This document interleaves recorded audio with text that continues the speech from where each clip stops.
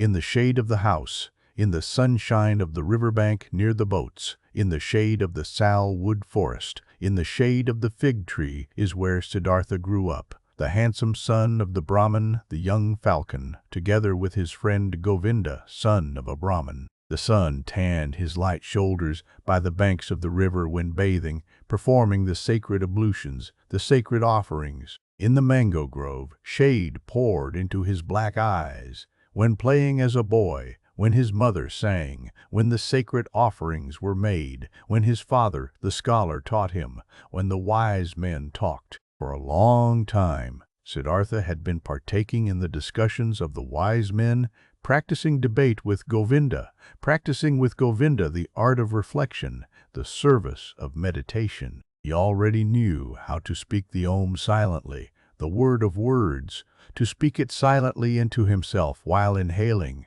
to speak it silently out of himself while exhaling, with all the concentration of his soul, the forehead surrounded by the glow of the clear thinking spirit. He already knew to feel Atman in the depths of his being, indestructible, one with the universe. Joy leapt in his father's heart for his son, who was quick to learn, thirsty for knowledge. He saw him growing up to become great wise man and priest, a prince among the Brahmins. Bliss leapt in his mother's breast when she saw him walking, when she saw him sit down and get up. Siddhartha, strong, handsome, he who was walking on slender legs, greeting her with perfect respect. Love touched the hearts of the Brahmins' young daughters. When Siddhartha walked through the lanes of the town with the luminous forehead, with the eye of a king, with his slim hips, but more than all the others, he was loved by Govinda, his friend, the son of a Brahmin. He loved Siddhartha's eye and sweet voice. He loved his walk and the perfect decency of his movements. He loved everything Siddhartha did and said.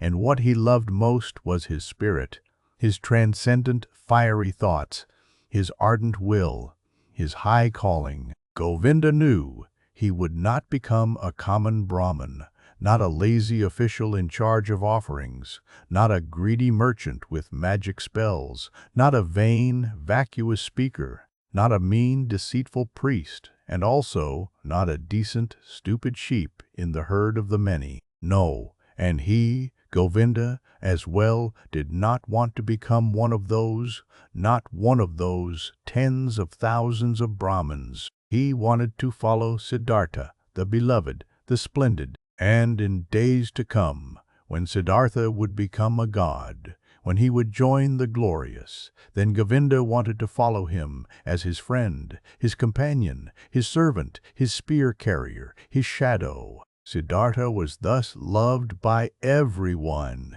He was a source of joy for everybody.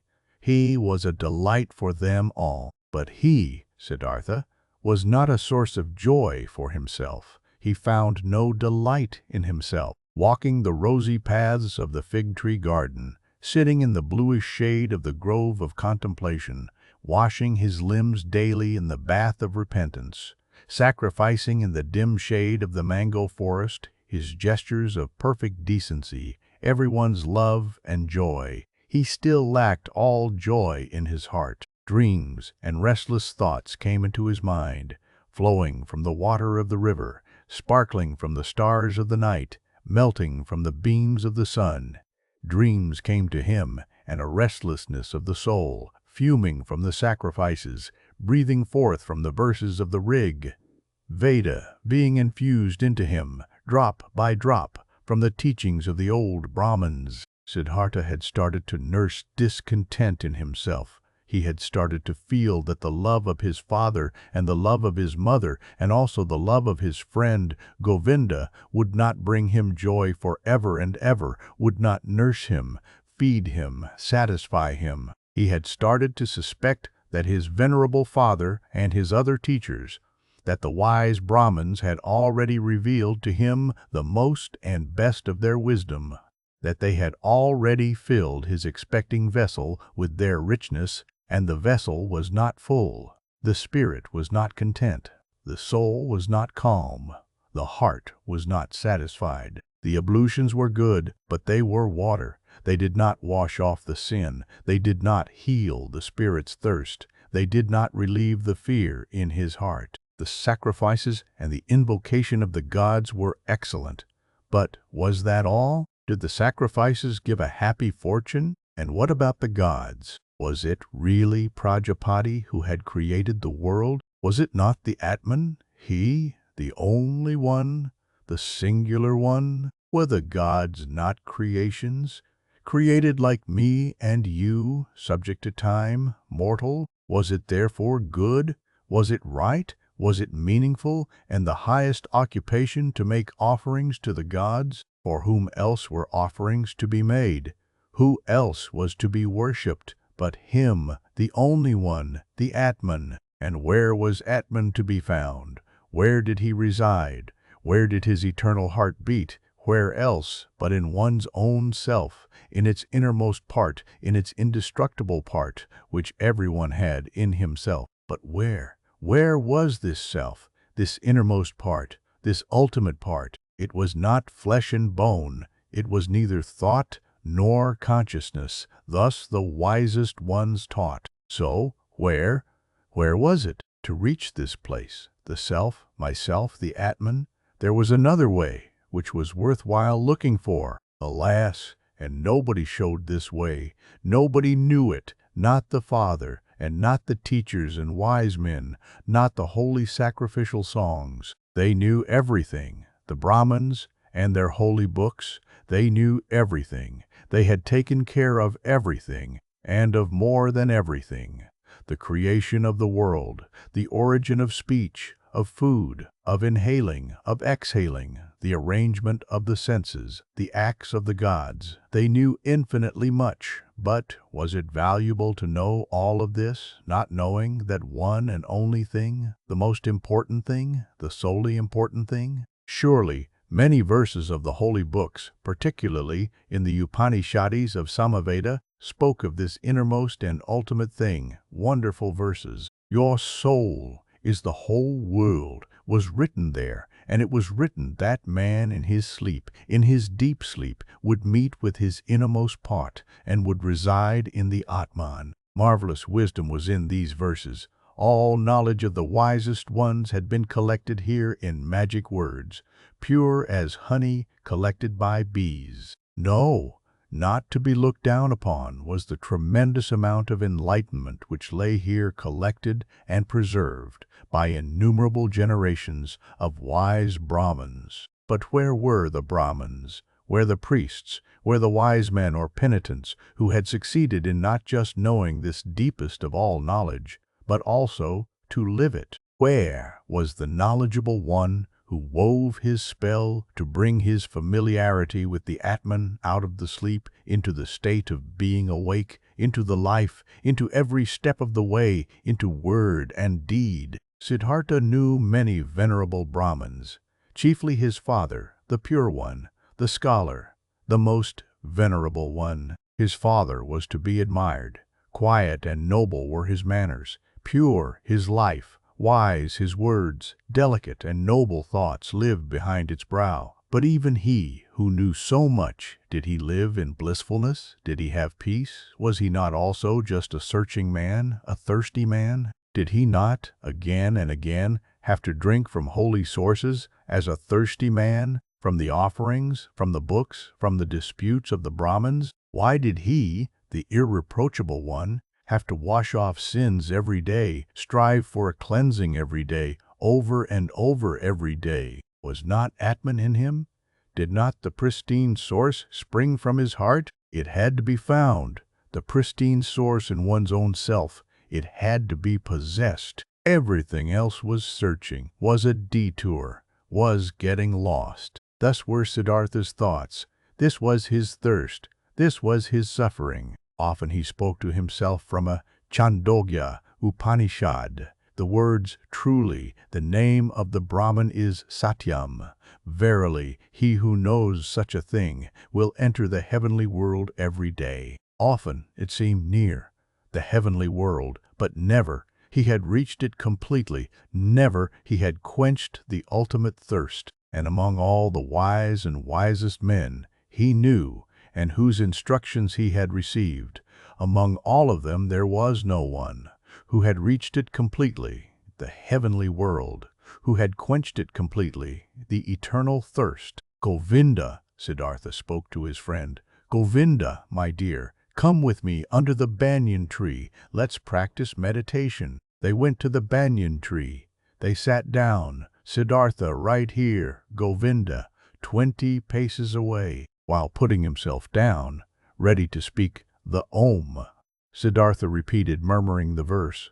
Om is the bow, the arrow is soul, the Brahman is the arrow's target. That one should incessantly hit. After the usual time of the exercise and meditation had passed, Govinda rose. The evening had come. It was time to perform the evening's ablution. He called Siddhartha's name, and Siddhartha did not answer. "Oh!" Siddhartha sat there lost in thought. His eyes were rigidly focused towards a very distant target. The tip of his tongue was protruding a little between the teeth. He seemed not to breathe. Thus sat he, wrapped up in contemplation, thinking, Om, his soul sent after the Brahman as an arrow. Once, Samanas had traveled through Siddhartha's town, ascetics on a pilgrimage, 3 skinny, withered men, neither old nor young, with dusty and bloody shoulders, almost naked, scorched by the sun, surrounded by loneliness, strangers and enemies to the world, strangers and lank jackals in the realm of humans. Behind them blew a hot scent of quiet passion, of destructive service, of merciless self-denial. In the evening, after the hour of contemplation, Siddhartha spoke to Govinda. Early tomorrow morning, my friend Siddhartha will go to the Samanas. He will become a Samana. Govinda turned pale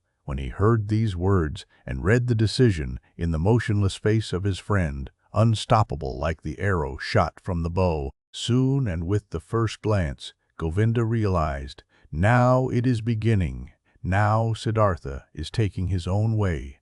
Now his fate is beginning to sprout, and with his, my own. And he turned pale like a dry banana skin. Oh, Siddhartha, he exclaimed, will your father permit you to do that? Siddhartha looked over as if he was just waking up. Arrow fast, he read in Govinda's soul, read the fear, read the submission. Oh, Govinda, he spoke quietly, let's not waste words. Tomorrow, at daybreak, I will begin the life of the Samanas. Speak no more of it. Siddhartha entered the chamber, where his father was sitting on a mat of bast, and stepped behind his father and remained standing there, until his father felt that someone was standing behind him. Quoth the Brahman, is that you, Siddhartha? Then say what you came to say. Quoth Siddhartha, with your permission, my father, I came to tell you that it is my longing to leave your house tomorrow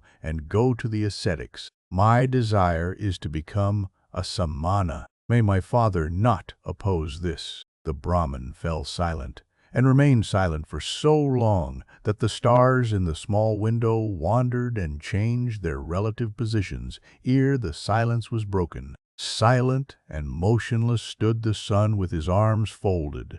Silent and motionless sat the father on the mat, and the stars traced their paths in the sky. Then spoke the father, not proper it is for a Brahman to speak harsh and angry words, but indignation is in my heart. I wish not to hear this request for a second time from your mouth. Slowly, the Brahman rose. Siddhartha stood silently, his arms folded. What are you waiting for? Asked the father. Quoth Siddhartha, you know what? Indignant, the father left the chamber. Indignant, he went to his bed and lay down. After an hour, since no sleep had come over his eyes, the Brahman stood up, paced to and fro, and left the house. Through the small window of the chamber, he looked back inside, and there he saw Siddhartha standing, his arms folded, not moving from his spot. Pale shimmered his bright robe. With anxiety in his heart,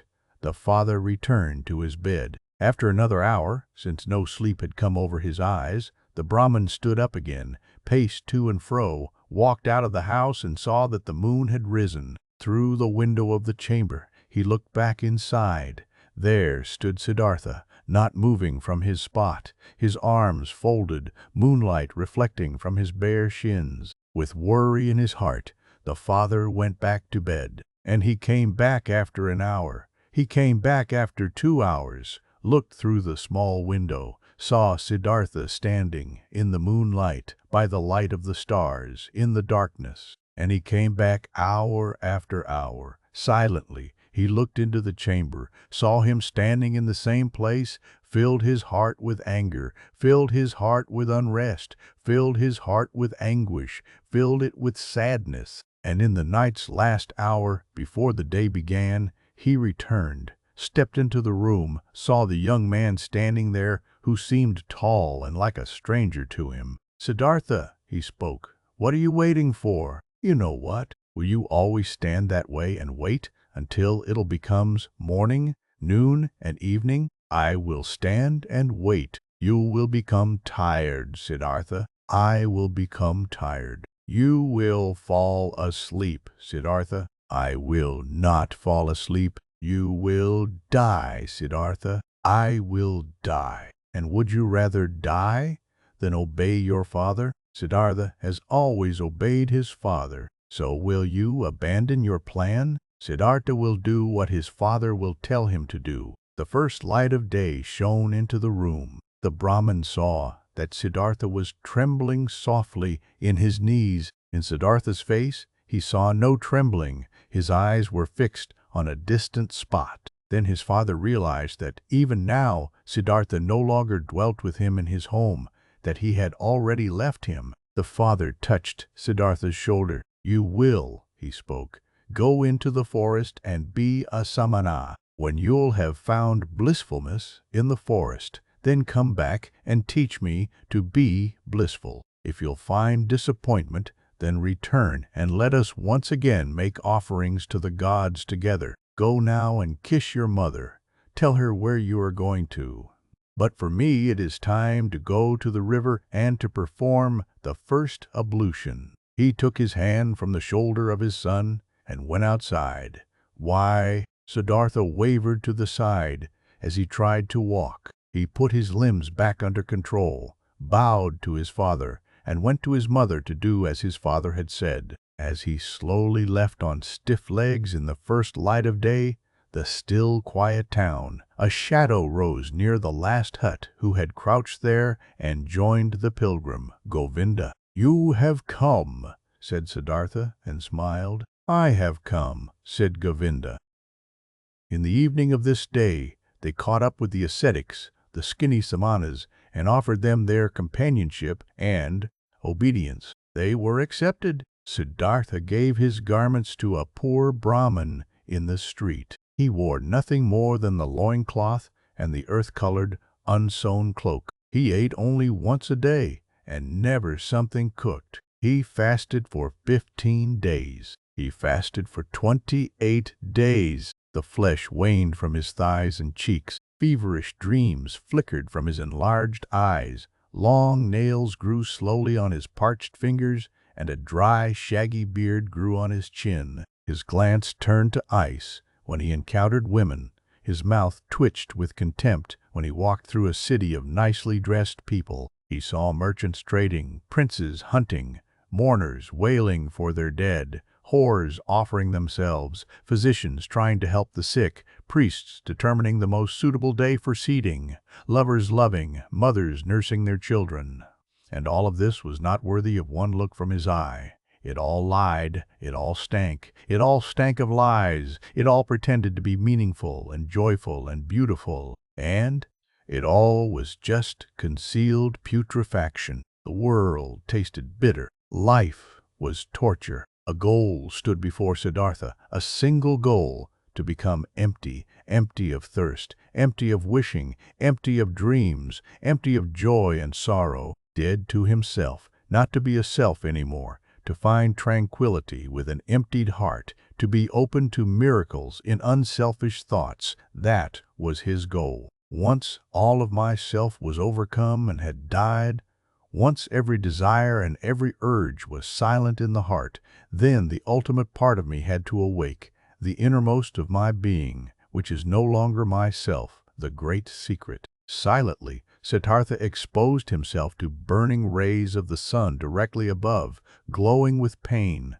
glowing with thirst, and stood there until he neither felt any pain nor thirst any more. Silently, he stood there in the rainy season. From his hair, the water was dripping over freezing shoulders, over freezing hips and legs, and the penitent stood there until he could not feel the cold in his shoulders and legs any more, until they were silent, until they were quiet. Silently, he cowered in the thorny bushes. Blood dripped from the burning skin, from festering wounds dripped pus, and Siddhartha stayed rigidly, stayed motionless, until no blood flowed anymore, until nothing stung anymore, until nothing burned anymore. Siddhartha sat upright and learned to breathe sparingly, learned to get along with only few breaths, learned to stop breathing. He learned, beginning with the breath, to calm the beat of his heart, learned to reduce the beats of his heart until they were only a few and almost none.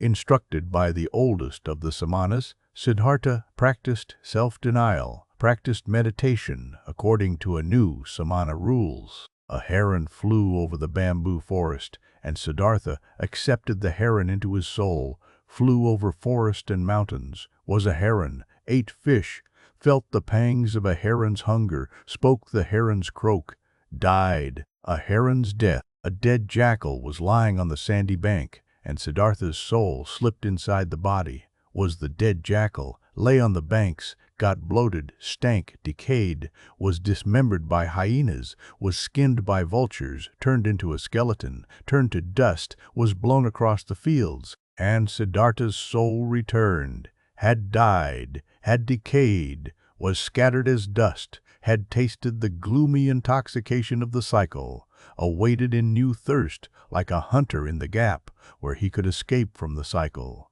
where the end of the causes, where an eternity without suffering began. He killed his senses, he killed his memory, he slipped out of his self into thousands of other forms, was an animal, was carrion, was stone, was wood, was water, and awoke every time to find his old self again. Sun shone or moon, was his self again, turned round in the cycle, felt thirst, overcame the thirst, felt new thirst. Siddhartha learned a lot when he was with the Samanas, many ways leading away from the self he learned to go. He went the way of self-denial by means of pain, through voluntarily suffering and overcoming pain, hunger, thirst, tiredness. He went the way of self-denial by means of meditation, through imagining the mind to be void of all conceptions. These and other ways he learned to go. 1,000 times he left his self. For hours and days he remained in the non-self. But though the ways led away from the self, their end nevertheless always led back to the self. Though Siddhartha fled from the self 1,000 times, stayed in nothingness, stayed in the animal, in the stone, the return was inevitable. Inescapable was the hour when he found himself back in the sunshine or in the moonlight, in the shade or in the rain, and was once again his self and Siddhartha, and again felt the agony of the cycle which had been forced upon him. By his side lived Govinda, his shadow, walked the same paths, undertook the same efforts. They rarely spoke to one another than the service and the exercises required. Occasionally the two of them went through the villages to beg for food for themselves and their teachers. "How do you think, Govinda?" Siddhartha spoke one day while begging this way. "How do you think did we progress? Did we reach any goals?" Govinda answered, "We have learned and will continue learning." "You'll be a great Samana, Siddhartha. Quickly, you've learned every exercise. Often the old Samanas have admired you. One day you'll be a holy man, O Siddhartha." Quoth Siddhartha, "I can't help but feel that it is not like this, my friend. What I've learned, being among the Samanas, up to this day, this, O Govinda, I could have learned more quickly and by simpler means. In every tavern of that part of a town where the whorehouses are, my friend, among carters and gamblers, I could have learned it." Quoth Govinda, Siddhartha is putting me on. How could you have learned meditation, holding your breath, insensitivity against hunger and pain, there among these wretched people?" And Siddhartha said quietly, as if he was talking to himself, "What is meditation? What is leaving one's body? What is fasting? What is holding one's breath? It is fleeing from the self. It is a short escape of the agony of being a self.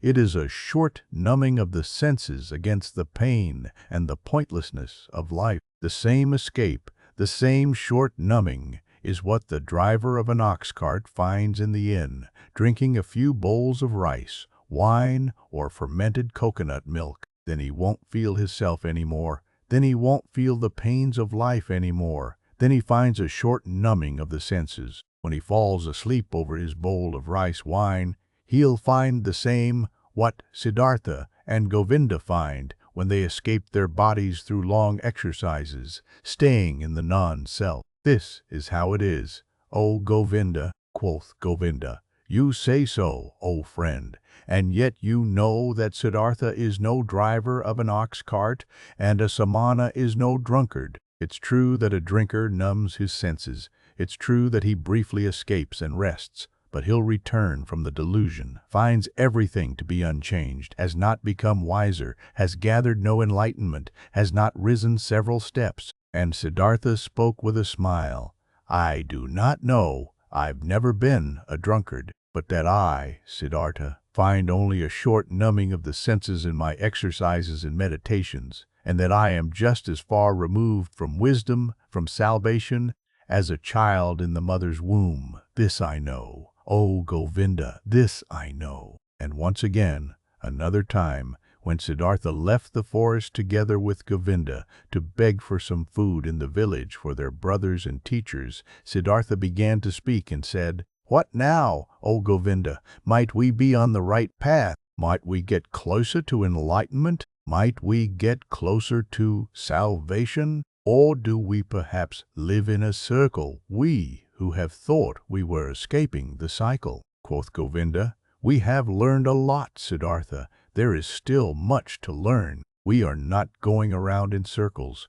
We are moving up. The circle is a spiral. We have already ascended many a level." Siddhartha answered, "How old would you think is our oldest Samana, our venerable teacher?" Quoth Govinda, "Our oldest one might be about 60 years of age." And Siddhartha, "He has lived for 60 years and has not reached the nirvana. He'll turn 70 and 80. And you and me, we will grow just as old, and will do our exercises, and will fast, and will meditate. But we will not reach the nirvana. He won't, and we won't. Oh, Govinda, I believe out of all the Samanas out there, perhaps not a single one will reach the nirvana. We find comfort, we find numbness, we learn feats to deceive others, but the most important thing, the path of paths, we will not find. If you only," spoke Govinda, "wouldn't speak such terrible words, Siddhartha." How could it be that among so many learned men, among so many Brahmins, among so many austere and venerable Samanas, among so many who are searching, so many who are eagerly trying, so many holy men, no one will find the path of paths? But Siddhartha said in a voice which contained just as much sadness as mockery, with a quiet, a slightly sad, a slightly mocking voice, "Soon, Govinda, your friend will leave the path of the Samanas. He has walked along your side for so long. I'm suffering of thirst, O Govinda, and on this long path of a Samana, my thirst has remained as strong as ever. I always thirsted for knowledge. I have always been full of questions. I have asked the Brahmins year after year, and I have asked the holy Vedas year after year, and I have asked the devotee Samanas year after year. Perhaps, O Govinda, it had been just as well, had been just as smart and just as profitable, If I had asked the hornbill bird or the chimpanzee, it took me a long time and am not finished learning this yet, O Govinda, that there is nothing to be learned. There is indeed no such thing, so I believe, as what we refer to as learning. There is, O my friend, just one knowledge. This is everywhere. This is Atman. This is within me, and within you, and within every creature. And so, I'm starting to believe that this knowledge has no worser enemy than the desire to know it, than learning. At this, Govinda stopped on the path, rose his hands and spoke, "If you, Siddhartha, only would not bother your friend with this kind of talk. Truly, you words stir up fear in my heart. And just consider, what would become of the sanctity of prayer? What of the venerability of the Brahman's caste? What of the holiness of the Samanas, if it was, as you say, if there was no learning? What, O Siddhartha, what would then become of all of this? What is holy, what is precious, what is venerable on earth?" And Govinda mumbled a verse to himself, a verse from an Upanishad. "He who ponderingly, of a purified spirit, loses himself in the meditation of Atman, unexpressible by words, is his blissfulness of his heart." But Siddhartha remained silent. He thought about the words which Govinda had said to him, and thought the words through to their end. Yes, he thought, standing there with his head low, what would remain of all that which seemed to us to be holy? What remains? What can stand the test? And he shook his head. At one time, when the two young men had lived among the Samanas for about 3 years and had shared their exercises, some news, a rumor, a myth reached them after being retold many times. A man had appeared, Gotama by name, the Exalted One, the Buddha. He had overcome the suffering of the world in himself and had halted the cycle of rebirths. He was said to wander through the land, teaching, surrounded by disciples, without possession, without home, without a wife, in the yellow cloak of an ascetic, but with a cheerful brow, a man of bliss, and Brahmins and princes would bow down before him and would become his students. This myth, this rumor, this legend resounded. Its fragrance rose up here and there in the towns. The Brahmins spoke of it, and in the forest, the Samanas, again and again. The name of Gotama, the Buddha, reached the ears of the young men with good and with bad talk, with praise and with defamation. It was as if the plague had broken out in a country and news had been spreading around that in one or another place there was a man, a wise man, a knowledgeable one, whose word and breath was enough to heal everyone who had been infected with the pestilence. And as such news would go through the land, and everyone would talk about it, many would believe, many would doubt, but many would get on their way as soon as possible to seek the wise man, the helper. Just like this myth ran through the land, that fragrant myth of Gotama, the Buddha, the wise man of the family of Sakya. He possessed, so the believers said, the highest enlightenment. He remembered his previous lives. He had reached the nirvana and never returned into the cycle, was never again submerged in the murky river of physical forms. Many wonderful and unbelievable things were reported of him. He had performed miracles, had overcome the devil, had spoken to the gods. But his enemies and disbelievers said, "This Gotama was a vain seducer, who spent his days in luxury, scorned the offerings, was without learning, and knew neither exercises nor self-castigation." The myth of Buddha sounded sweet. The scent of magic flowed from these reports. After all, the world was sick, life was hard to bear, and behold, here a source seemed to spring forth. Here a messenger seemed to call out, comforting, mild, full of noble promises. Everywhere where the rumor of Buddha was heard, everywhere in the lands of India, the young men listened up, felt a longing, felt hope, and among the Brahmin sons of the towns and villages, every pilgrim and stranger was welcome when he brought news of him, the Exalted One, the Sakyamuni. The myth had also reached the Samanas in the forest, and also Siddharta, and also Govinda, slowly, drop by drop, every drop laden with hope, every drop laden with doubt.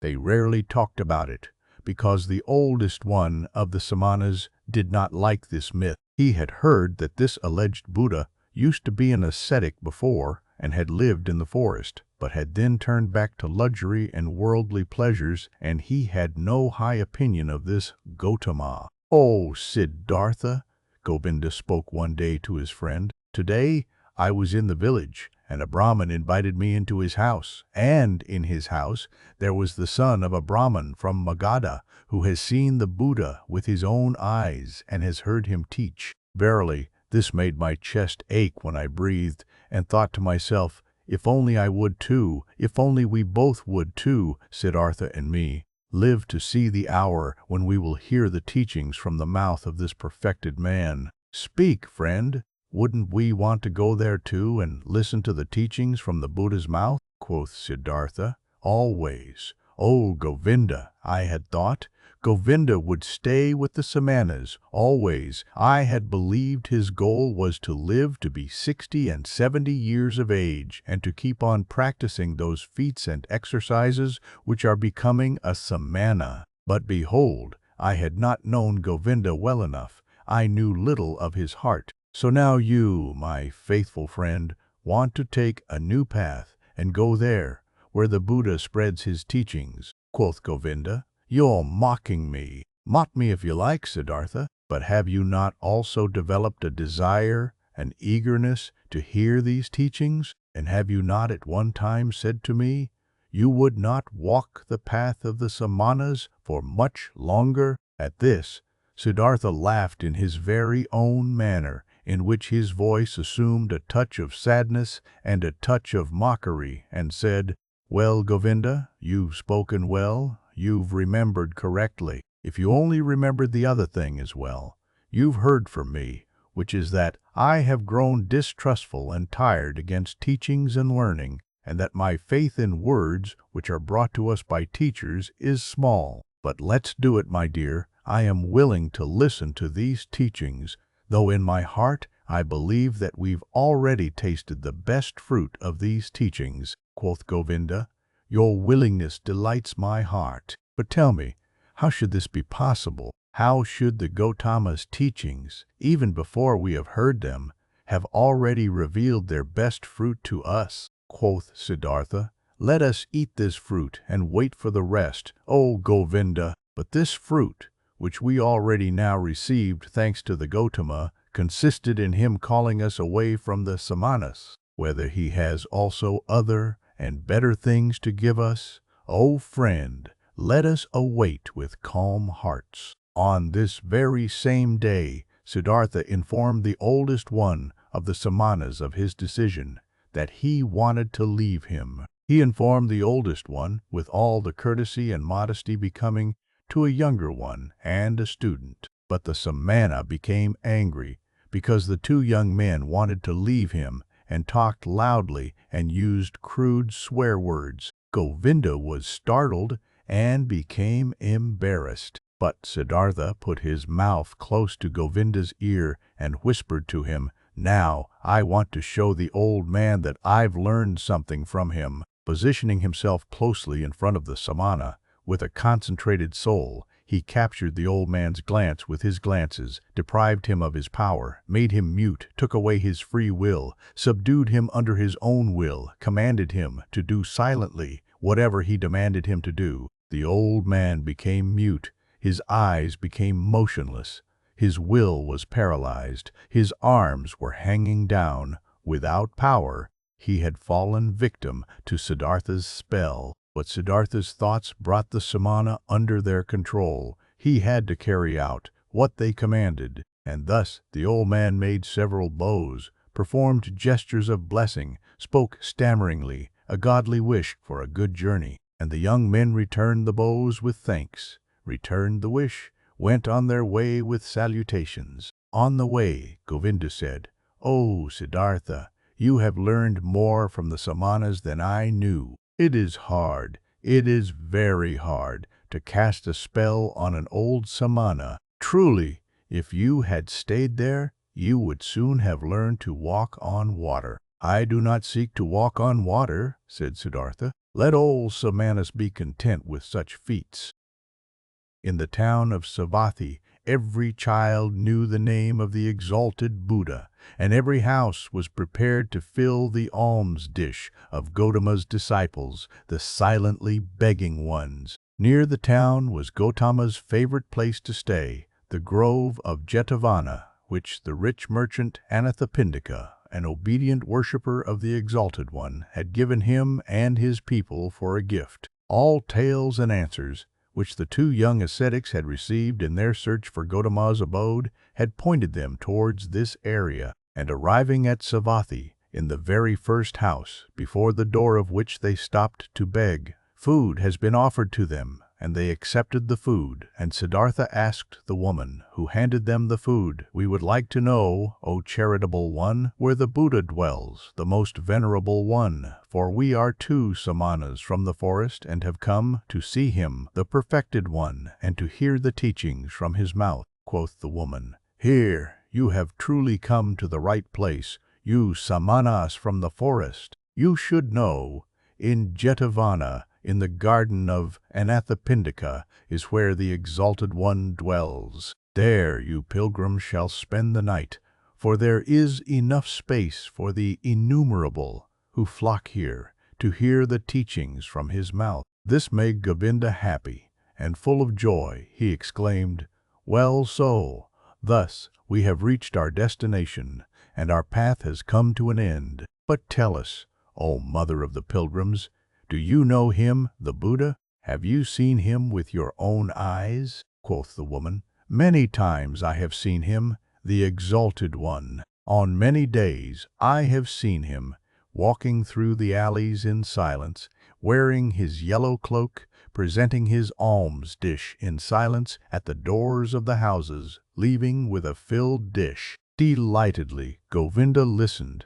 and wanted to ask and hear much more. But Siddhartha urged him to walk on. They thanked and left, and hardly had to ask for directions, for rather many pilgrims and monks as well from Gotama's community were on their way to the Jetavana, and since they reached it at night, there were constant arrivals, shouts, and talk of those who sought shelter and got it. The two Samanas, accustomed to life in the forest, found quickly, and without making any noise, a place to stay and rested there until the morning. At sunrise, they saw with astonishment what a large crowd of believers and curious people had spent the night here. On all paths of the marvelous grove, monks walked in yellow robes. Under the trees they sat here and there, in deep contemplation, or in a conversation about spiritual matters. The shady gardens looked like a city, full of people, bustling like bees. The majority of the monks went out with their alms dish to collect food in town for their lunch,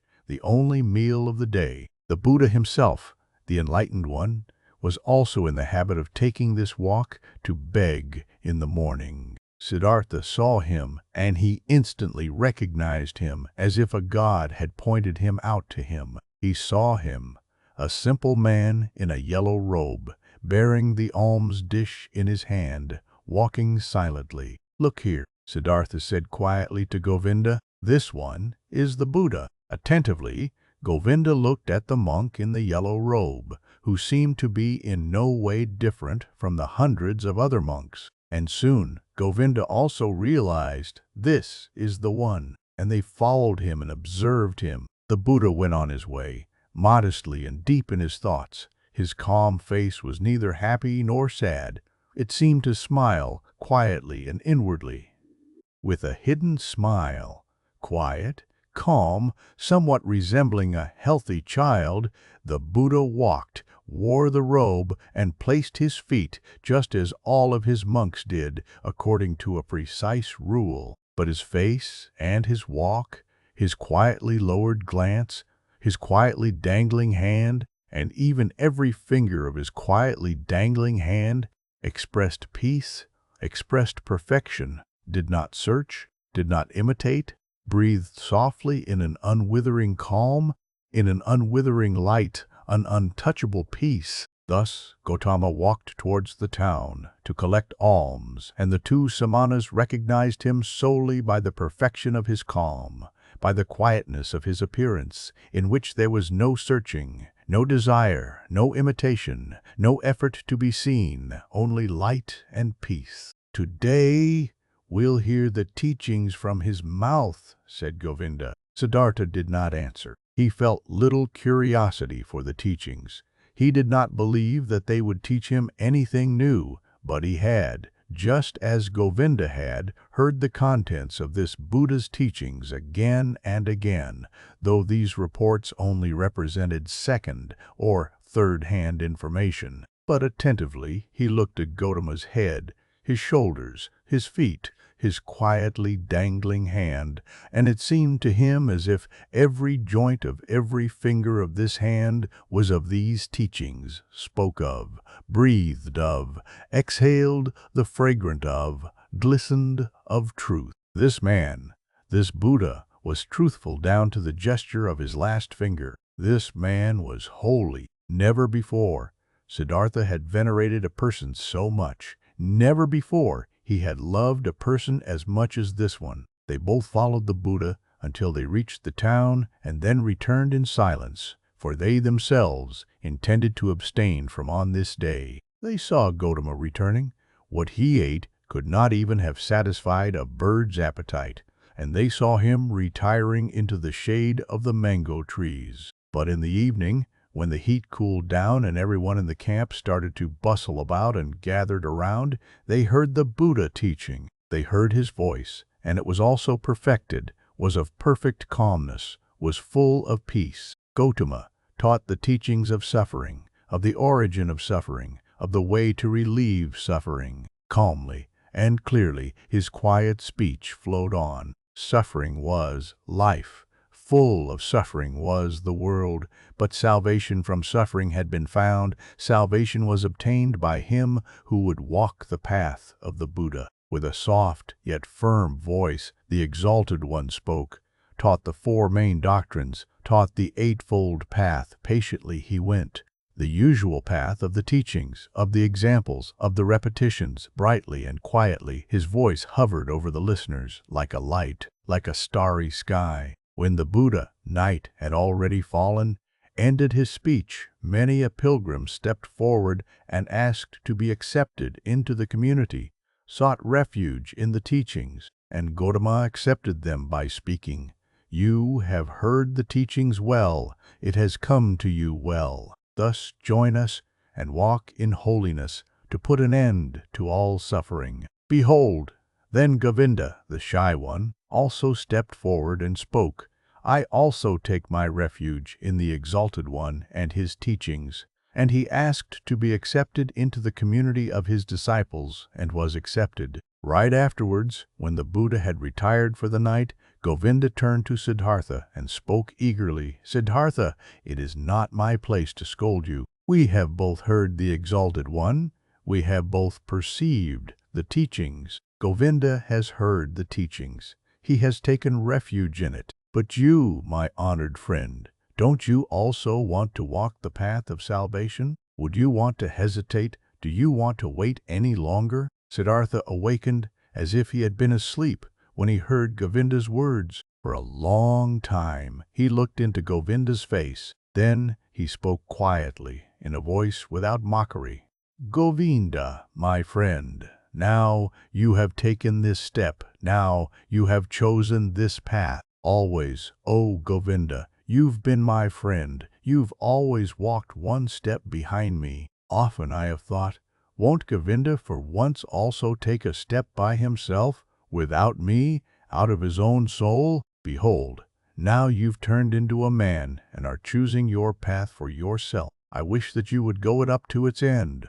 Oh, my friend, that you shall find salvation." Govinda, not completely understanding it yet, repeated his question in an impatient tone. "Speak up, I beg you, my dear. Tell me, since it could not be any other way, that you also, my learned friend, will take your refuge with the exalted Buddha." Siddhartha placed his hand on Govinda's shoulder. You failed to hear my good wish for you, O Govinda. I'm repeating it. I wish that you would go this path up to its end, that you shall find salvation." In this moment, Govinda realized that his friend had left him, and he started to weep. "Siddhartha," he exclaimed lamentingly. Siddhartha kindly spoke to him. "Don't forget, Govinda, that you are now one of the Samanas of the Buddha. You have renounced your home and your parents, renounced your birth and possessions, renounced your free will, renounced all friendship. This is what the teachings require. This is what the Exalted One wants. This is what you wanted for yourself. Tomorrow, oh Govinda, I'll leave you." For a long time, the friends continued walking in the grove. For a long time, they lay there and found no sleep. And over again, Govinda urged his friend. He should tell him why he would not want to seek refuge in Gotama's teachings, what fault he would find in these teachings. But Siddhartha turned him away every time and said, "Be content, Govinda. Very good are the teachings of the Exalted One. How could I find a fault in them?" Very early in the morning, a follower of Buddha, one of his oldest monks, went through the garden and called all those to him who had as novices taken their refuge in the teachings, to dress them up in the yellow robe and to instruct them in the first teachings and duties of their position. Then Govinda broke loose, embraced once again his childhood friend, and left with the novices. But Siddhartha walked through the grove, lost in thought. Then he happened to meet Gotama, the Exalted One, and when he greeted him with respect, and the Buddha's glance was so full of kindness and calm, the young man summoned his courage and asked the Venerable One for the permission to talk to him. Silently, the Exalted One nodded his approval. Quoth Siddhartha, "Yesterday, O Exalted One, I had been privileged to hear your wondrous teachings. Together with my friend, I had come from afar to hear your teachings. And now my friend is going to stay with your people. He has taken his refuge with you, but I will again start on my pilgrimage." "As you please," the Venerable One spoke politely. "Too bold is my speech," Siddhartha continued, "but I do not want to leave the Exalted One without having honestly told him my thoughts. Does it please the Venerable One to listen to me for one moment longer? Silently, the Buddha nodded his approval. Quoth Siddhartha, "One thing, O most Venerable One, I have admired in your teachings most of all. Everything in your teachings is perfectly clear, is proven. You are presenting the world as a perfect chain, a chain which is never and nowhere broken, an eternal chain, the links of which are causes and effects. Never before this has been seen so clearly. Never before this has been presented so irrefutably. Truly, the heart of every Brahmin has to beat stronger with love once he has seen the world through your teachings perfectly connected, without gaps, clear as a crystal, not depending on chance, not depending on gods, whether it may be good or bad, whether living according to it would be suffering or joy. I do not wish to discuss. Possibly this is not essential, but the uniformity of the world, that everything which happens is connected, that the great and the small things are all encompassed by the same forces of time, by the same law of causes, of coming into being and of dying. This is what shines brightly out of your exalted teachings, O perfected one. But according to your very own teachings, this unity and necessary sequence of all things is nevertheless broken in one place. Through a small gap, this world of unity is invaded by something alien, something new, something which had not been there before, and which cannot be demonstrated and cannot be proven. These are your teachings of overcoming the world, of salvation. But with this small gap, with this small breach, the entire eternal and uniform law of the world is breaking apart again and becomes void. Please forgive me for expressing this objection." Quietly, Gotama had listened to him, unmoved. Now he spoke. The perfected one, with his kind, with his polite and clear voice, "You've heard the teachings, O son of a Brahmin, and good for you that you've thought about it thus deeply. You've found a gap in it, an error. You should think about this further. But be warned, O seeker of knowledge, of the thicket of opinions and of arguing about words. There is nothing to opinions. They may be beautiful or ugly, smart or foolish. Everyone can support them or discard them. But the teachings, you've heard from me, are no opinion, and their goal is not to explain the world to those who seek knowledge. They have a different goal. Their goal is salvation from suffering. This is what Gotama teaches, nothing else. I wish that you, O exalted one, would not be angry with me," said the young man. "I have not spoken to you like this to argue with you, to argue about words. You are truly right. There is little to opinions. But let me say this one more thing. I have not doubted in you for a single moment. I have not doubted for a single moment that you are Buddha, that you have reached the goal, the highest goal towards which so many thousands of Brahmins and sons of Brahmins are on their way. You have found salvation from death. It has come to you in the course of your own search, on your own path, through thoughts, through meditation, through realizations, through enlightenment. It has not come to you by means of teachings. And thus is my thought, O exalted one, nobody will obtain salvation by means of teachings. You will not be able to convey and say to anybody, O venerable one, in words and through teachings what has happened to you in the hour of enlightenment. The teachings of the enlightened Buddha contain much. It teaches many to live righteously, to avoid evil. But there is one thing which these so clear, these so venerable teachings do not contain. They do not contain the mystery of what the exalted one has experienced for himself, he alone, among hundreds of thousands. This is what I have thought and realized when I have heard the teachings. This is why I am continuing my travels, not to seek other better teachings, for I know there are none, but to depart from all teachings and all teachers and to reach my goal by myself or to die. But often I'll think of this day, O exalted one, and of this hour when my eyes beheld a holy man. The Buddha's eyes quietly looked to the ground, quietly, in perfect equanimity. His inscrutable face was smiling. I wish, the Venerable One spoke slowly, that your thoughts shall not be in error, that you shall reach the goal. But tell me, have you seen the multitude of my Samanas, my many brothers,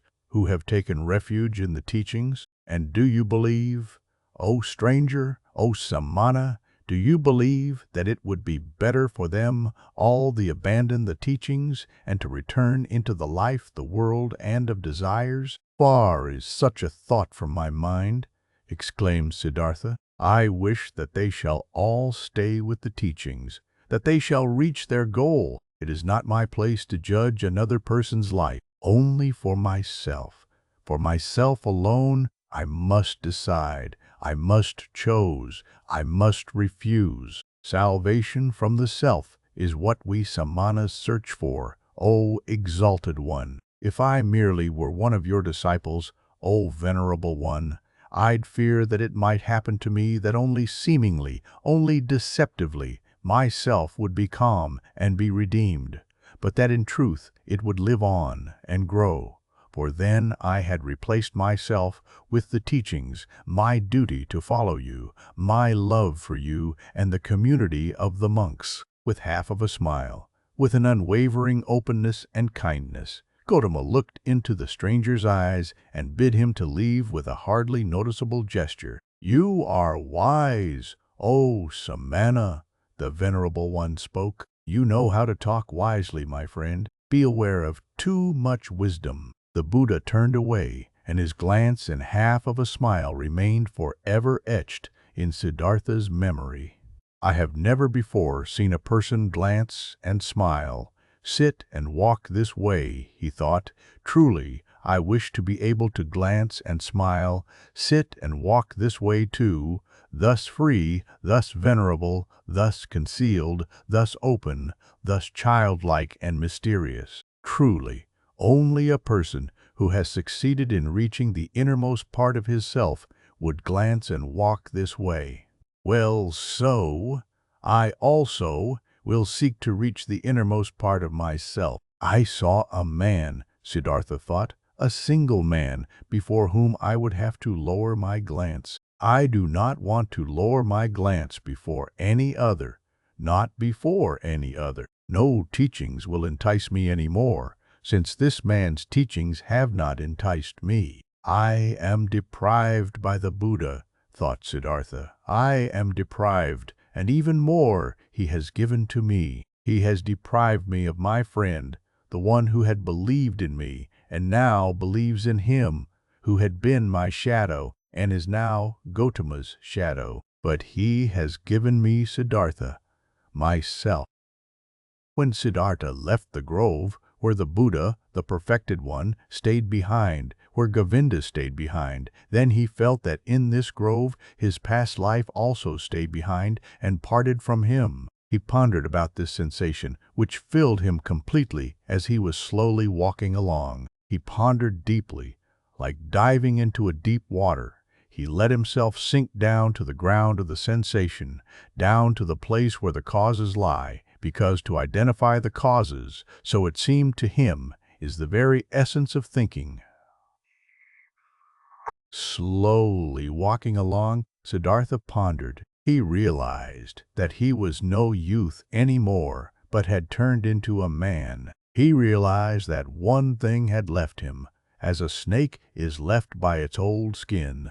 That one thing no longer existed in him, which had accompanied him throughout his youth and used to be a part of him, the wish to have teachers and to listen to teachings. He had also left the last teacher who had appeared on his path, even him, the highest and wisest teacher, the most holy one, Buddha. He had left him, had to part with him, was not able to accept his teaching. Slower, he walked along in his thoughts and asked himself, "But what is this? What you have sought to learn from teachings and from teachers, and what they, who have taught you much, were still unable to teach you?" And he found it was the self, the purpose and essence of which I sought to learn. It was the self I wanted to free myself from, which I sought to overcome, but I was not able to overcome it, could only deceive it, could only flee from it, only hide from it. Truly, no thing in this world has kept my thoughts thus busy as this my very own self, this mystery of me being alive, of me being one and being separated and isolated from all others, of me being Siddhartha. And there is no thing in this world I know less about than about me, about Siddhartha. Having been pondering while slowly walking along, he now stopped, as these thoughts caught hold of him, and right away another thought sprang forth from these, a new thought, which was, that I know nothing about myself, that Siddhartha has remained thus alien and unknown to me, stems from one cause, a single cause. I was afraid of myself. I was fleeing from myself. I was fleeing from myself. I searched Atman. I searched Brahman.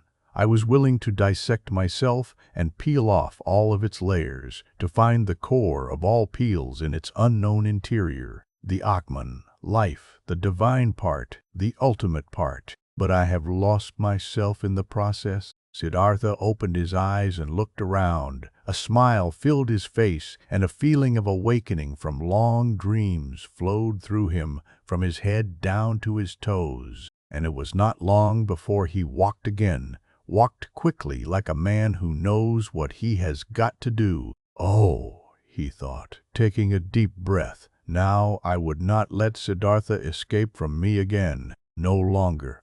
I want to begin my thoughts and my life with Atman and with the suffering of the world. I do not want to kill and dissect myself any longer, to find a secret behind the ruins. Neither Yoga Veda shall teach me any more, nor Atharva Veda, nor the ascetics, nor any kind of teachings. I want to learn from myself, want to be my student, want to get to know myself, the secret of Siddhartha. He looked around as if he was seeing the world for the first time. Beautiful was the world, colorful was the world, strange and mysterious was the world. Here was blue, here was yellow, here was green, the sky and the river flowed, the forest and the mountains were rigid.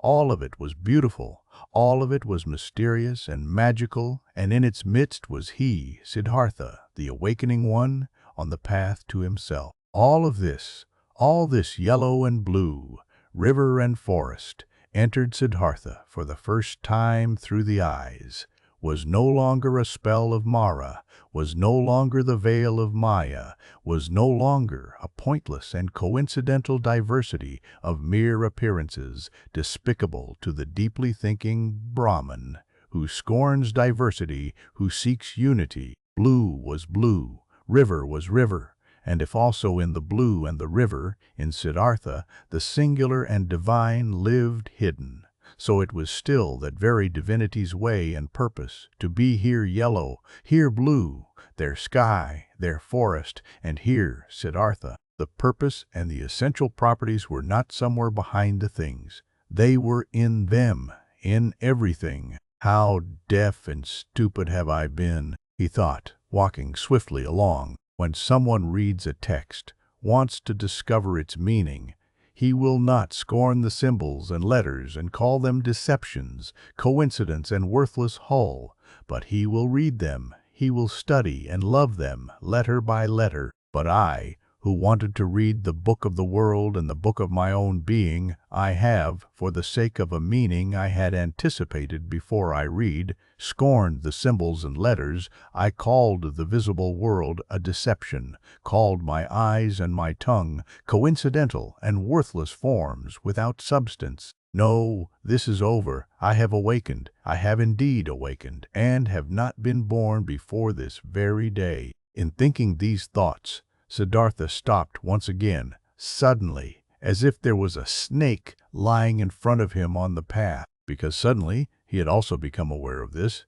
He, who was indeed like someone who had just woken up, or like a newborn baby, he had to start his life anew and start again at the very beginning. When he had left in this very morning from the grove Jetavana, the grove of that exalted one, already awakening, already on the path towards himself, he had every intention, regarded as natural, and took for granted that he, after years as an ascetic, would return to his home and his father. But now, only in this moment, when he stopped as if a snake was lying on his path, he also awoke to this realization.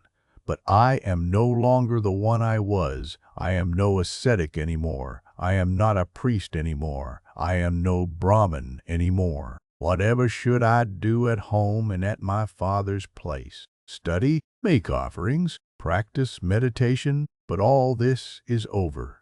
All of this is no longer alongside my path. Motionless, Siddhartha remained standing there, and for the time of one moment and breath, his heart felt cold. He felt a cold in his chest, as a small animal, a bird or a rabbit, would when seeing how alone he was. For many years he had been without home and had felt nothing. Now he felt it. Still, even in the deepest meditation, he had been his father's son, had been a Brahmin, of a high caste, a cleric. Now he was nothing but Siddhartha, the awoken one. Nothing else was left. Deeply he inhaled, and for a moment he felt cold and shivered. Nobody was thus alone as he was. There was no nobleman who did not belong to the nobleman, no worker that did not belong to the workers, and found refuge with them, shared their life, spoke their language. No Brahmin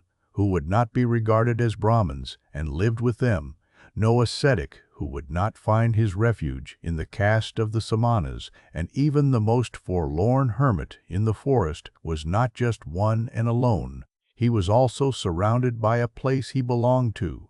He also belonged to a caste in which he was at home. Govinda had become a monk, and 1,000 monks were his brothers, wore the same robe as he, believed in his faith, spoke his language. But he, Siddhartha, where did he belong to? With whom would he share his life? Whose language would he speak? Out of this moment, when the world melted away all around him, when he stood alone like a star in the sky, out of this moment of a cold and despair, Siddhartha emerged, more a self than before, more firmly concentrated. He felt this had been the last tremor of the awakening, the last struggle of this birth, and it was not long until he walked again in long strides, started to proceed swiftly and impatiently, heading no longer for home, no longer to his father, no longer back. Second part, dedicated to Wilhelm Gundar, my cousin in Japan. Siddhartha learned something new on every step of his path, for the world was transformed, and his heart was enchanted. He saw the sun rising over the mountains with their forests, and setting over the distant beach with its palm trees. At night, he saw the stars in the sky in their fixed positions, and the crescent of the moon floating like a boat in the blue. He saw trees, stars, animals, clouds, rainbows, rocks, herbs, flowers, stream and river, the glistening dew in the bushes in the morning, distant high mountains which were blue and pale, birds sang and bees, wind silverishly blew through the rice field. All of this, 1,000-fold and colorful, had always been there. Always the sun and the moon had shone. Always rivers had roared and bees had buzzed. But in former times, all of this had been nothing more to Siddhartha than a fleeting, deceptive veil before his eyes, looked upon in distrust, destined to be penetrated and destroyed by thought, since it was not the essential existence, since this essence lay beyond, on the other side of the visible. But now, his liberated eyes stayed on this side. He saw and became aware of the visible, sought to be at home in this world, did not search for the true essence, did not aim at a world beyond. Beautiful was this world, looking at it thus, without searching, thus simply, thus childlike. Beautiful were the moon and the stars, beautiful was the stream and the banks, the forest and the rocks, the goat and the gold beetle, the flower and the butterfly. Beautiful and lovely it was, thus to walk through the world, thus childlike, thus awoken, thus open to what is near, thus without distrust. Differently the sun burnt the head, differently the shade of the forest cooled him down, differently the stream and the cistern, the pumpkin and the banana tasted. Short were the days, short the nights, every hour sped swiftly away like a sail on the sea, and under the sail was a ship full of treasures, full of joy. Siddhartha saw a group of apes moving through the high canopy of the forest, high in the branches, and heard their savage, greedy song. Siddhartha saw a male sheep following a female one and mating with her. In a lake of reeds, he saw the pike hungrily hunting for its dinner, propelling themselves away from it in fear, wiggling and sparkling. The young fish jumped in droves out of the water. The scent of strength and passion came forcefully out of the hasty eddies of the water, which the pike stirred up, impetuously hunting. All of this had always existed, and he had not seen it.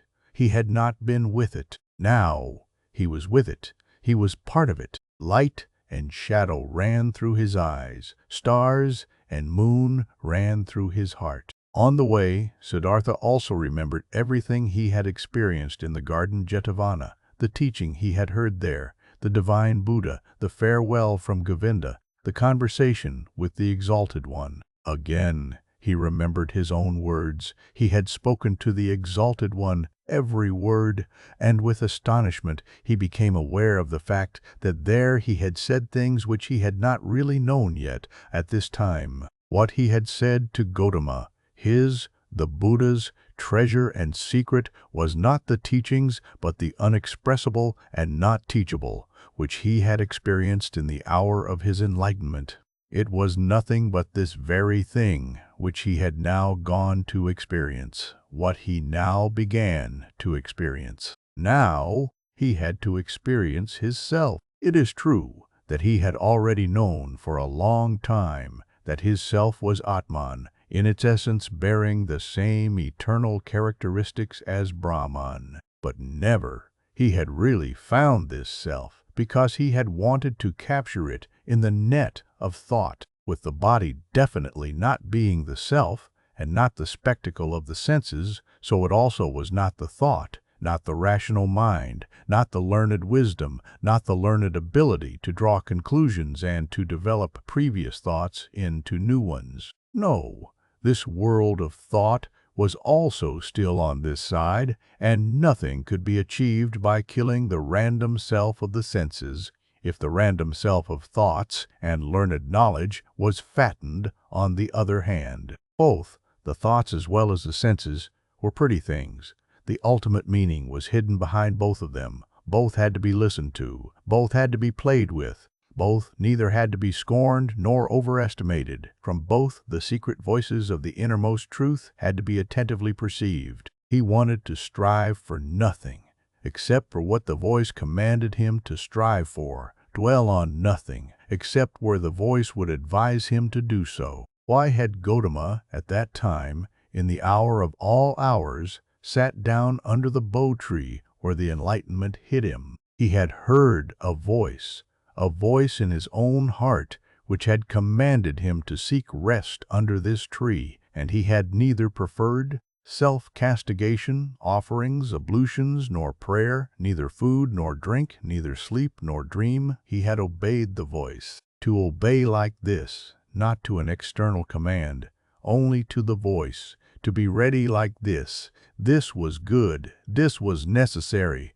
nothing else was necessary. In the night when he slept in the straw hut of a ferryman by the river, Siddhartha had a dream. Govinda was standing in front of him, dressed in the yellow robe of an ascetic. Sad was how Govinda looked like. Sadly he asked, "Why have you forsaken me?" At this, he embraced Govinda, wrapped his arms around him, and as he was pulling him close to his chest and kissed him, it was not Govinda anymore, but a woman, and a full breast popped out of the woman's dress, at which Siddhartha lay and drank, sweetly and strongly tasted the milk from this breast. It tasted of woman and man, of sun and forest, of animal and flower, of every fruit, of every joyful desire. It intoxicated him and rendered him unconscious. When Siddhartha woke up, the pale river shimmered through the door of the hut, and in the forest a dark call of an owl resounded deeply and pleasantly. When the day began, Siddhartha asked his host, the ferryman, to get him across the river. The ferryman got him across the river on his bamboo raft. The wide water shimmered reddishly in the light of the morning. "This is a beautiful river," he said to his companion. "Yes," said the ferryman, "a very beautiful river. I love it more than anything. Often I have listened to it, often I have looked into its eyes, and always I have learned from it. Much can be learned from a river." "I thank you, my benefactor," spoke Siddhartha, disembarking on the other side of the river. "I have no gift I could give you for your hospitality, my dear, and also no payment for your work. I am a man without a home, a son of a Brahmin and a Samana." "I did see it," spoke the ferryman, "and I haven't expected any payment from you, and no gift which would be the custom for guests to bear. You will give me the gift another time." "Do you think so?" asked Siddhartha amusedly. "Why, surely. This too I have learned from the river. Everything is coming back. You too, Samana, will come back. Now farewell. Let your friendship be my reward. Commemorate me when you'll make offerings to the gods." Smiling, they parted. Smiling, Siddhartha was happy about the friendship and the kindness of the ferryman. "He is like Govinda," he thought with a smile. "All I meet on my path are like Govinda. All are thankful, though they are the ones who would have a right to receive thanks. All are submissive. All would like to be friends, like to obey, think little. Like children are all people." At about noon, he came through a village. In front of the mud cottages, children were rolling about in the street, were playing with pumpkin seeds and seashells, screamed and wrestled, but they all timidly fled from the unknown Samana. In the end of the village, the path led through a stream, and by the side of the stream, a young woman was kneeling and washing clothes. When Siddhartha greeted her, she lifted her head and looked up to him with a smile, so that he saw the white in her eyes glistening. He called out a blessing to her, as it is the custom among travelers, and asked how far he still had to go to reach the large city. Then she got up and came to him, beautifully. Her wet mouth was shimmering in her young face. She exchanged humorous banter with him, asked whether he had eaten already, and whether it was true that the Samanas slept alone in the forest at night and were not allowed to have any women with them. While talking, she put her left foot on his right one and made a movement as a woman does who would want to initiate that kind of sexual pleasure with a man, which the textbooks call climbing a tree. Siddhartha felt his blood heating up, and since in this moment he had to think of his dream again, he bent slightly down to the woman and kissed with his lips the brown nipple of her breast. Looking up, he saw her face smiling, full of lust, and her eyes, with contracted pupils, begging with desire. Siddhartha also felt desire, and felt the source of his sexuality moving, but since he had never touched a woman before, he hesitated for a moment, while his hands were already prepared to reach out for her. And in this moment he heard, shuddering with awe, the voice of his innermost self, and this voice said, "No." Then all charms disappeared from the young woman's smiling face.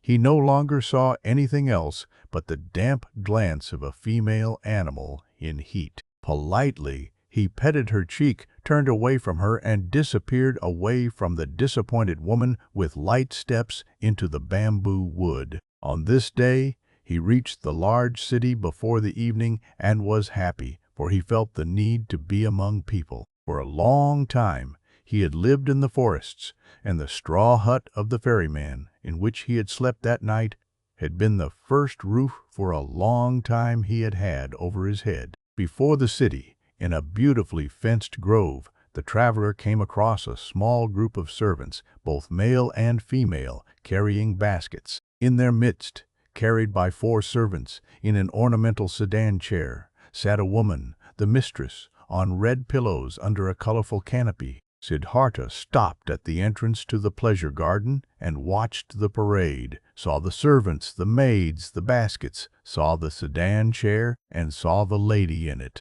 Under black hair, which made to tower high on her head, he saw a very fair, very delicate, very smart face, a brightly red mouth like a freshly cracked fig, eyebrows which were well tended and painted in a high arch, smart and watchful dark eyes, a clear, tall neck rising from a green and golden garment, resting fair hands, long and thin, with wide golden bracelets over the wrists. Siddhartha saw how beautiful she was, and his heart rejoiced. He bowed deeply when the sedan chair came closer, and straightening up again, he looked at the fair, charming face, read for a moment in the smart eyes with the high arcs above, breathed in a slight fragrance he did not know. With a smile, the beautiful woman nodded for a moment and disappeared into the grove, and then the servants as well. Thus I am entering this city, Siddhartha thought,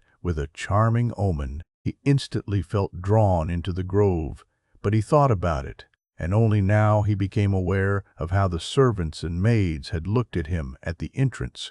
How despicable, how distrustful, how rejecting. I am still a Samana, he thought. I am still an ascetic and beggar. I must not remain like this. I will not be able to enter the grove like this. And he laughed. The next person who came along this path, he asked about the grove and for the name of the woman, and was told that this was the grove of Kamala, the famous courtesan, and that, aside from the grove, she owned a house in the city. Then he entered the city. Now he had a goal. Pursuing his goal, he allowed the city to suck him in, drifted through the flow of the streets, stood still on the squares, rested on the stairs of stone by the river. When the evening came, he made friends with Barber's assistant, whom he had seen working in the shade of an arch in a building, whom he found again praying in a temple of Vishnu, whom he told about stories of Vishnu and the Lakshmi. Among the boats by the river he slept this night, and early in the morning, before the first customers came into his shop, he had the barber's assistant shave his beard and cut his hair, comb his hair, and anoint it with fine oil. Then he went to take his bath in the river. When late in the afternoon beautiful Kamala approached her grove in her sedan chair, Siddhartha was standing at the entrance, made a bow, and received the courtesan's greeting. But that servant who walked at the very end of her train, he motioned to him and asked him to inform his mistress that a young Brahmin would wish to talk to her. After a while, the servant returned, asked him who had been waiting to follow him, conducted him, who was following him, without a word into a pavilion, where Kamala was lying on a couch, and left him alone with her. "Weren't you already standing out there yesterday greeting me?" asked Kamala. "It's true that I've already seen and greeted you yesterday, but didn't you yesterday wear a beard and long hair and dust in your hair? You have observed, well, you have seen everything. You have seen Siddhartha, the son of a Brahman, who has left his home to become a Samana, and who has been a Samana for 3 years. But now I have left that path and came into this city, and the first one I met, even before I had entered the city, was you. To say this, I have come to you, O Kamala. You are the first woman whom Siddhartha is not addressing, with his eyes turned to the ground. Never again I want to turn my eyes to the ground when I'm coming across a beautiful woman." Kamala smiled and played with her fan of peacock's feathers and asked, "And only to tell me this, Siddhartha has come to me to tell you this and to thank you for being so beautiful. And if it doesn't displease you, Kamala, I would like to ask you to be my friend and teacher, for I know nothing yet of that art which you have mastered in the highest degree." At this, Kamala laughed aloud. "Never before this has happened to me, my friend, that a Samana from the forest came to me and wanted to learn from me. Never before this has happened to me, that a Samana came to me with long hair and an old torn loincloth. Many young men come to me, and there are also sons of Brahmins among them, but they come in beautiful clothes, they come in fine shoes, they have perfume in their hair and money in their pouches. This is, O Samana, how the young men are like who come to me," quoth Siddhartha. "Already I am starting to learn from you. Even yesterday I was already learning. I have already taken off my beard, have combed the hair, have oil in my hair. There is little which is still missing in me. O excellent one, fine clothes, fine shoes, money in my pouch. You shall know. Siddhartha has set harder goals for himself than such trifles, and he has reached them. How shouldn't I reach that goal, which I have set for myself yesterday, to be your friend and to learn the joys of love from you? You'll see that I'll learn quickly, Kamala. I have already learned harder things than what you're supposed to teach me. And now let's get to it. You aren't satisfied with Siddhartha as he is, with oil in his hair, but without clothes, without shoes, without money?" Laughing, Kamala exclaimed, "No, my dear, he doesn't satisfy me yet. Clothes are what he must have, pretty clothes and shoes, pretty shoes and lots of money in his pouch, and gifts for Kamala. Do you know it now, Samana from the forest? Did you mark my words?" "Yes, I have marked your words," Siddhartha exclaimed. "How should I not mark words which are coming from such a mouth? Your mouth is like a freshly cracked fig, Kamala. My mouth is red and fresh as well. It will be a suitable match for yours.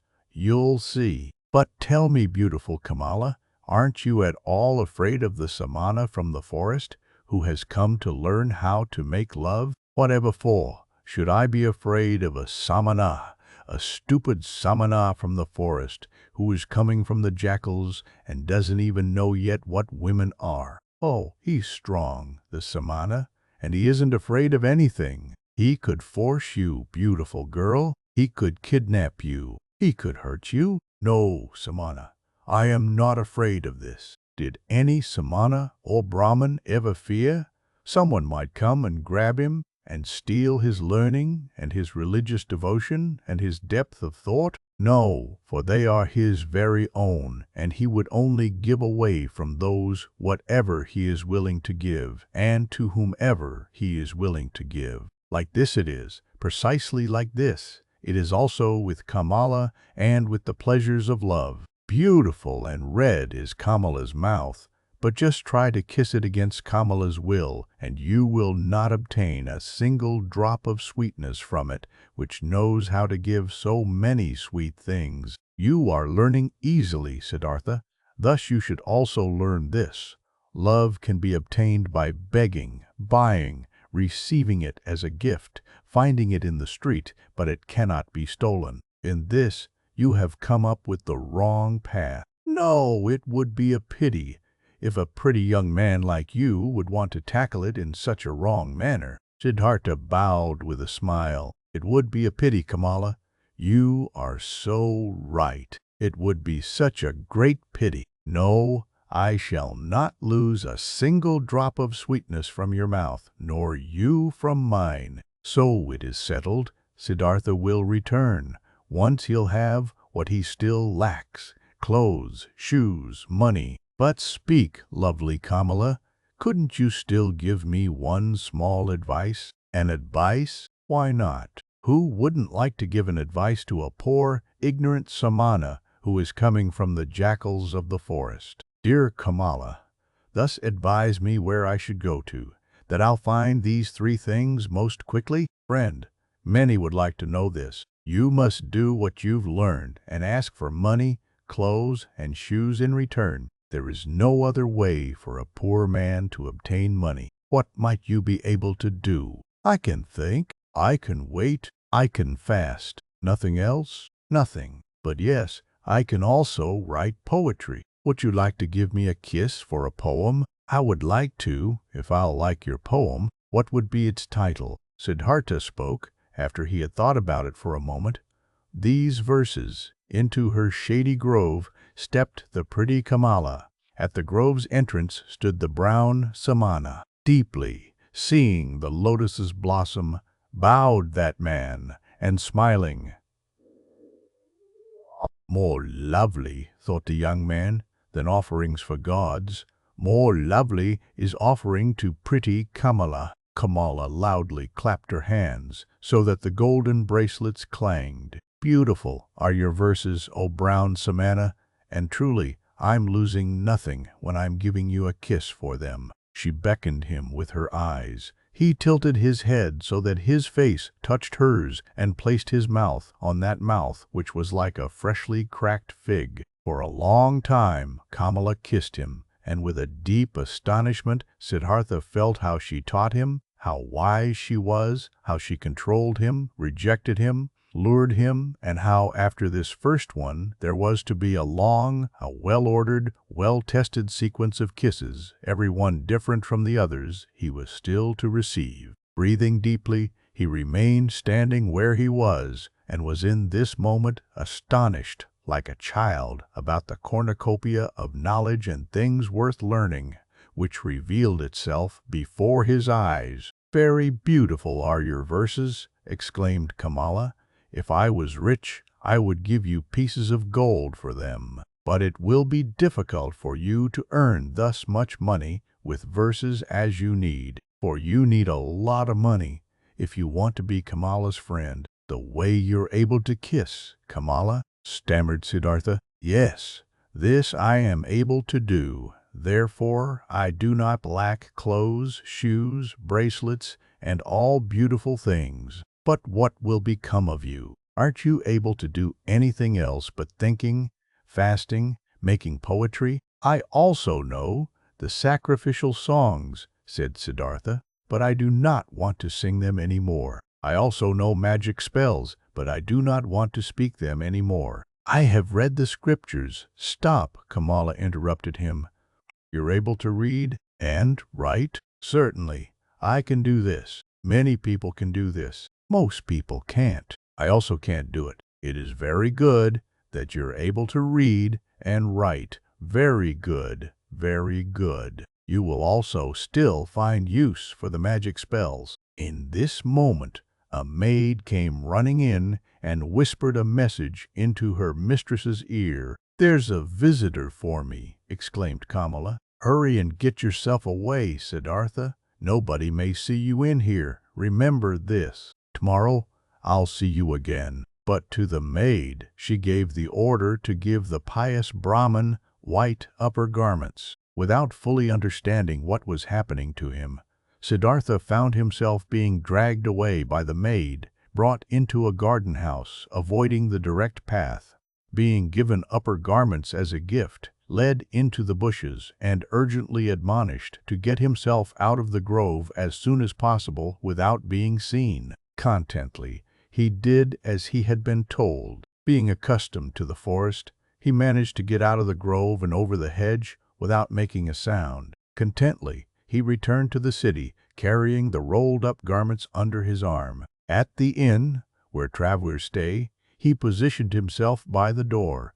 Without words, he asked for food. Without a word, he accepted a piece of rice cake. Perhaps as soon as tomorrow, he thought, I will ask no one for food any more. Suddenly, pride flared up in him. He was no Samana anymore. It was no longer becoming to him to beg. He gave the rice cake to a dog and remained without food. Simple is the life which people lead in this world here, thought Siddhartha. It presents no difficulties. Everything was difficult, toilsome, and ultimately hopeless when I was still a Samana. Now, everything is easy, easy like that lesson in kissing, which Kamala is giving me. I need clothes and money, nothing else. These are small, near goals. They won't make a person lose any sleep. He had already discovered Kamala's house in the city long before. There, he turned up the following day. Things are working out well, she called out to him.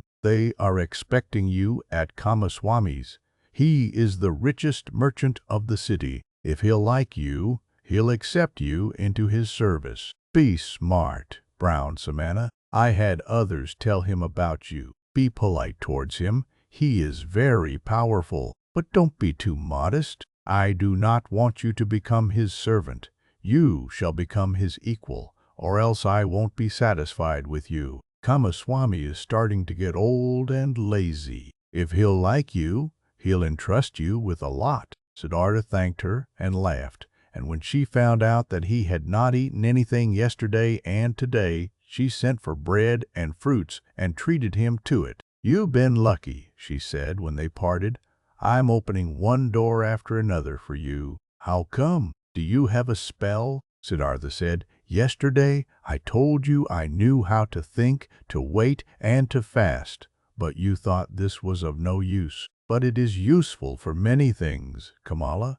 You'll see that the stupid Samanas are learning and able to do many pretty things in the forest, which the likes of you aren't capable of. The day before yesterday, I was still a shaggy beggar. As soon as yesterday, I have kissed Kamala, and soon I'll be a merchant and have money and all those things you insist upon. Well, yes, she admitted, but where would you be without me? What would you be if Kamala wasn't helping you? Dear Kamala, said Siddhartha, and straightened up to his full height, when I came to you into your grove, I did the first step. It was my resolution to learn love from this most beautiful woman. From that moment on, when I had made this resolution, I also knew that I would carry it out. I knew that you would help me. At your first glance at the entrance of the grove, I already knew it. But what if I hadn't been willing? You are willing. Look, Kamala, when you throw a rock into the water, it will speed on the fastest course to the bottom of the water. This is how it is when Siddhartha has a goal, a resolution. Siddhartha does nothing. He waits, he thinks, he fasts, but he passes through the things of the world like a rock through water, without doing anything, without stirring. He is drawn. He lets himself fall. His goal attracts him, because he doesn't let anything enter his soul which might oppose the goal. This is what Siddhartha has learned among the Samanas. This is what fools call magic, and of which they think it would be affected by means of the daemons. Nothing is affected by daemons. There are no daemons. Everyone can perform magic. Everyone can reach his goals if he is able to think, if he is able to wait, if he is able to fast. Kamala listened to him. She loved his voice. She loved the look from his eyes. "Perhaps it is so," she said quietly, "as you say, friend. But perhaps it is also like this, that Siddhartha is a handsome man, that his glance pleases the women, that therefore good fortune is coming towards him." With one kiss, Siddhartha bid his farewell. "I wish that it should be this way, my teacher, that my glance shall please you, that always good fortune shall come to me out of your direction." Siddhartha went to Kamaswami the merchant. He was directed into a rich house. Servants led him between precious carpets into a chamber where he awaited the master of the house. Kamaswami entered, a swiftly, smoothly moving man with very gray hair, with very intelligent, cautious eyes, with a greedy mouth. Politely, the host and the guest greeted one another. "I have been told," the merchant began, "that you were a Brahmin, a learned man, but that you seek to be in the service of a merchant. Might you have become destitute, Brahman, so that you seek to serve?" "No," said Siddhartha, "I have not become destitute and have never been destitute. You should know that I'm coming from the Samanas, with whom I have lived for a long time." "If you're coming from the Samanas, how could you be anything but destitute? Aren't the Samanas entirely without possessions?" "I am without possessions," said Siddhartha, "if this is what you mean. Surely I am without possessions, but I am so voluntarily, and therefore I am not destitute." "But what are you planning to live of, being without possessions?" "I haven't thought of this yet, sir. For more than 3 years I have been without possessions and have never thought about of what I should live." "So you've lived of the possessions of others." "Presumable. This is how it is. After all, a merchant also lives of what other people own." "Well said. But he wouldn't take anything from another person for nothing. He would give his merchandise in return." "So it seems to be indeed. Everyone takes, everyone gives. Such is life. But if you don't mind me asking, being without possessions, what would you like to give?" "Everyone gives what he has. The warrior gives strength. The merchant gives merchandise. The teacher teachings. The farmer rice. The fisher fish." "Yes, indeed. And what is it now? What you've got to give? What is it that you've learned? What you're able to do?" "I can think. I can wait. I can fast. That's everything?" "I believe. That's everything." "And what's the use of that? For example, the fasting. What is it good for?" "It is very good, sir. When a person has nothing to eat, fasting is the smartest thing he could do. When, for example, Siddhartha hadn't learned to fast, he would have to accept any kind of service before this day is up, whether it may be with you or wherever, because hunger would force him to do so. But like this, Siddhartha can wait calmly. He knows no impatience. He knows no emergency. For a long time, he can allow hunger to besiege him and can laugh about it. This, is what fasting is good for." "You're right, Samana. Wait for a moment. But me." Kamaswami left the room and returned with a scroll, which he handed to his guest while asking, "Can you read this?" Siddhartha looked at the scroll, on which a sales contract had been written down, and began to read out its contents. "Excellent," said Kamaswami. "And would you write something for me on this piece of paper?" He handed him a piece of paper and a pen, and Siddhartha wrote and returned the paper. Kamaswami read, "Writing is good, thinking is better. Being smart is good, Being patient is better. It is excellent how you're able to write.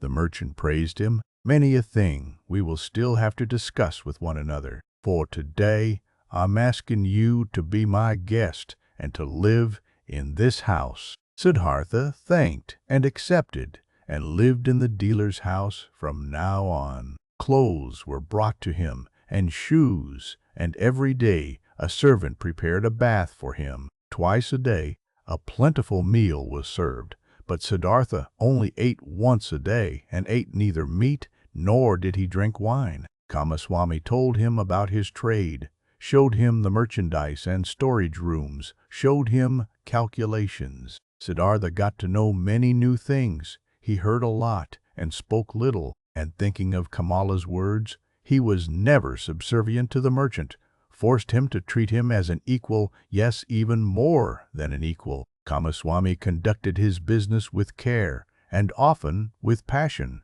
but Siddhartha looked upon all of this as if it was a game, the rules of which he tried hard to learn precisely, but the contents of which did not touch his heart. He was not in Kamaswami's house for long, when he already took part in his landlord's business, but daily, at the hour appointed by her, he visited beautiful Kamala, wearing pretty clothes, fine shoes, and soon he brought her gifts as well. Much he learned from her red, smart mouth. Much he learned from her tender, supple hand. Him who was, regarding love, still a boy and had a tendency to plunge blindly and insatiably into lust like into a bottomless pit.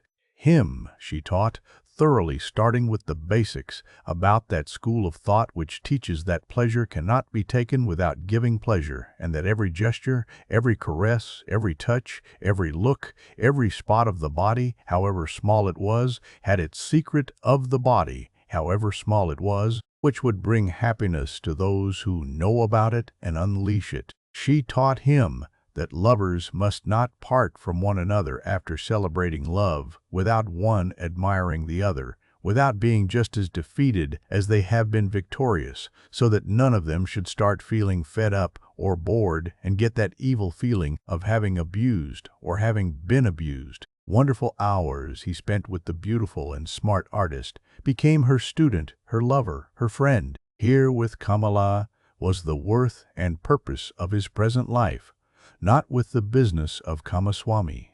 The merchant passed duties of writing important letters and contracts on to him, and got into the habit of discussing all important affairs with him. He soon saw that Siddhartha knew little about rice and wool, shipping and trade, but that he acted in a fortunate manner, and that Siddhartha surpassed him, the merchant, in calmness and equanimity, and in the art of listening and deeply understanding previously unknown people. This Brahman, he said to a friend, is no proper merchant and will never be one. There is never any passion in his soul when he conducts our business, but he has that mysterious quality of those people to whom success comes all by itself, whether this may be a good star of his birth, magic, or something he has learned among Samanas. He always seems to be merely playing with our business affairs. They never fully become a part of him. They never rule over him. He is never afraid of failure. He is never upset by a loss. The friend advised the merchant, "Give him from the business he conducts for you 1/3 of the profits, but let him also be liable for the same amount of the losses when there is a loss. Then he'll become more zealous." Kamaswami followed the advice, but Siddhartha cared little about this. When he made a profit, he accepted it with equanimity. When he made losses, he laughed and said, "Well, look at this, so this one turned out badly." It seemed indeed as if he did not care about the business. At one time, he traveled to a village to buy a large harvest of rice there, but when he got there, the rice had already been sold to another merchant. Nevertheless, Siddhartha stayed for several days in that village, treated the farmers for a drink, gave copper coins to their children, joined in the celebration of a wedding, and returned extremely satisfied from his trip. Kamaswami held against him that he had not turned back right away, that he had wasted time and money. Siddhartha answered, Stop scolding, dear friend. Nothing was ever achieved by scolding. If a loss has occurred, let me bear that loss. I am very satisfied with this trip. I have gotten to know many kinds of people. A Brahmin has become my friend. Children have sat on my knees. Farmers have shown me their fields. Nobody knew that I was a merchant. That's all very nice, exclaimed Kamaswami indignantly. But in fact, you are a merchant after all. One ought to think. Or might you have only traveled for your amusement? Surely, Siddhartha laughed, surely I have traveled for my amusement. For what else? I have gotten to know people and places. I have received kindness and trust. I have found friendship. Look, my dear, if I had been Kamaswami, I would have traveled back, being annoyed and in a hurry, as soon as I had seen that my purchase had been rendered impossible, and time and money would indeed have been lost. But like this, I've had a few good days. I've learned, had joy. I've neither harmed myself nor others by annoyance and hastiness. And if I'll ever return there again, perhaps to buy an upcoming harvest, or for whatever purpose it might be, friendly people will receive me in a friendly and happy manner, and I will praise myself for not showing any hurry and displeasure at that time. So, leave it as it is, my friend, and don't harm yourself by scolding. If the day will come when you will see this Siddhartha is harming me, then speak a word, and Siddhartha will go on his own path. But until then, let's be satisfied with one another. Futile were also the merchant's attempts to convince Siddhartha that he should eat his bread. Siddhartha ate his own bread, or rather, they both ate other people's bread, all people's bread. Siddhartha never listened to Kamaswami's worries, and Kamaswami had many worries. Whether there was a business deal going on which was in danger of failing, or whether a shipment of merchandise seemed to have been lost, or a debtor seemed to be unable to pay, Kamaswami could never convince his partner that it would be useful to utter a few words of worry or anger, to have wrinkles on the forehead, to sleep badly. When, one day, Kamaswami held against him that he had learned everything he knew from him, he replied, "Would you please not kid me with such jokes? What I've learned from you is how much a basket of fish costs, and how much interest may be charged on loaned money. These are your areas of expertise. I haven't learned to think from you, my dear Kamaswami. You ought to be the one seeking to learn from me." Indeed, his soul was not with the trade. The business was good enough to provide him with the money for Kamala, and it earned him much more than he needed. Besides from this, Siddhartha's interest and curiosity was only concerned with the people, whose businesses, crafts, worries, pleasures, and acts of foolishness used to be as alien and distant to him as the moon. However easily he succeeded in talking to all of them, in living with all of them, in learning from all of them, he was still aware that there was something which separated him from them, and this separating factor was him being a Samana. He saw mankind going through life in a childlike or animal-like manner, which he loved and also despised at the same time. He saw them toiling, saw them suffering, and becoming gray for the sake of things which seemed to him entirely unworthy of this price. For money, for little pleasures, for being slightly honored, he saw them scolding and insulting each other.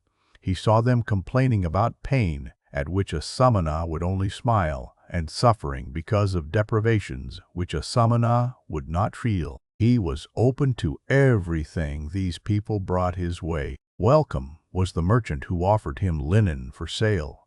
Welcome was the debtor who sought another loan. Welcome was the beggar who told him for 1 hour the story of his poverty, and who was not half as poor as any given samana. He did not treat the rich foreign merchant any different than the servant who shaved him and the street vendor whom he let cheat him out of some small change when buying bananas. When Kamaswami came to him to complain about his worries or to reproach him concerning his business. He listened curiously and happily, was puzzled by him, tried to understand him, consented that he was a little bit right, only as much as he considered indispensable, and turned away from him, towards the next person who would ask for him. And there were many who came to him, many to do business with him, many to cheat him, many to draw some secret out of him, many to appeal to his sympathy, many to get his advice. He gave advice, he pitied, he made gifts, he let them cheat him a bit. And this entire game and the passion with which all people played this game occupied his thoughts just as much as the gods and Brahmins used to occupy them. At times he felt, deep in his chest, a dying, quiet voice which admonished him quietly, lamented quietly. He hardly perceived it. And then, for an hour, he became aware of the strange life he was leading, of him doing lots of things which were only a game, of, though being happy and feeling joy at times, real life still passing him by and not touching him. As a ball player plays with his balls, he played with his business deals, with the people around him, watched them, found amusement in them, with his heart, with the source of his being. He was not with them. The source ran somewhere, far away from him, ran and ran invisibly, had nothing to do with his life anymore. And at several times he suddenly became scared on account of such thoughts, and wished that he would also be gifted with the ability to participate in all of these childlike, naive occupations of the daytime with passion and with his heart, really to live, really to act, really to act, really to enjoy and to live, instead of just standing by as a spectator. But again and again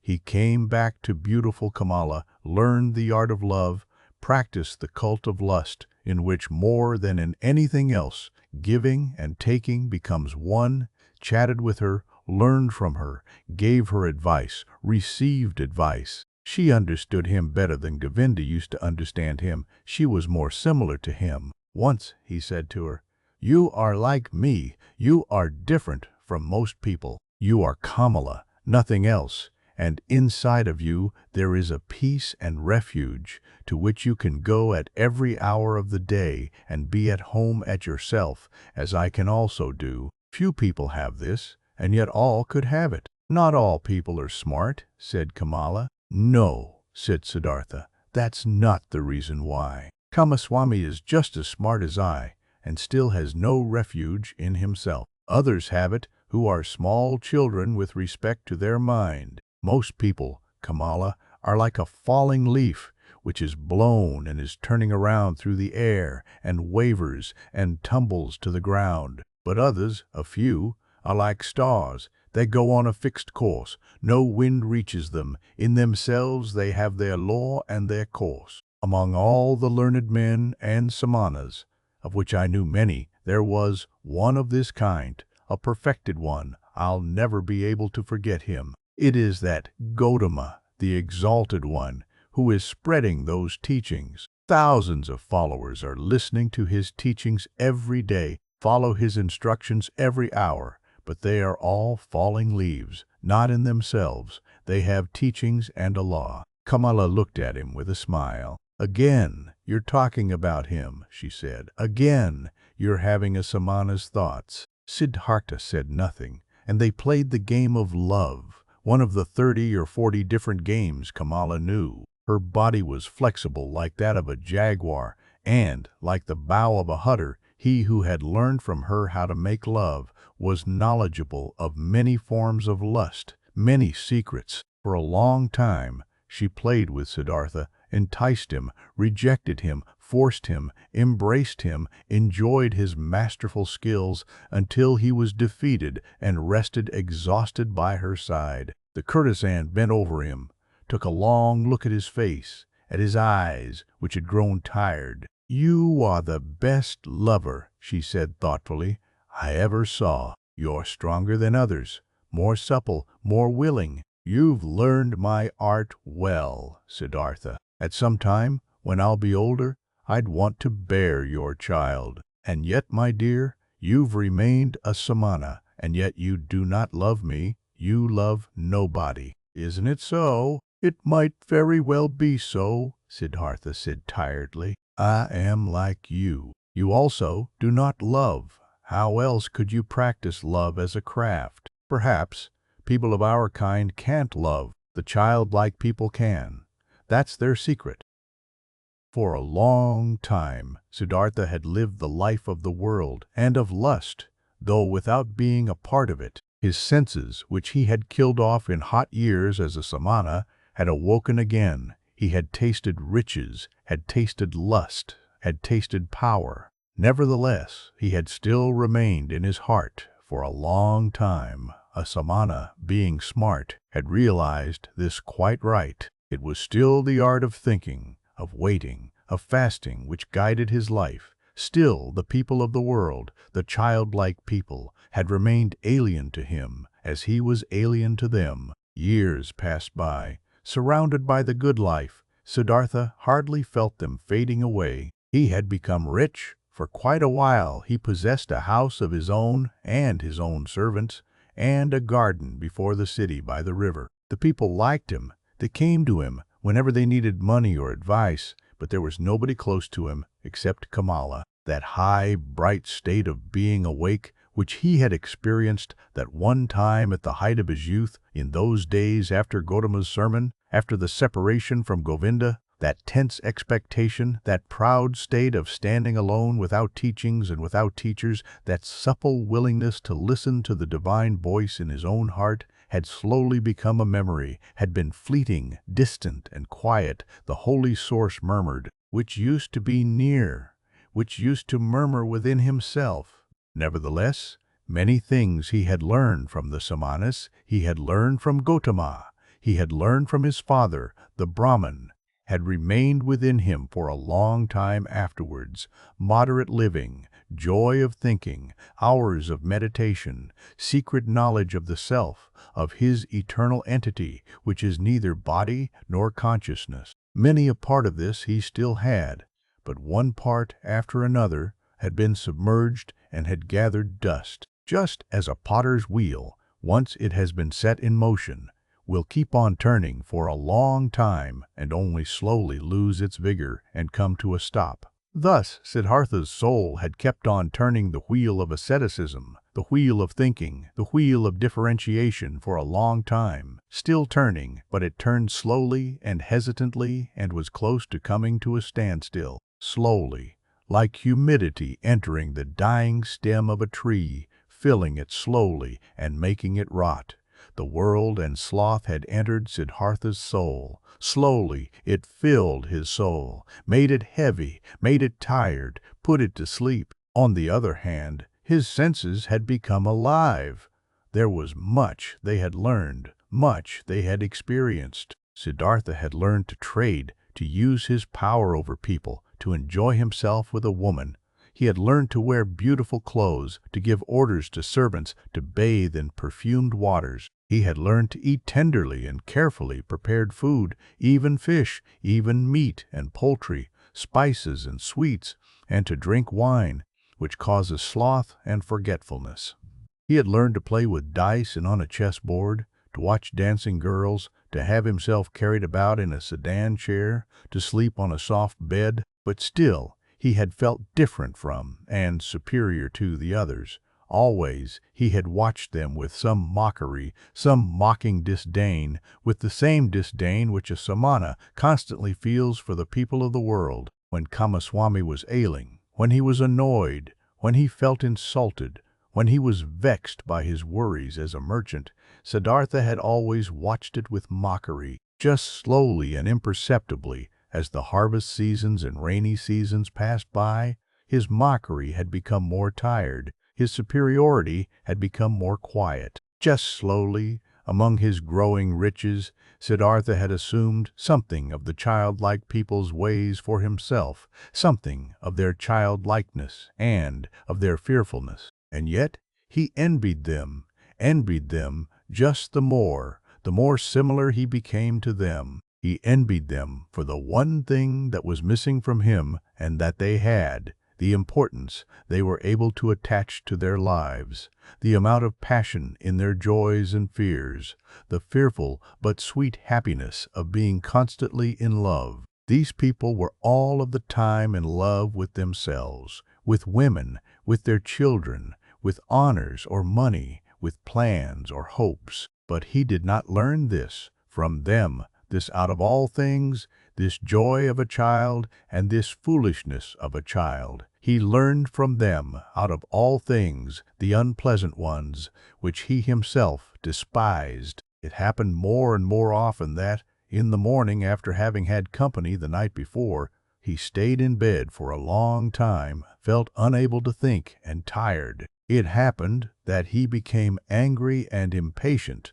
when Kamaswami bored him with his worries. It happened that he laughed just too loud when he lost a game of dice. His face was still smarter and more spiritual than others, but it rarely laughed and assumed, one after another, those features which are so often found in the faces of rich people, those features of discontent, of sickliness, of ill humor, of sloth, of a lack of love. Slowly, the disease of the soul, which rich people have, grabbed hold of him like a veil, like a thin mist. Tiredness came over Siddhartha, slowly, getting a bit denser every day, a bit murkier every month, a bit heavier every year. As a new dress becomes old in time, loses its beautiful color in time, gets stains, gets wrinkles, gets worn off at the seams, and starts to show threadbare spots here and there. Thus Siddhartha's new life, which he had started after his separation from Govinda, had grown old, lost color and splendor as the years passed by, was gathering wrinkles and stains, and hidden at bottom, already showing its ugliness here and there. Disappointment and disgust were waiting. Siddhartha did not notice it. He only noticed that this bright and reliable voice inside of him, which had awoken in him at that time and had ever guided him in his best times, had become silent. He had been captured by the world, by lust, covetousness, sloth, and finally also by that vice which he had used to despise and mock the most as the most foolish one of all vices. Greed, property, possessions, and riches also had finally captured him. They were no longer a game, and trifles to him had become a shackle and a burden. In a strange and devious way, Siddhartha had gotten into this final and most base of all dependencies by means of the game of dice. It was since that time, when he had stopped being a samana in his heart, that Siddhartha began to play the game for money and precious things, which he at other times only joined with a smile and casually as a custom of the childlike people, with an increasing rage and passion. He was a feared gambler. Few dared to take him on, so high and audacious were his stakes. He played the game due to a pain of his heart.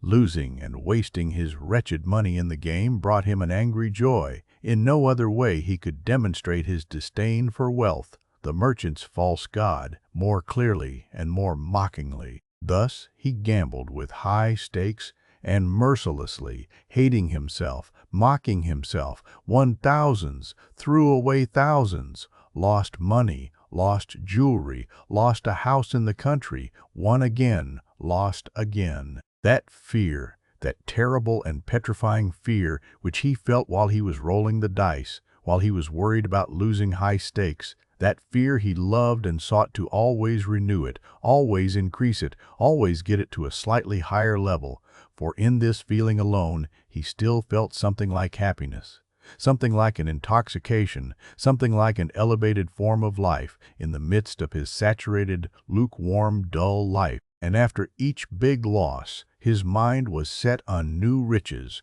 pursued the trade more zealously, forced his debtors more strictly to pay because he wanted to continue gambling, he wanted to continue squandering, continue demonstrating his disdain of wealth. Siddhartha lost his calmness when losses occurred, lost his patience when he was not paid on time, lost his kindness towards beggars, lost his disposition for giving away and loaning money to those who petitioned him. He, who gambled away tens of thousands at one roll of the dice, and laughed at it, became more strict and more petty in his business, occasionally dreaming at night about money. And whenever he woke up from this ugly spell, whenever he found his face in the mirror at the bedroom's wall to have aged and become more ugly, whenever embarrassment and disgust came over him, he continued fleeing into a new game, fleeing into a numbing of his mind brought on by sex, by wine, and from there he fled back into the urge to pile up and obtain possessions. In this pointless cycle he ran, growing tired, growing old, growing ill. Then the time came when a dream warned him. He had spent the hours of the evening with Kamala in her beautiful pleasure garden. They had been sitting under the trees, talking, and Kamala had said thoughtful words, words behind which a sadness and tiredness lay hidden. She had asked him to tell her about Gotama and could not hear enough of him. How clear his eyes, how still and beautiful his mouth, how kind his smile, how peaceful his walk had been. For a long time, he had to tell her about the exalted Buddha, and Kamala had sighed and had said, "One day, perhaps soon, I'll also follow that Buddha. I'll give him my pleasure garden for a gift and take my refuge in his teachings." But after this, she had aroused him and had tied him to her in the act of making love with painful fervor, biting and in tears, as if, once more, she wanted to squeeze the last sweet drop out of this vain, fleeting pleasure. Never before it had become so strangely clear to Siddhartha how closely lust was akin to death. Then he had lain by her side, and Kamala's face had been close to him, and under her eyes, and next to the corners of her mouth he had, as clearly as never before, read a fearful inscription, an inscription of small lines, of slight grooves, an inscription reminiscent of autumn and old age, just as Siddhartha himself, who was only in his 40s, had already noticed, here and there, gray hairs among his black ones. Tiredness was written on Kamala's beautiful face, tiredness from walking a long path, which has no happy destination, tiredness and the beginning of withering, and concealed, still unsaid, perhaps not even conscious, anxiety, fear of old age, fear of the autumn, fear of having to die. With a sigh, he had bid his farewell to her, the soul full of reluctance and full of concealed anxiety. Then Siddhartha had spent the night in his house with dancing girls and wine, had acted as if he was superior to them, towards the fellow members of his caste, though this was no longer true, had drunk much wine and gone to bed a long time after midnight, being tired and yet excited, close to weeping and despair, and had for a long time sought to sleep in vain, his heart full of misery which he thought he could not bear any longer, full of a disgust which he felt penetrating his entire body,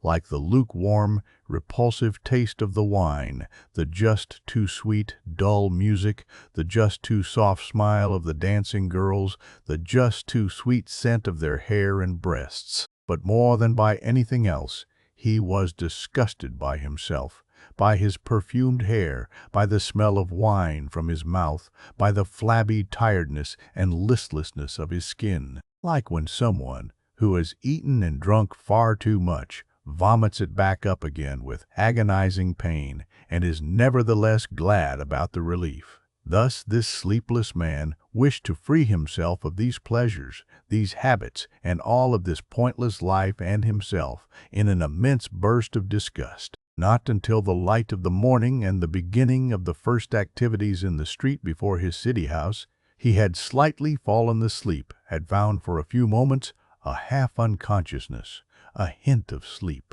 In those moments, he had a dream. Kamala owned a small, rare singing bird in a golden cage. Of this bird he dreamt. This bird had become mute, who at other times always used to sing in the morning, and since this arose his attention, he stepped in front of the cage and looked inside. There, the small bird was dead and lay stiff on the ground. He took it out, waited for a moment in his hand, and then threw it away, out in the street, and in the same moment he felt terribly shocked, and his heart hurt, as if he had thrown away from himself all value and everything good by throwing out this dead bird. Starting up from this dream, he felt encompassed by a deep sadness. Worthless, so it seemed to him, worthless and pointless was the way he had been going through life. Nothing which was alive, nothing which was in some way delicious or worth keeping, he had left in his hands. Alone, he stood there, and empty like a castaway on the shore. With a gloomy mind, Siddharta went to the pleasure garden he owned, locked the gate, sat down under a mango tree, felt death in his heart and horror in his chest, sat and sensed how everything died in him, withered in him, came to an end in him. By and by, he gathered his thoughts, and in his mind, he once again went the entire path of his life, starting with the first days he could remember. When was there ever a time when he had experienced happiness, felt a true bliss? Oh, yes, several times he had experienced such a thing. In his years as a boy, he had had a taste of it. When he had obtained praise from the Brahmins, he had felt it in his heart.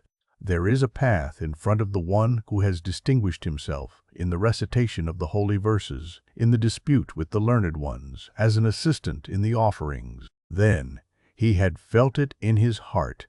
There is a path in front of you. You are destined for. The gods are awaiting you. And again, as a young man, when the ever-rising, upward-fleeing goal of all thinking had ripped him out of and up from the multitude of those seeking the same goal, when he wrestled in pain for the purpose of Brahman, when every obtained knowledge only kindled new thirst in him, then again he had, in the midst of the thirst, in the midst of the pain, felt this very same thing. Go on, you are called upon. He had heard this voice when he had left his home and had chosen the life of a Samana, and again when he had gone away from the Samanas to that perfected one, and also when he had gone away from him to the uncertain. For how long had he not heard this voice any more? For how long had he reached no height any more? How even and dull was the manner in which his path had passed through life. For many long years, without a high goal, without thirst, without elevation, content with small, lustful pleasures, and yet never satisfied. For all of these many years, without knowing it himself, he had tried hard and longed to become a man like those many, like those children. And in all this, his life had been much more miserable and poorer than theirs, and their goals were not his, nor their worries. After all, that entire world of the Kamaswami people had only been a game to him, a dance he would watch, a comedy. Only Kamala had been dear, had been valuable to him. But was she still thus? Did he still need her, or she him? Did they not play a game without an ending? Was it necessary to live for this? No, it was not necessary. The name of this game was Sansara, a game for children, a game which was perhaps enjoyable to play once, twice, 10 times, but for ever and ever over again. Then Siddharta knew that the game was over, that he could not play it any more. Shivers ran over his body, inside of him, so he felt something had died. That entire day he sat under the mango tree, thinking of his father, thinking of Govinda, thinking of Gotama. Did he have to leave them to become a Kamaswami? He still sat there when the night had fallen. When, looking up, he caught sight of the stars, he thought, "Here, I'm sitting under my mango tree, in my pleasure garden." He smiled a little. Was it really necessary? Was it right? Was it not as foolish game that he owned a mango tree, that he owned a garden? He also put an end to this. This also died in him. He rose, bid his farewell to the mango tree, his farewell to the pleasure garden. Since he had been without food this day, he felt strong hunger, and thought of his house in the city, of his chamber and bed, of the table with the meals on it. He smiled tiredly, shook himself, and bid his farewell to these things. In the same hour of the night, Siddhartha left his garden, left the city, and never came back. For a long time, Kamaswami had people look for him, thinking that he had fallen into the hands of robbers. Kamala had no one look for him. When she was told that Siddhartha had disappeared, she was not astonished. Did she not always expect it? Was he not a Samana, a man who was at home nowhere, a pilgrim? And most of all, she had felt this the last time they had been together, and she was happy, in spite of all the pain of the loss, that she had pulled him so affectionately to her heart for this last time, that she had felt one more time to be so completely possessed and penetrated by him. When she received the first news of Siddhartha's disappearance, she went to the window, where she held a rare singing bird, captive in a golden cage. She opened the door of the cage, took the bird out, and let it fly. For a long time, she gazed after it, the flying bird. From this day on, she received no more visitors and kept her house locked. But after some time, she became aware that she was pregnant from the last time she was together with Siddhartha. Siddhartha walked through the forest, was already far from the city, and knew nothing but that one thing, that there was no going back for him, that this life, as he had lived it for many years until now, was over and done away with, and that he had tasted all of it, sucked everything out of it until he was disgusted with it. Dead was the singing bird he had dreamt of. Dead was the bird in his heart. Deeply he had been entangled in Sansara.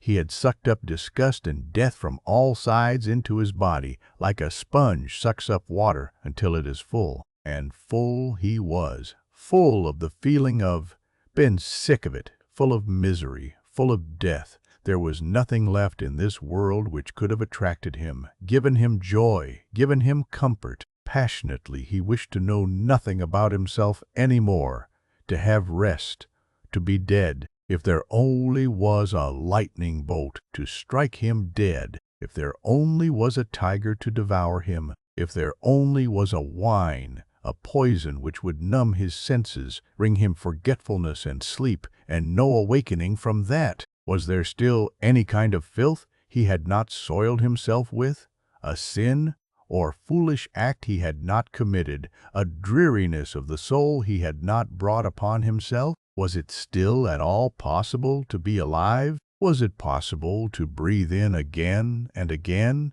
to breathe out, to feel hunger, to eat again, to sleep again, to sleep with a woman again? Was this cycle not exhausted and brought to a conclusion for him? Siddhartha reached the large river in the forest, the same river over which a long time ago, when he had still been a young man and came from the town of Gotama, a ferryman had conducted him. By this river he stopped. Hesitantly he stood at the bank. Tiredness and hunger had weakened him, and whatever for, should he walk on, wherever to which goal? No, there were no more goals. There was nothing left but the deep, painful yearning to shake off this whole desolate dream, to spit out this stale wine, to put an end to this miserable and shameful life. A hang bent over the bank of the river, a coconut tree. Siddhartha leaned against its trunk with his shoulder, embraced the trunk with one arm, and looked down into the green water, which ran and ran under him, looked down and found himself to be entirely filled with the wish to let go and to drown in these waters. A frightening emptiness was reflected back at him by the water, answering to the terrible emptiness in his soul. Yes, he had reached the end. There was nothing left for him except to annihilate himself, except to smash the failure into which he had shaped his life, to throw it away before the feet of mockingly laughing gods. This was the great vomiting he had longed for, death, the smashing to bits of the form he hated. Let him be food for fishes. This dog, Siddhartha, this lunatic, this depraved and rotten body, this weakened and abused soul. Let him be food for fishes and crocodiles. Let him be chopped to bits by the demons. With a distorted face, he stared into the water, saw the reflection of his face, and spit at it. In deep tiredness, He took his arm away from the trunk of the tree and turned a bit, in order to let himself fall straight down, in order to finally drown. With his eyes closed, he slipped towards death. Then, out of remote areas of his soul, out of past times of his now weary life, a sound stirred up. It was a word, a syllable, which he, without thinking, with a slurred voice, spoke to himself. The old word which is the beginning and the end of all prayers of the Brahmins, the holy Om, which roughly means that what is perfect or the completion. And in the moment when the sound of Om touched Siddhartha's ear, his dormant spirit suddenly woke up and realized the foolishness of his actions. Siddhartha was deeply shocked. So this was how things were with him. So doomed was he, so much he had lost his way and was forsaken by all knowledge, that he had been able to seek death, that this wish of a child had been able to grow in him, to find rest by annihilating his body. What all agony of these recent times, all sobering realizations, all desperation had not brought about, this was brought on by this moment. When the Om entered his consciousness, he became aware of himself in his misery and in his error. He spoke to himself. And again he knew about Brahman, knew about the indestructibility of life, knew about all that is divine, which he had forgotten. But this was only a moment. Flash! By the foot of the coconut tree, Siddhartha collapsed, struck down by tiredness, mumbling Om, placed his head on the root of the tree, and fell into a deep sleep. Deep was his sleep, and without dreams. For a long time he had not known such a sleep any more. When he woke up after many hours, he felt as if 10 years had passed. He heard the water quietly flowing, did not know where he was and who had brought him here, opened his eyes, saw with astonishment that there were trees in the sky above him, and he remembered where he was and how he got here. But it took him a long while for this, and the past seemed to him as if it had been covered by a veil, infinitely distant,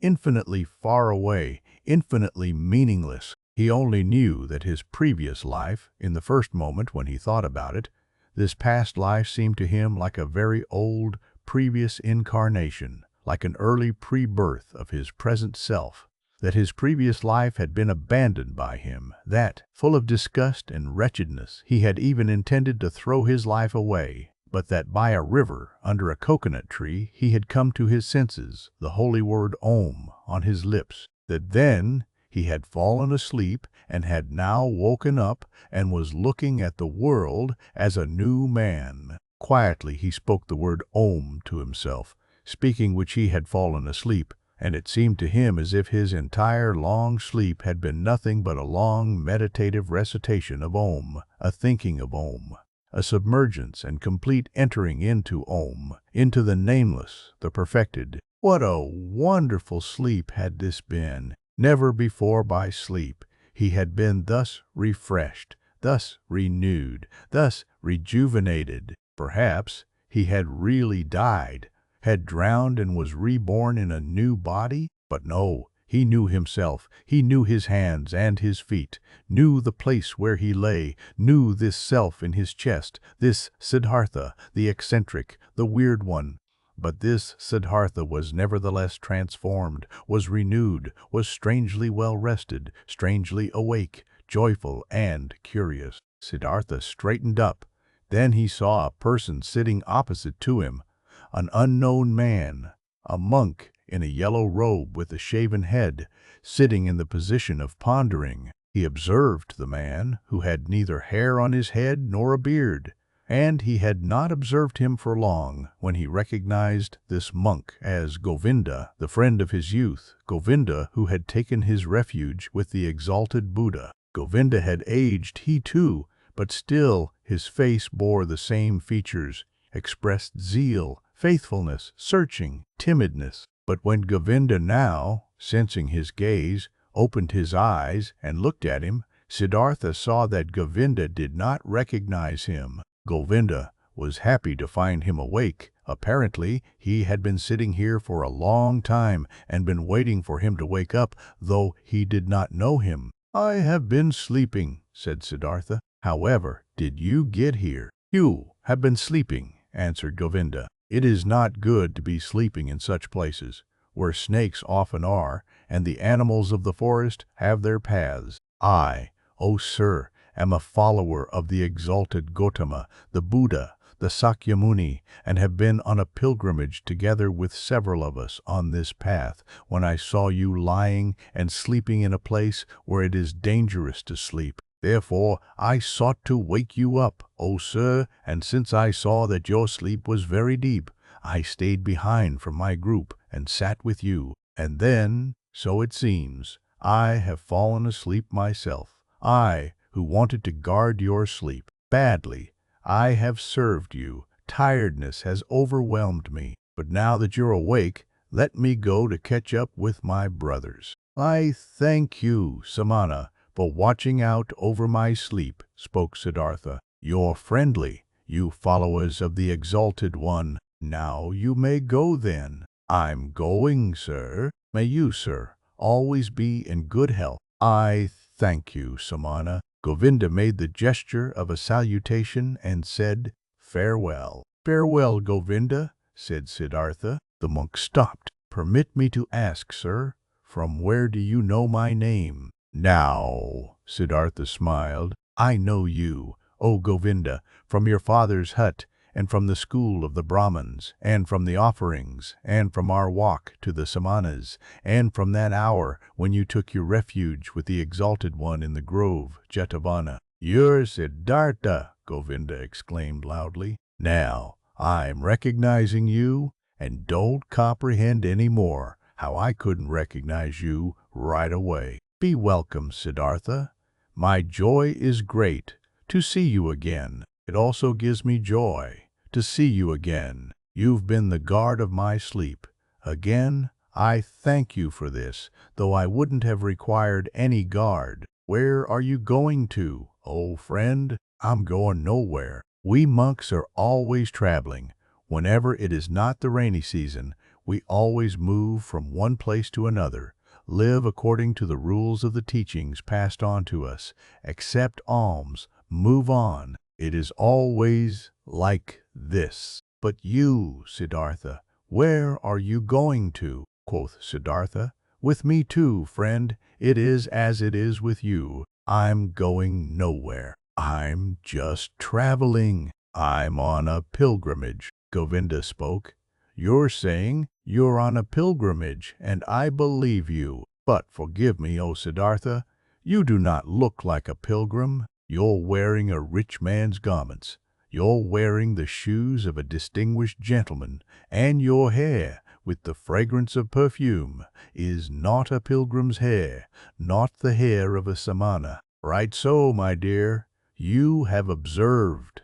Well, your keen eyes see everything. But I haven't said to you that I was a samana. I said, I'm on a pilgrimage, and so it is. I'm on a pilgrimage. You're on a pilgrimage, said Govinda. But few would go on a pilgrimage in such clothes, few in such shoes, few with such hair. Never. I have met such a pilgrim, being a pilgrim myself for many years. I believe you, my dear Govinda. But now, today, you've met a pilgrim just like this, wearing such shoes, such a garment. Remember, my dear, not eternal is the world of appearances. Not eternal. Anything but eternal are our garments and the style of our hair and bodies themselves. I'm wearing a rich man's clothes. You've seen this quite right. I'm wearing them because I have been a rich man, and I'm wearing my hair like the worldly and lustful people,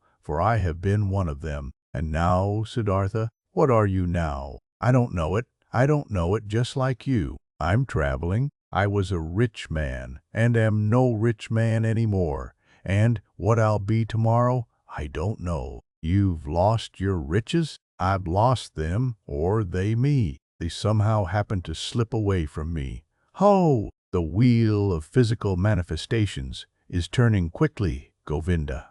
Where is Siddhartha the Brahman? Where is Siddhartha the Samana? Where is Siddhartha, the rich man? Non-eternal things change quickly.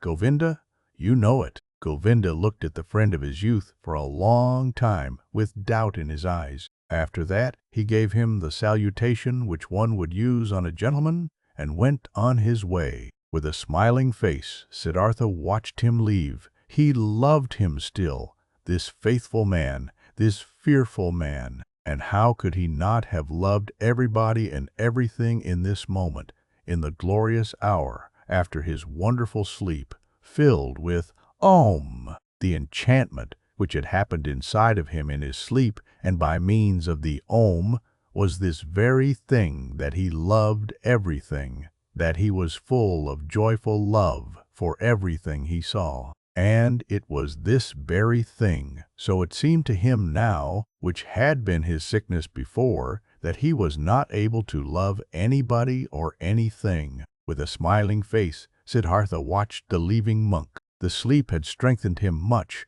but hunger gave him much pain, for by now he had not eaten for 2 days, and the times were long past when he had been tough against hunger. With sadness, and yet also with a smile, he thought of that time.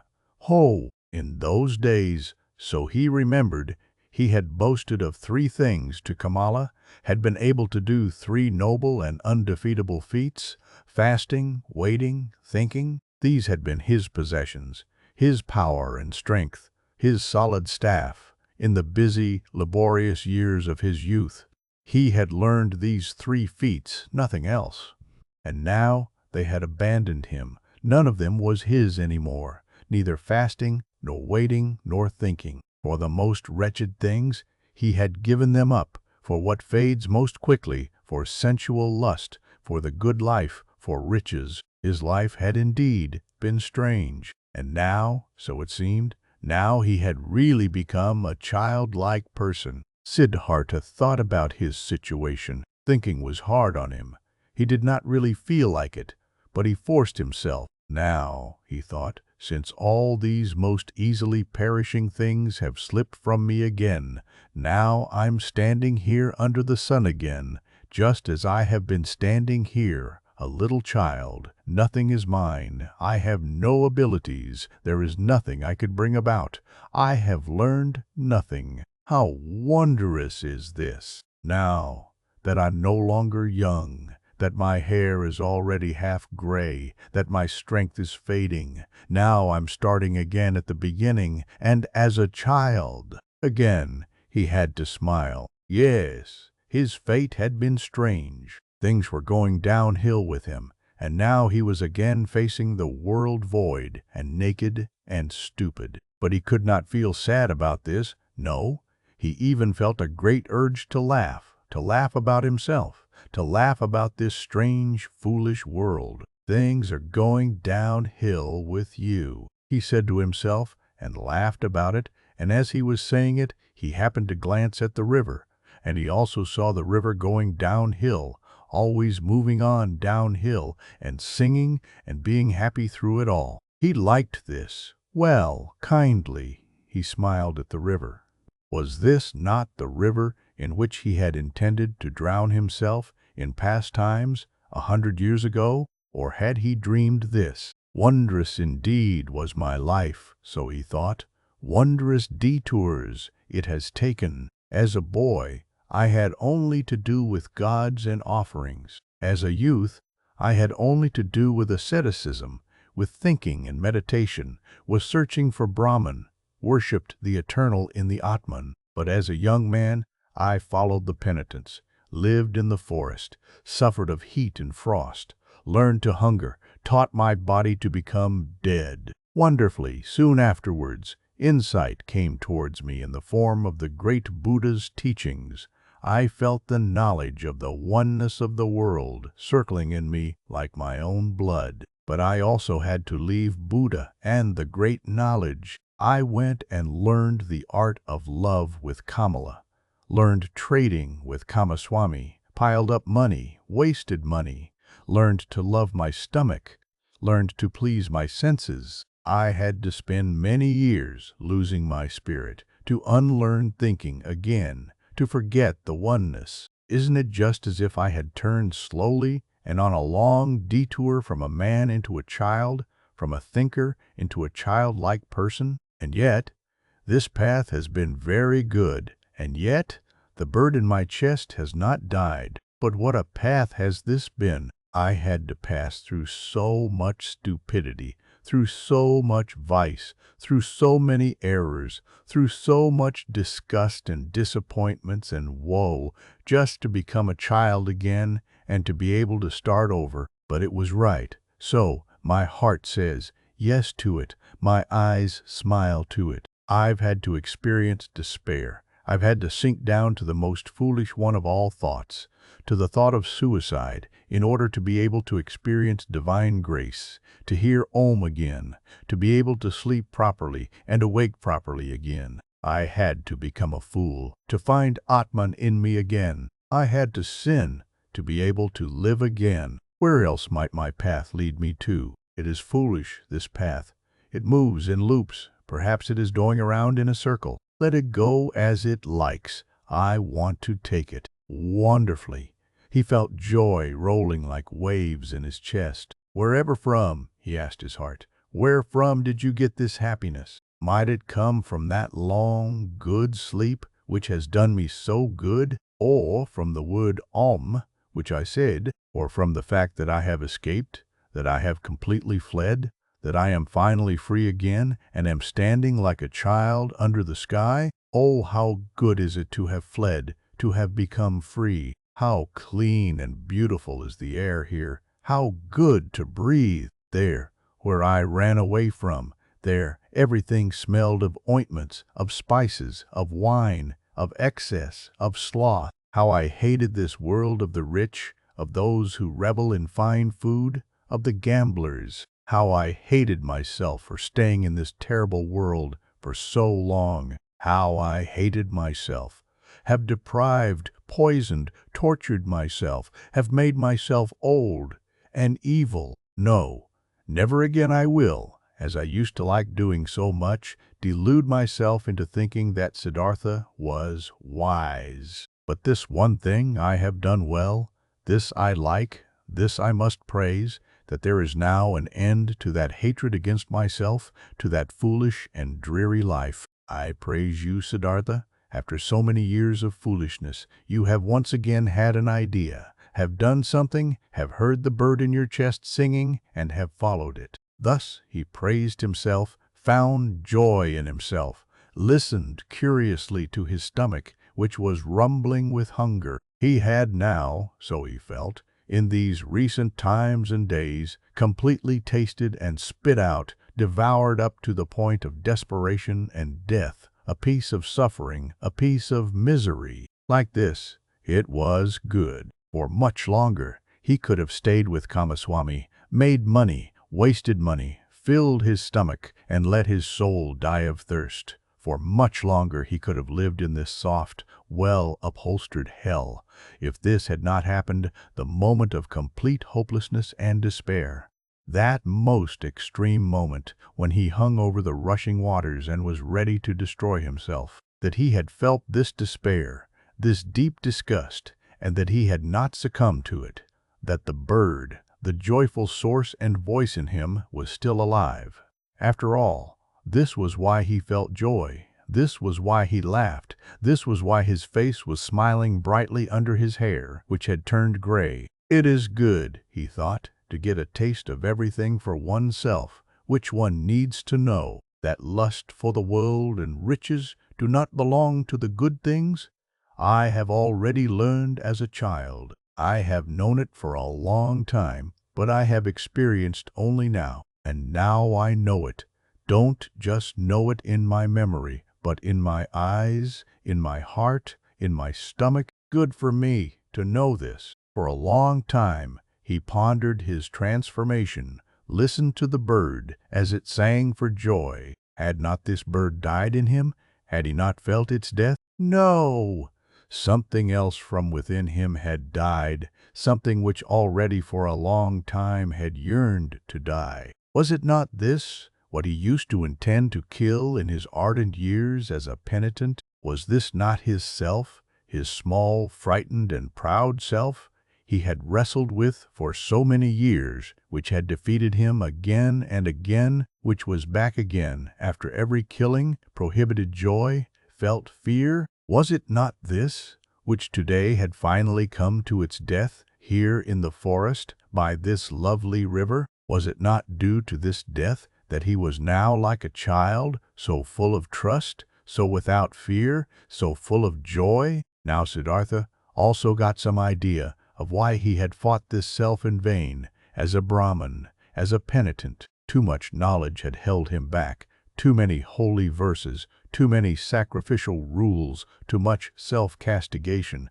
so much doing and striving for that goal. Full of arrogance he had been, always the smartest, always working the most, always one step ahead of all others, always the knowing and spiritual one, always the priest or wise one. Into being a priest, into this arrogance, into this spirituality, his self had retreated. There it sat firmly and grew, while he thought he would kill it by fasting and penance. Now he saw it, and saw that the secret voice had been right, that no teacher would ever have been able to bring about his salvation. Therefore, he had to go out into the world, lose himself to lust and power, to woman and money, had to become a merchant, a dice gambler, a drinker, and a greedy person, until the priest and Samana in him was dead. Therefore, he had to continue bearing these ugly years, bearing the disgust, the teachings, the pointlessness of a dreary and wasted life, up to the end, up to bitter despair, until Siddhartha the lustful, Siddhartha the greedy, could also die. He had died. A new Siddhartha had woken up from the sleep. He would also grow old. He would also eventually have to die. Mortal was Siddhartha. Mortal was every physical form. But today he was young, was a child, the new Siddhartha, and was full of joy. He thought these thoughts, listened with a smile to his stomach, listened gratefully to a buzzing bee. Cheerfully, he looked into the rushing river. Never before he had liked a water so well as this one. Never before he had perceived the voice in the parable of the moving water thus strongly and beautifully. It seemed to him as if the river had something special to tell him, something he did not know yet, which was still awaiting him. In this river, Siddhartha had intended to drown himself. In it the old, tired, desperate Siddhartha had drowned today. But the new Siddhartha felt a deep love for this rushing water and decided for himself not to leave it very soon. By this river I want to stay, thought Siddhartha. It is the same which I have crossed a long time ago, on my way to the childlike people.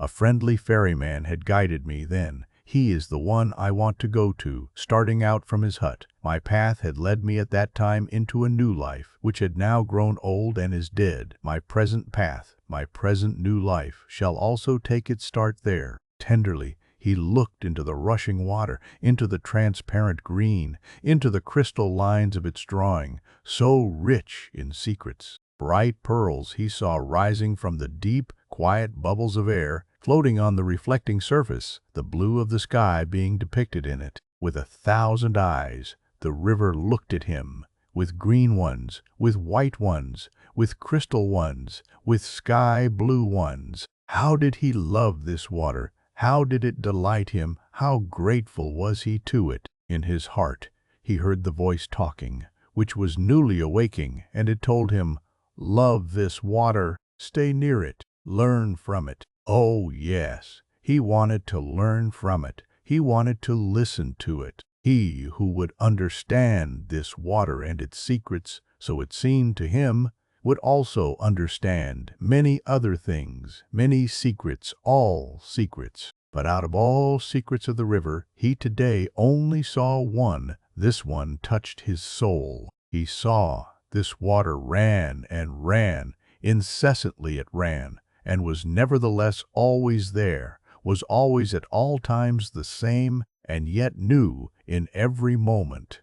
Great be he who would grasp this, understand this, He understood and grasped it not, only felt some idea of it stirring, a distant memory, divine voices. Siddhartha rose. The workings of hunger in his body became unbearable. In a daze he walked on, up the path by the bank, upriver, listened to the current, listened to the rumbling hunger in his body. When he reached the ferry, the boat was just ready, and the same ferryman who had once transported the young Samana across the river stood in the boat. Siddhartha recognized him. He had also aged very much. "Would you like to ferry me over?" he asked. The ferryman, being astonished to see such an elegant man walking along and on foot, took him into his boat and pushed it off the bank. "It's a beautiful life you have chosen for yourself," the passenger spoke. "It must be beautiful to live by this water every day and to cruise on it." With a smile, the man at the oar moved from side to side. "It is beautiful, sir. It is as you say. But isn't every life, isn't every work beautiful? This may be true, but I envy you for yours. Ah, you would soon stop enjoying it. This is nothing for people wearing fine clothes." Siddhartha laughed. "Once before, I have been looked upon today because of my clothes.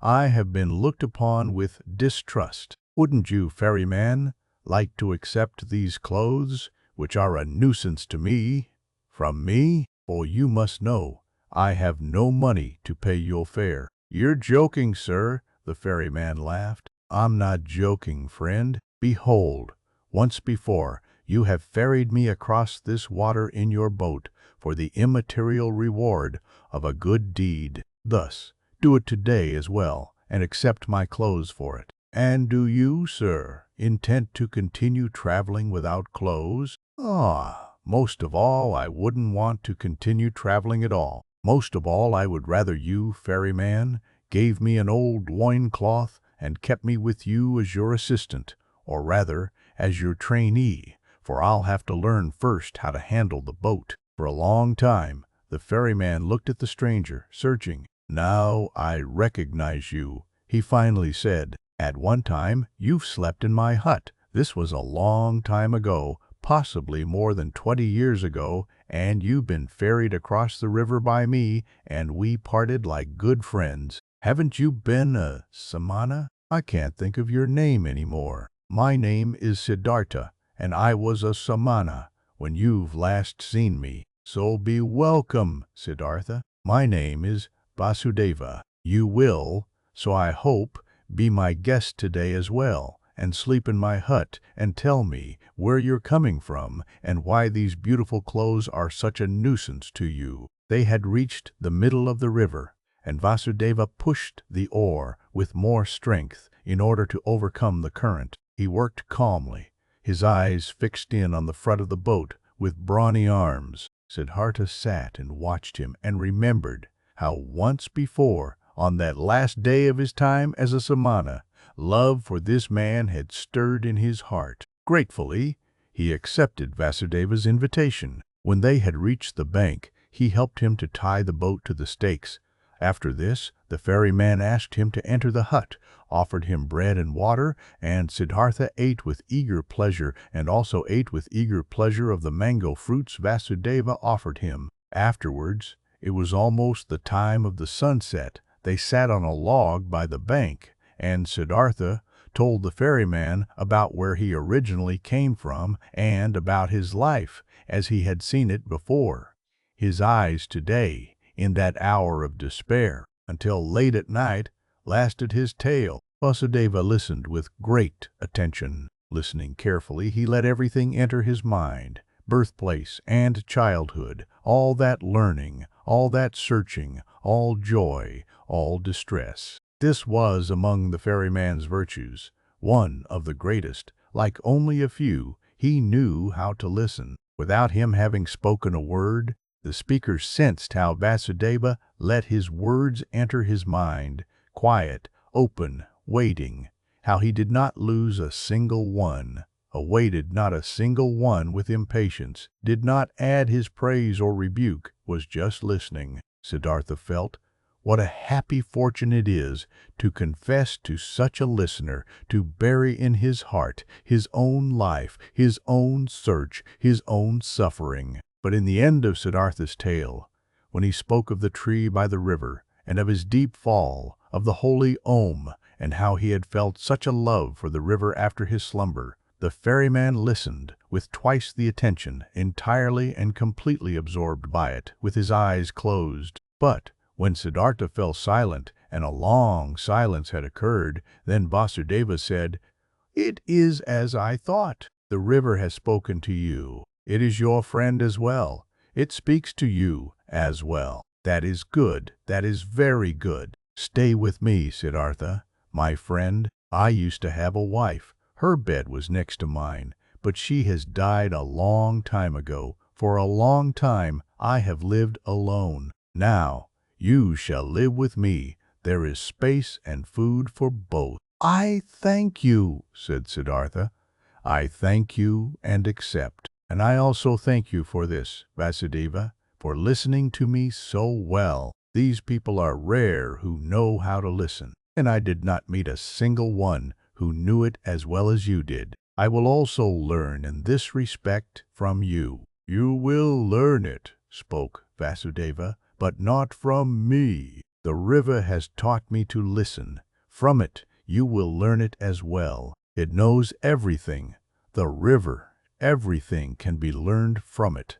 See, you've already learned this from the water too, that it is good to strive downwards, to sink, to seek depth. The rich and elegant Siddhartha is becoming an oarsman's servant.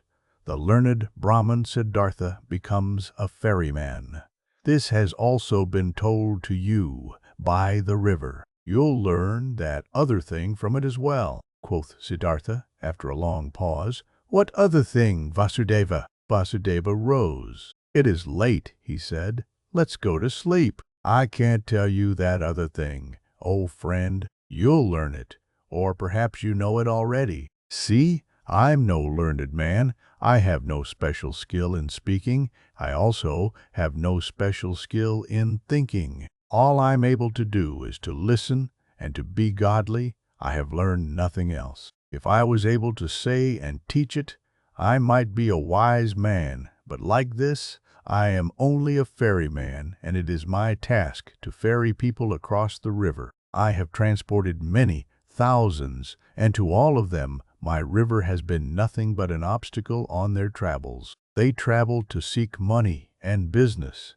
and for weddings, and on pilgrimages, and the river was obstructing their path, and the ferryman's job was to get them quickly across that obstacle. But for some among thousands, a few, 4 or 5, the river has stopped being an obstacle. They have heard its voice, they have listened to it, and the river has become sacred to them, as it has become sacred to me. Let's rest now, Siddhartha." Siddhartha stayed with the ferryman and learned to operate the boat, and when there was nothing to do at the ferry, he worked with Vasudeva in the rice field, gathered wood, plucked the fruit off the banana trees. He learned to build an oar, and learned to mend the boat, and to weave baskets, and was joyful because of everything he learned, and the days and months passed quickly. But more than Vasudeva could teach him, he was taught by the river. Incessantly, he learned from it. Most of all, he learned from it to listen, to pay close attention with a quiet heart, with a waiting, open soul, without passion, without a wish, without judgment, without an opinion. In a friendly manner, he lived side by side with Vasudeva, and occasionally they exchanged some words, few, and at length thought about words. Vasudeva was no friend of words. Rarely Siddhartha succeeded in persuading him to speak. "Did you," so he asked him at one time, "did you too learn that secret from the river, that there is no time?"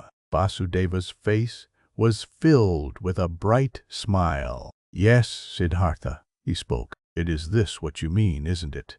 That the river is everywhere at once, at the source and at the mouth, at the waterfall, at the ferry, at the rapids, in the sea, in the mountains, everywhere at once, and that there is only the present time for it, not the shadow of the past, not the shadow of the future? This it is, said Siddhartha, and when I had learned it, I looked at my life, and it was also a river, and the boy Siddhartha was only separated from the man Siddhartha and from the old man Siddhartha by a shadow, not by something real. Also, Siddhartha's previous births were no past, and his death and his return to Brahma was no future. Nothing was, nothing will be, everything is, everything has existence and is present. Siddhartha spoke with ecstasy. Deeply, this enlightenment had delighted him. Oh, was not all suffering time?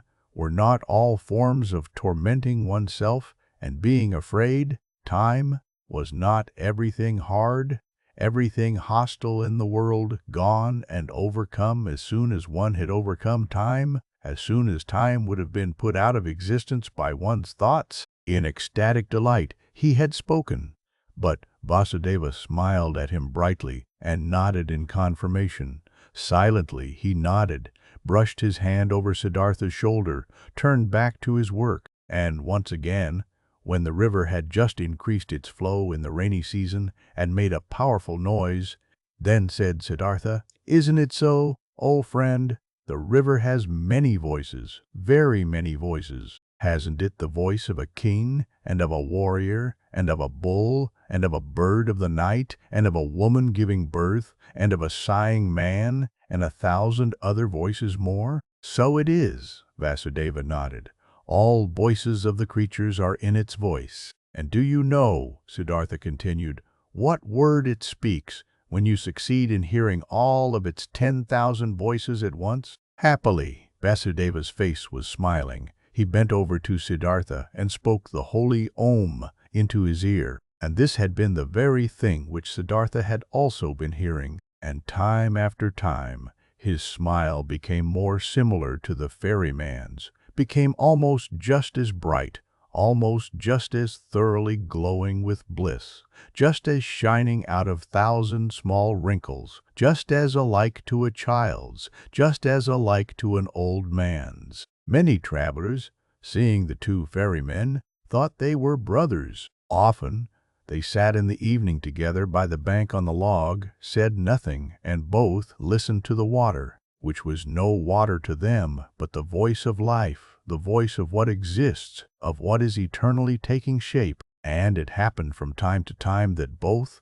when listening to the river, thought of the same things, of a conversation from the day before yesterday, of one of their travelers, the face and fate of whom had occupied their thoughts, of death, of their childhood, and that they both in the same moment, when the river had been saying something good to them, looked at each other, both thinking precisely the same thing, both delighted about the same answer to the same question. There was something about this ferry and the two ferrymen which was transmitted to others, which many of the travelers felt. It happened occasionally that a traveler, after having looked at the face of one of the ferrymen, started to tell the story of his life, told about pains, confessed evil things, asked for comfort and advice. It happened occasionally that someone asked for permission to stay for a night with them to listen to the river. It also happened that curious people came who had been told that there were two wise men, or sorcerers, or holy men living by that ferry.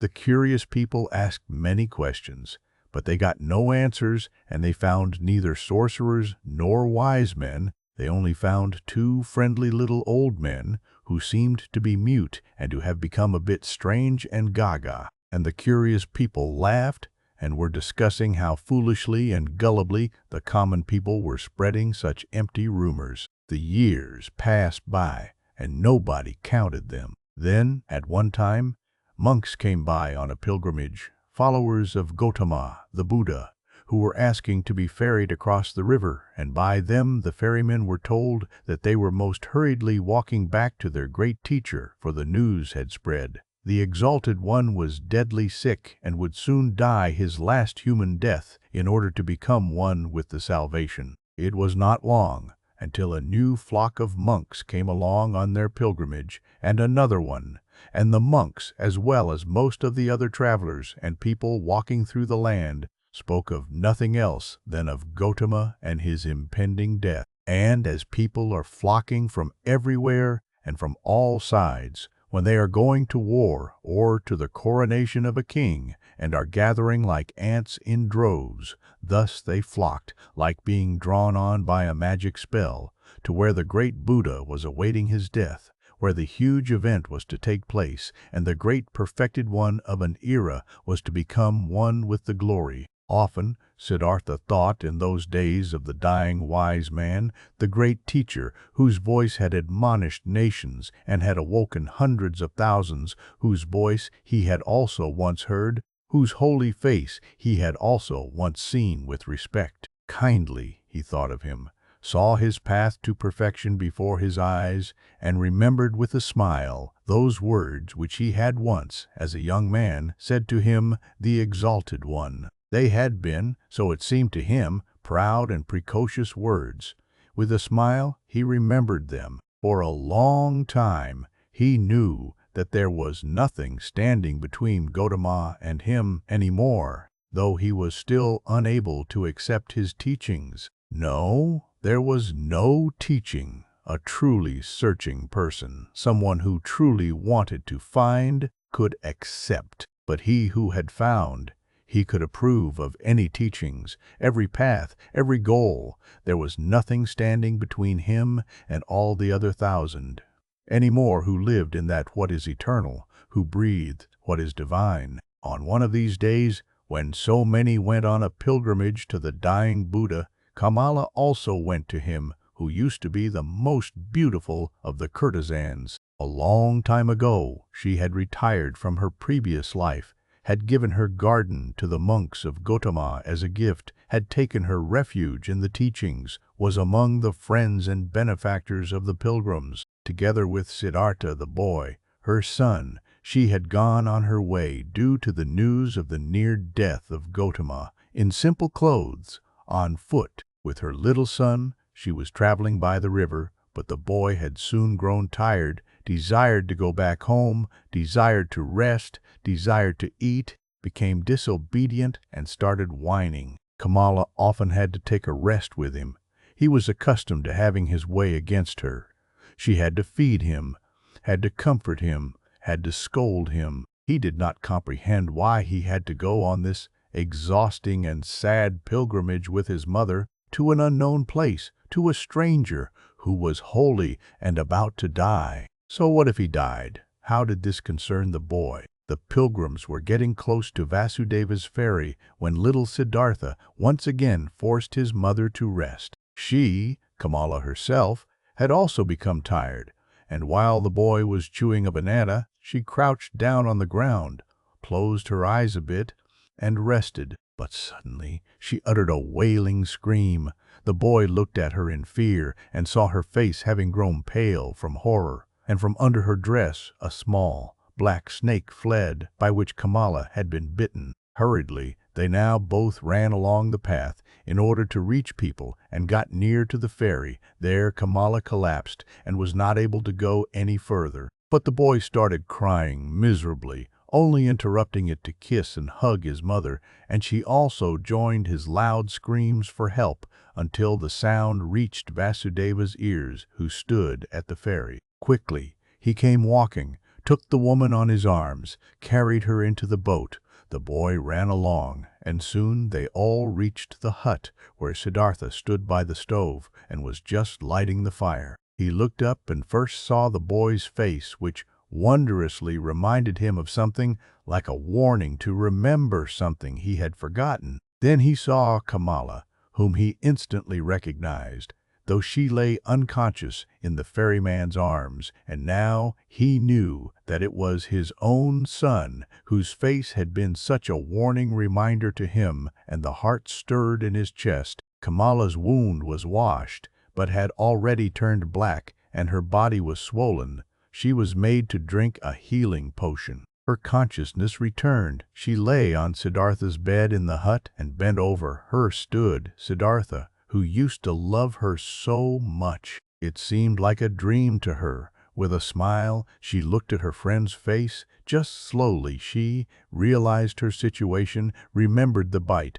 called timidly for the boy. "He's with you. Don't worry," said Siddhartha. Kamala looked into his eyes. She spoke with a heavy tongue, paralyzed by the poison. "You become old, my dear," she said. "You become gray. But you are like the young Samana, who at one time came without clothes, with dusty feet, to me into the garden. You are much more like him than you were like him at that time when you had left me and Kamaswami. In the eyes, you're like him, Siddhartha. Alas, I have also grown old. Could you still recognize me?" Siddhartha smiled. "Instantly, I recognized you, Kamala, my dear." Kamala pointed to her boy and said, "Did you recognize him as well? He is your son." Her eyes became confused and fell shut. The boy wept. Siddhartha took him on his knees, let him weep, petted his hair, and at the sight of the child's face, a Brahmin prayer came to his mind, which he had learned a long time ago, when he had been a little boy himself. Slowly, with a singing voice, he started to speak. From his past and childhood, the words came flowing to him. And with that sing-song, the boy became calm, was only now and then uttering a sob, and fell asleep. Siddhartha placed him on Vasudeva's bed. Vasudeva stood by the stove and cooked rice. Siddhartha gave him a look, which he returned with a smile. "She'll die," Siddhartha said quietly. Vasudeva nodded. Over his friendly face ran the light of the stove's fire. Once again, Kamala returned to consciousness. Pain distorted her face. Siddhartha's eyes read the suffering on her mouth, on her pale cheeks. Quietly, he read it, attentively, waiting, his mind becoming one with her suffering. Kamala felt it. Her gaze sought his eyes. Looking at him, she said, "Now I see that your eyes have changed as well. They've become completely different. By what do I still recognize that you're Siddhartha? It's you, and it's not you." Siddhartha said nothing. Quietly, his eyes looked at hers. "You have achieved it?" she asked. "You have found peace?" He smiled and placed his hand on hers. "I'm seeing it," she said. "I'm seeing it. I too will find peace." "You have found it," Siddhartha spoke in a whisper.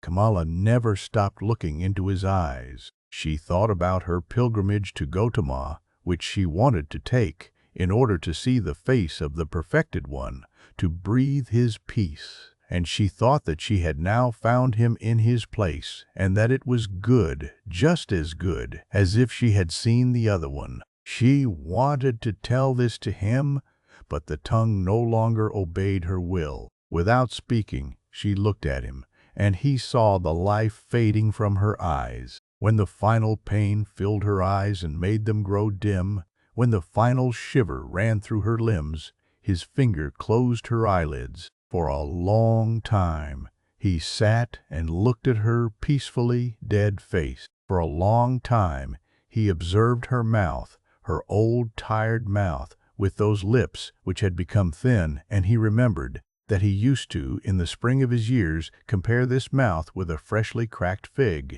For a long time he sat, red in the pale face, in the tired wrinkles, filled himself with this sight, saw his own face lying in the same manner, just as white, just as quenched out, and saw at the same time his face and hers being young, with red lips, with fiery eyes, and the feeling of this both being present and at the same time real, the feeling of eternity, completely filled every aspect of his being. Deeply he felt, more deeply than ever before, in this hour, the indestructibility of every life, the eternity of every moment. When he rose, Vasudeva had prepared rice for him, but Siddhartha did not eat. In the stable, where their goats stood, the two old men prepared beds of straw for themselves, and Vasudeva lay himself down to sleep. But Siddhartha went outside and sat this night before the hut, listening to the river, surrounded by the past, touched and encircled by all times of his life at the same time. But occasionally He rose, stepped to the door of the hut, and listened whether the boy was sleeping. Early in the morning, even before the sun could be seen, Vasudeva came out of the stable and walked over to his friend. "You haven't slept," he said. "No, Vasudeva. I sat here. I was listening to the river. A lot it has told me.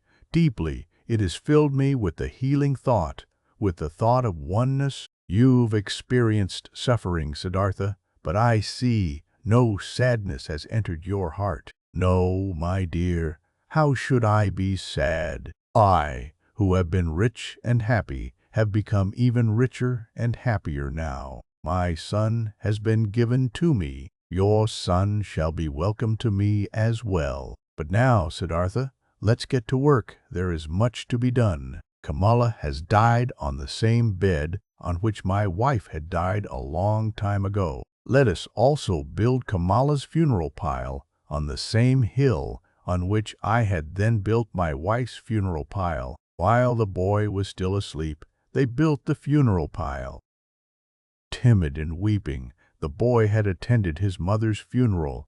Gloomy and shy, he had listened to Siddhartha, who greeted him as his son and welcomed him at his place in Vasudeva's hut. Pale, he sat for many days by the hill of the dead, did not want to eat, gave no open look, did not open his heart, met his fate with resistance and denial. Siddhartha spared him and let him do as he pleased. He honored his mourning. Siddhartha understood that his son did not know him, that he could not love him like a father. Slowly, he also saw and understood that the 11-year-old was a pampered boy, a mother's boy, and that he had grown up in the habits of rich people, accustomed to finer food, to a soft bed, accustomed to giving orders to servants. Siddhartha understood that the mourning, pampered child could not suddenly and willingly be content with a life among strangers and in poverty. He did not force him.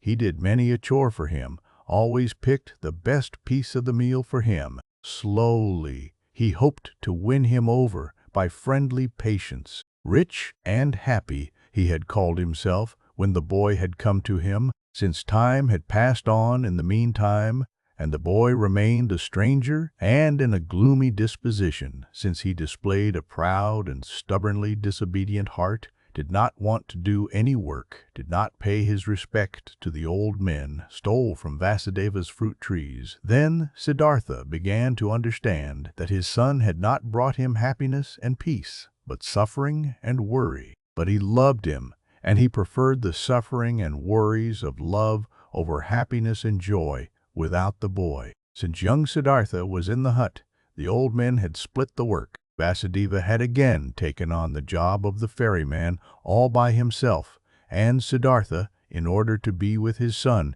did the work in the hut and the field. For a long time, for long months, Siddhartha waited for his son to understand him, to accept his love, to perhaps reciprocate it. For long months, Vasudeva waited, watching, waited, and said nothing. One day, when Siddhartha the younger had once again tormented his father very much with spite and an unsteadiness in his wishes, and had broken both of his rice bowls, Vasudeva took in the evening his friend aside and talked to him. "Pardon me," he said from a friendly heart, "I'm talking to you. I'm seeing that you are tormenting yourself.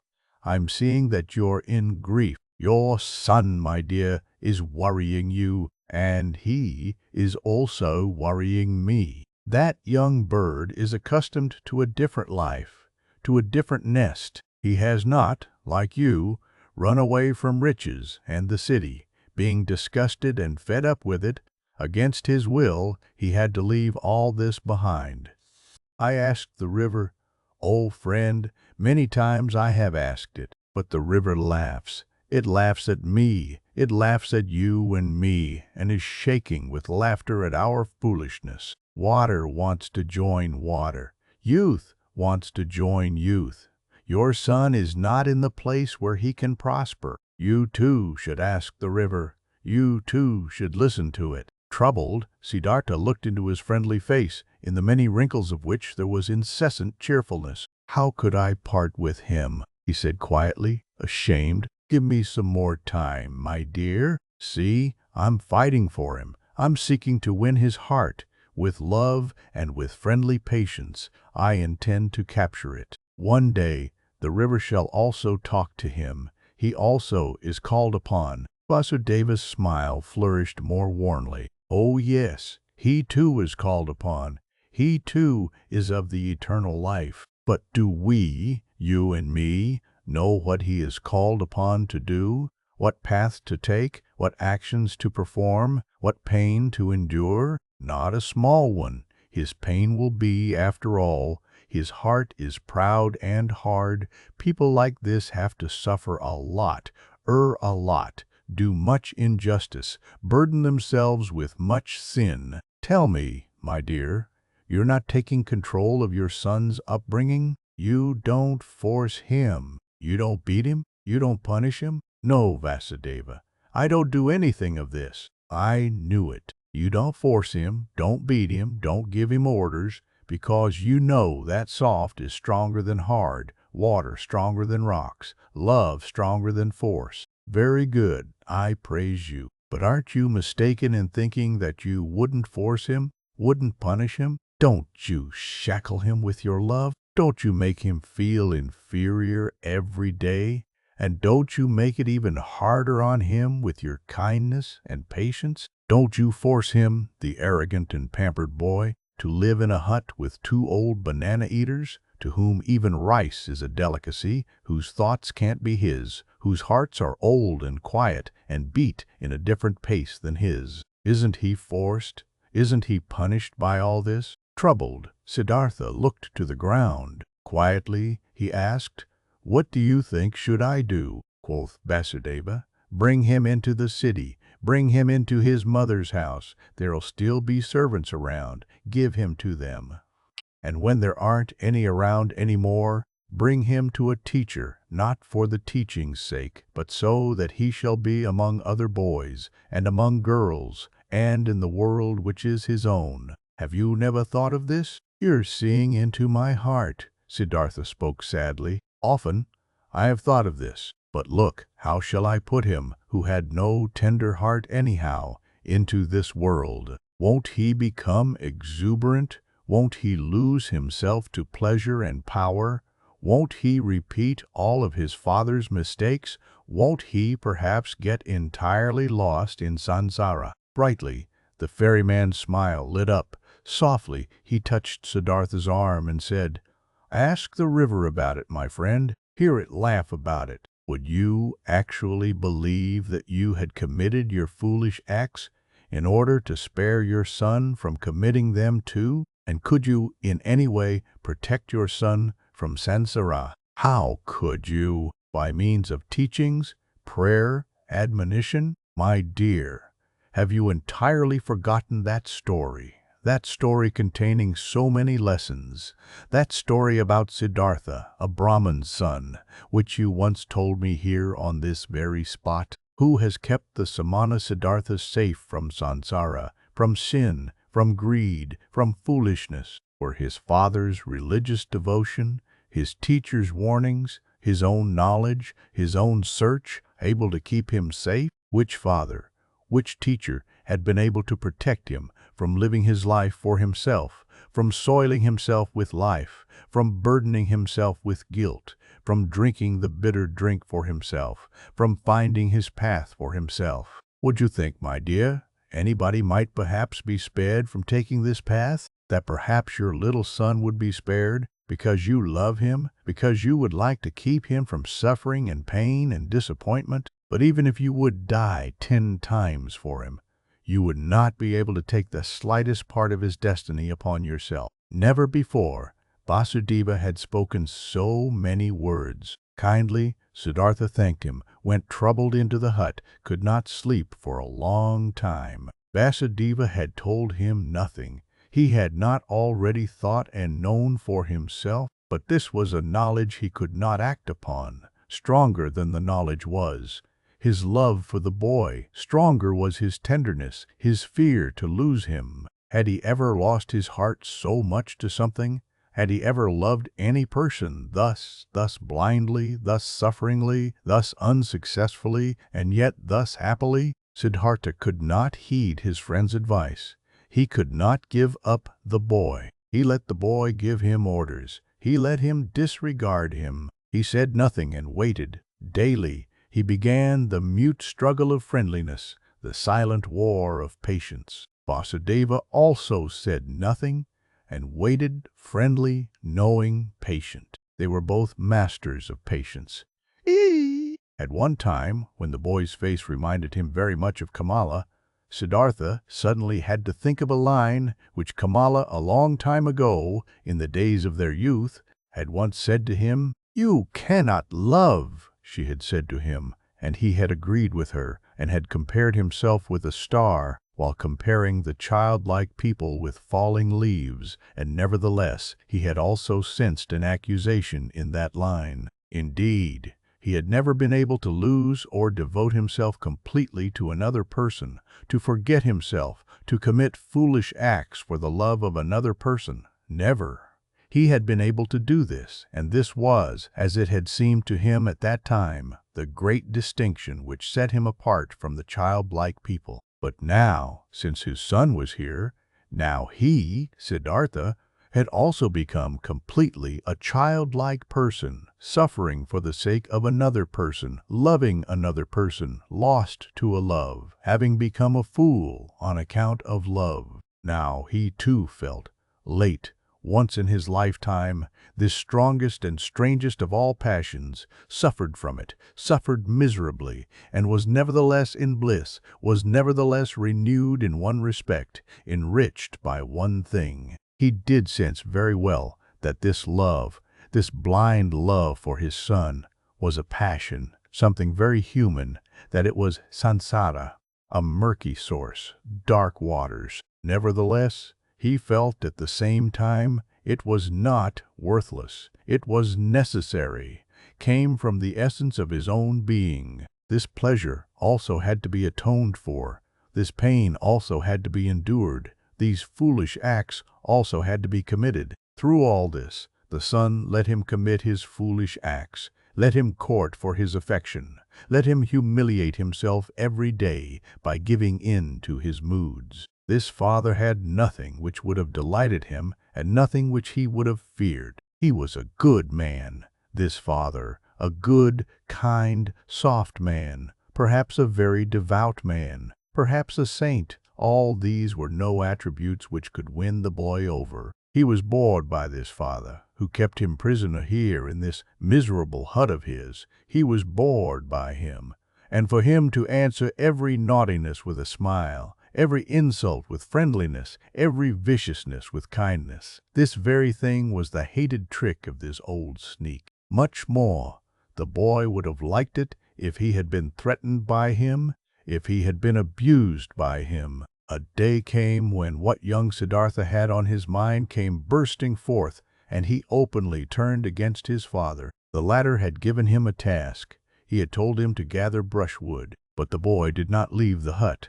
In stubborn disobedience and rage, he stayed where he was, thumped on the ground with his feet, clenched his fists, and screamed in a powerful outburst his hatred and contempt into his father's face. "Get the brushwood for yourself," he shouted, foaming at the mouth.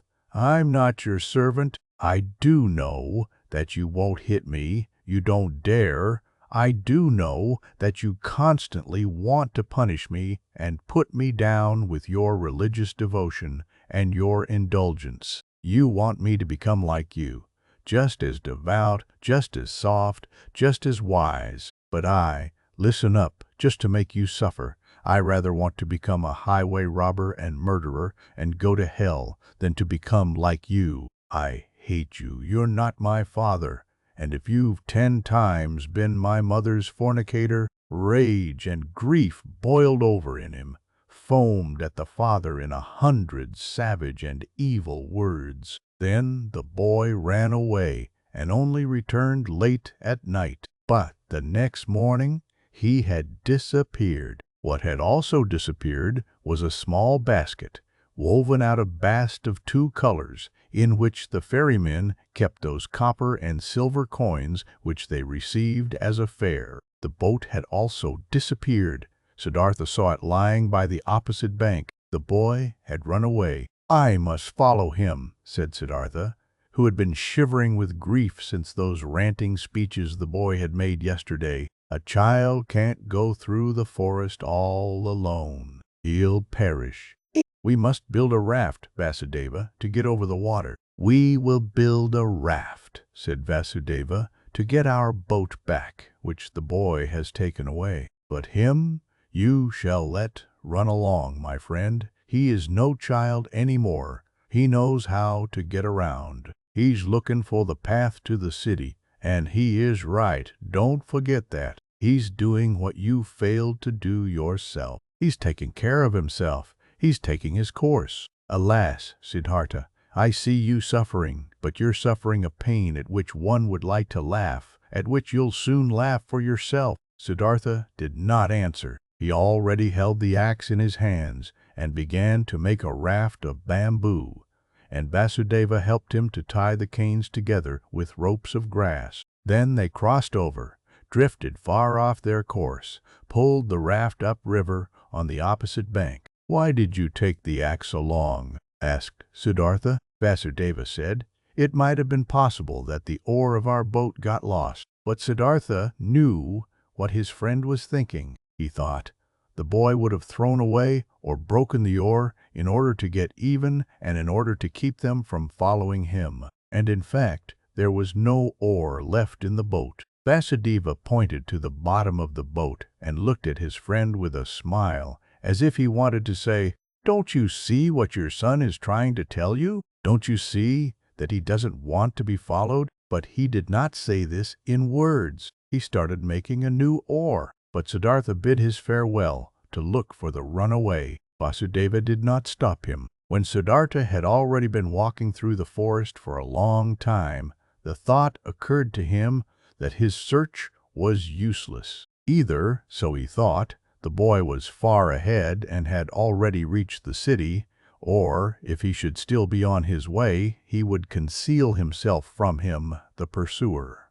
As he continued thinking, he also found that he, on his part, was not worried for his son, that he knew deep inside that he had neither perished nor was in any danger in the forest. Nevertheless, he ran without stopping, no longer to save him, just to satisfy his desire, just to perhaps see him one more time. And he ran up to just outside of the city. When near the city, he reached a wide road. He stopped by the entrance of the beautiful pleasure garden, which used to belong to Kamala, where he had seen her for the first time in her sedan chair. The past rose up in his soul. Again he saw himself standing there, young, a bearded, naked Samana, the hair full of dust. For a long time, Siddhartha stood there and looked through the open gate into the garden, seeing monks in yellow robes walking among the beautiful trees. For a long time he stood there, pondering, seeing images, listening to the story of his life. For a long time he stood there, looked at the monks, saw young Siddhartha in their place, saw young Kamala walking among the high trees. Clearly he saw himself being served food and drink by Kamala, receiving his first kiss from her, looking proudly and disdainfully back on his Brahmanism, beginning proudly and full of desire his worldly life. He saw Kamaswami, saw the servants, the orgies, the gamblers with the dice, the musicians, saw Kamala's song, Bird in the Cage, lived through all this once again, breathed Sansara, was once again old and tired, felt once again disgust, felt once again the wish to annihilate himself, was once again healed by the holy Om. After having been standing by the gate of the garden for a long time, Siddhartha realized that his desire was foolish, which had made him go up to this place, that he could not help his son, that he was not allowed to cling to him. Deeply, he felt the love for the runaway in his heart, like a wound, and he felt at the same time that this wound had not been given to him in order to turn the knife in it, that it had to become a blossom and had to shine, that this wound did not blossom yet, did not shine yet, at this hour made him sad. Instead of the desired goal, which had drawn him here following the runaway sun, there was now emptiness. Sadly, he sat down, felt something dying in his heart, experienced emptiness, saw no joy anymore, no goal. He sat lost in thought and waited. This he had learned by the river.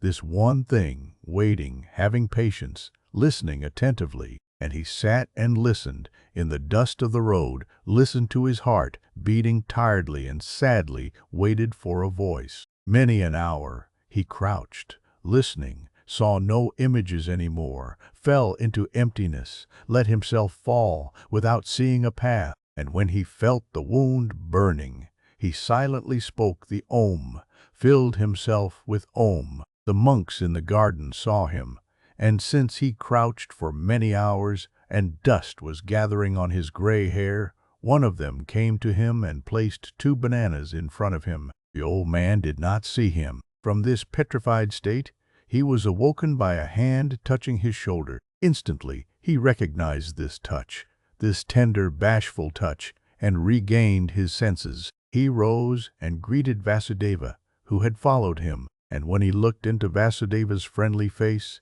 into the small wrinkles, which were as if they were filled with nothing but his smile, into the happy eyes, then he smiled too. Now he saw the bananas lying in front of him, picked them up, gave one to the ferryman, ate the other one himself. After this, he silently went back into the forest with Vasudeva, returned home to the ferry. Neither one talked about what had happened today. Neither one mentioned the boy's name. Neither one spoke about him running away.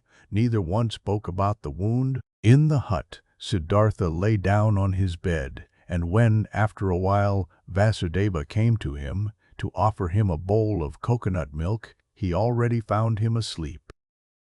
For a long time, the wound continued to burn. Many a traveler, Siddhartha, had to ferry across the river who was accompanied by a son or a daughter, and he saw none of them without envying him, without thinking, so many thousands possess this sweetest of good fortunes. Why don't I? Even bad people, even thieves and robbers have children and love them, and are being loved by them, all except for me. Thus simply, thus without reason, he now thought, thus similar to the childlike people he had become. Differently than before, he now looked upon people, less smart, less proud, but instead warmer, more curious, more involved. When he ferried travelers of the ordinary kind, childlike people, businessmen, warriors, women, these people did not seem alien to him as they used to. He understood them.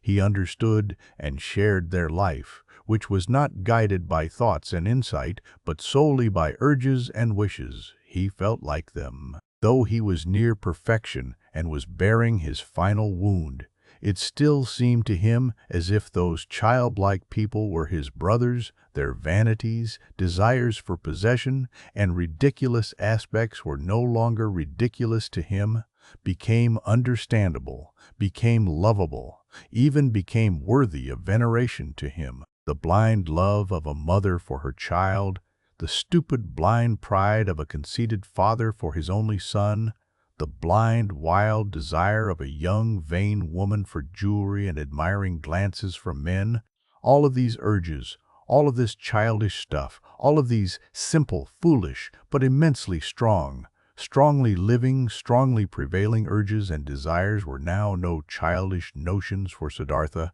anymore. He saw people living for their sake, saw them achieving infinitely, much for their sake, traveling, conducting wars, suffering infinitely much, bearing infinitely much, and he could love them for it. He saw life, that what is alive, the indestructible, the Brahman in each of their passions, each of their acts, worthy of love and admiration, were these people in their blind loyalty, their blind strength and tenacity. They lacked nothing.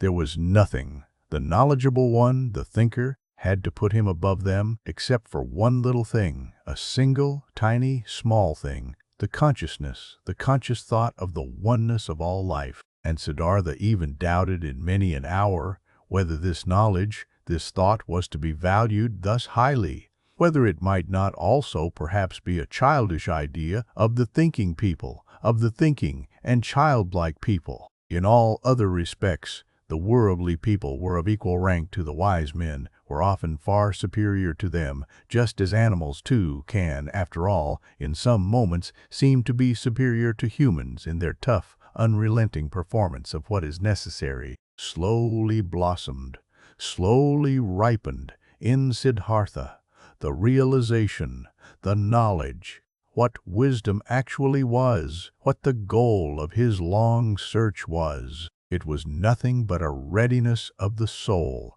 an ability, a secret art to think every moment while living his life, the thought of oneness, to be able to feel and inhale the oneness. Slowly this blossomed in him, was shining back at him from Vasudeva's old, childlike face, harmony, knowledge of the eternal perfection of the world, smiling, oneness. But the wound still burned, longingly and bitterly. Siddhartha thought of his son, nurtured his love and tenderness in his heart, allowed the pain to gnaw at him, committed all foolish acts of love. Not by itself, this flame would go out, and one day, when the wound burned violently, Siddhartha ferried across the river, driven by a yearning, got off the boat, and was willing to go to the city and to look for his son. The river flowed softly and quietly. It was the dry season, but its voice sounded strange. It laughed.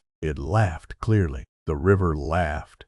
It laughed brightly and clearly at the old ferryman. Siddhartha stopped. He bent over the water in order to hear even better, and he saw his face reflected in the quietly moving waters, and in this reflected face there was something which reminded him, something he had forgotten, and as he thought about it, he found it. This face resembled another face, which he used to know and love and also fear. It resembled his father's face, the Brahman, and he remembered how he, a long time ago, as a young man, had forced his father to let him go to the penitence, how he had bid his farewell to him, how he had gone and had never come back. Had his father not also suffered the same pain for him, which he now suffered for his son? Had his father not long since died, alone, without having seen his son again? Did he not have to expect the same fate for himself? Was it not a comedy? A strange and stupid matter, this repetition, this running around in a fateful circle? The river laughed. Yes, so it was.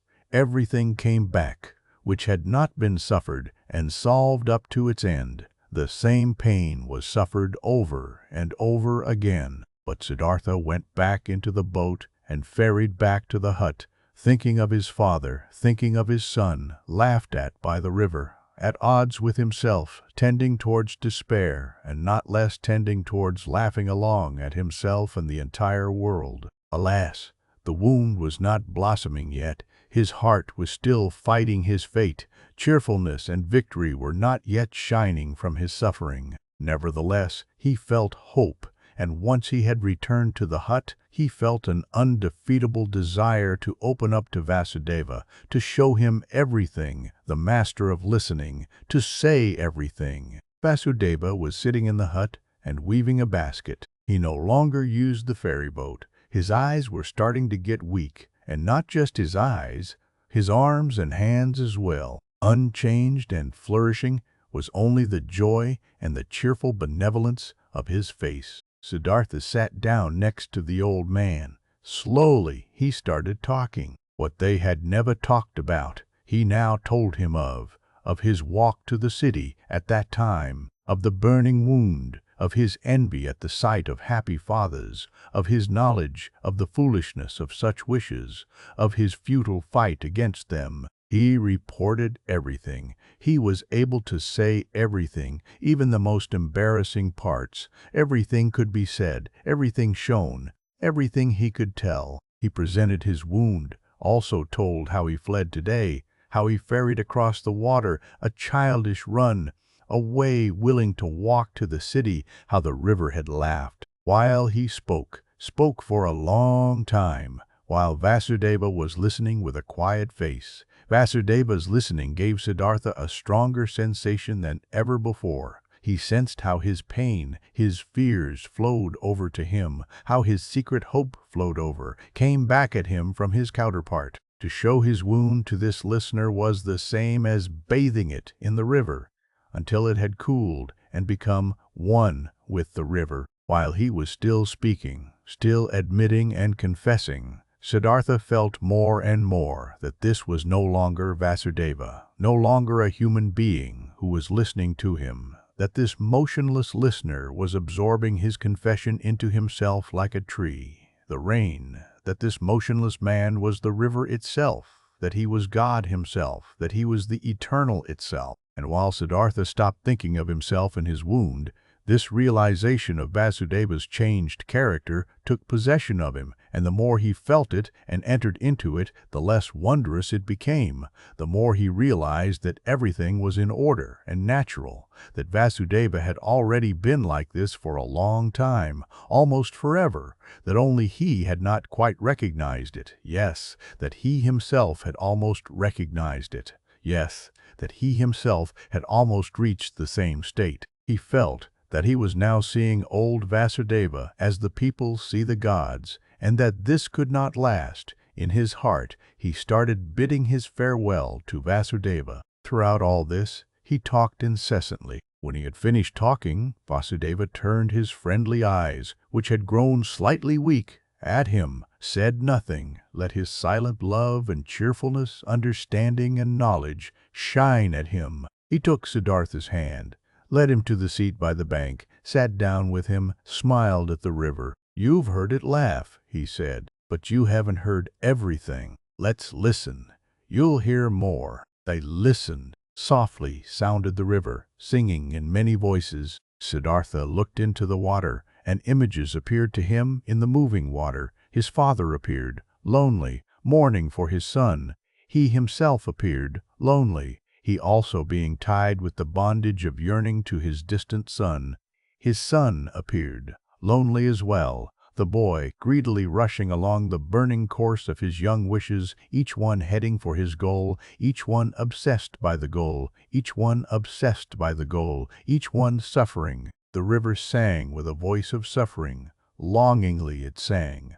Longingly it flowed towards its goal. Lamentingly its voice sang. "Do you hear?" Vasudeva's mute gaze asked. Siddhartha nodded. "Oh, listen better," Vasudeva whispered. "Oh." Siddhartha made an effort to listen better. The image of his father, his own image, the image of his son merged.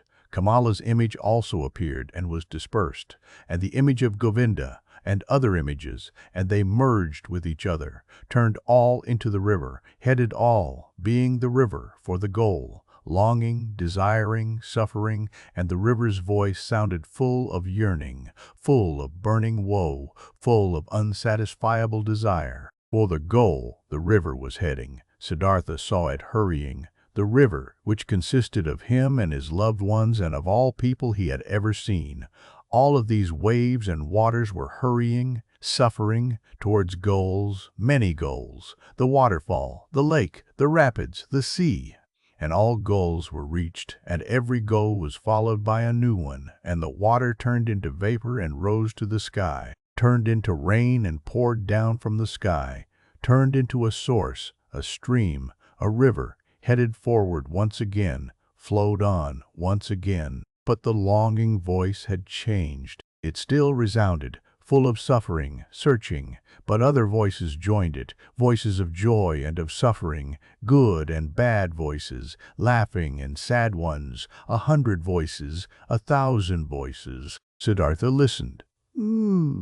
He was now nothing but a listener, completely concentrated on listening, completely empty. He felt that he had now finished learning to listen. Often before, he had heard all this, these many voices in the river. Today it sounded new. Already, he could no longer tell the many voices apart, not the happy ones from the weeping ones, not the ones of children from those of men. They all belonged together. The lamentation of yearning and the laughter of the knowledgeable one, the scream of rage and the moaning of the dying ones, everything was one, everything was intertwined and connected, entangled 1,000 times, 11 tavern-trined, anda, wanda, bot, and everything together, all voices, all goals, all yearning, all suffering, all pleasure, all that was good and evil, all of this together was the world. All of it together was the flow of events, was the music of life. And when Siddhartha was listening attentively to this river, this song of 1,000 voices, when he neither listened to the suffering nor the laughter, when he did not tie his soul to any particular voice and submerged his self into it, but when he heard them all, perceived the whole, the oneness, then the great song of the 1,000 voices consisted of a single word, which was Om, the perfection. "Do you hear?" Vasudeva's gaze asked again. Brightly, Vasudeva's smile was shining, floating radiantly over all the wrinkles of his old face as the Om was floating in the air over all the voices of the river. Brightly his smile was shining when he looked at his friend, and brightly the same smile was now starting to shine on Siddhartha's face as well. His wound blossomed, his suffering was shining, his self had flown into the oneness. In this hour, Siddhartha stopped fighting his fate, stopped suffering. On his face flourished the cheerfulness of a knowledge which is no longer opposed by any will, which knows perfection, which is in agreement with the flow of events, with the current of life, full of sympathy for the pain of others, full of sympathy for the pleasure of others, devoted to the flow, belonging to the oneness. When Vasudeva rose from the seat by the bank, when he looked into Siddhartha's eyes and saw the cheerfulness of the knowledge shining in them, he softly touched his shoulder with his hand in this careful and tender manner and said, "I've been waiting for this hour, my dear. Now that it has come, let me leave. For a long time, I've been waiting for this hour. For a long time, I've been Vasudeva the ferryman. Now it's enough. Farewell, but farewell, river, farewell, Siddhartha." Siddhartha made a deep bow before him, who bid his farewell. "I've known it," he said quietly. "You'll go into the forests?" "I'm going into the forests. I'm going into the oneness," spoke Vasudeva with a bright smile. With a bright smile, he left. Siddhartha watched him leaving. With deep joy, with deep solemnity, he watched him leave, saw his steps full of peace, saw his head full of luster, saw his body full of light.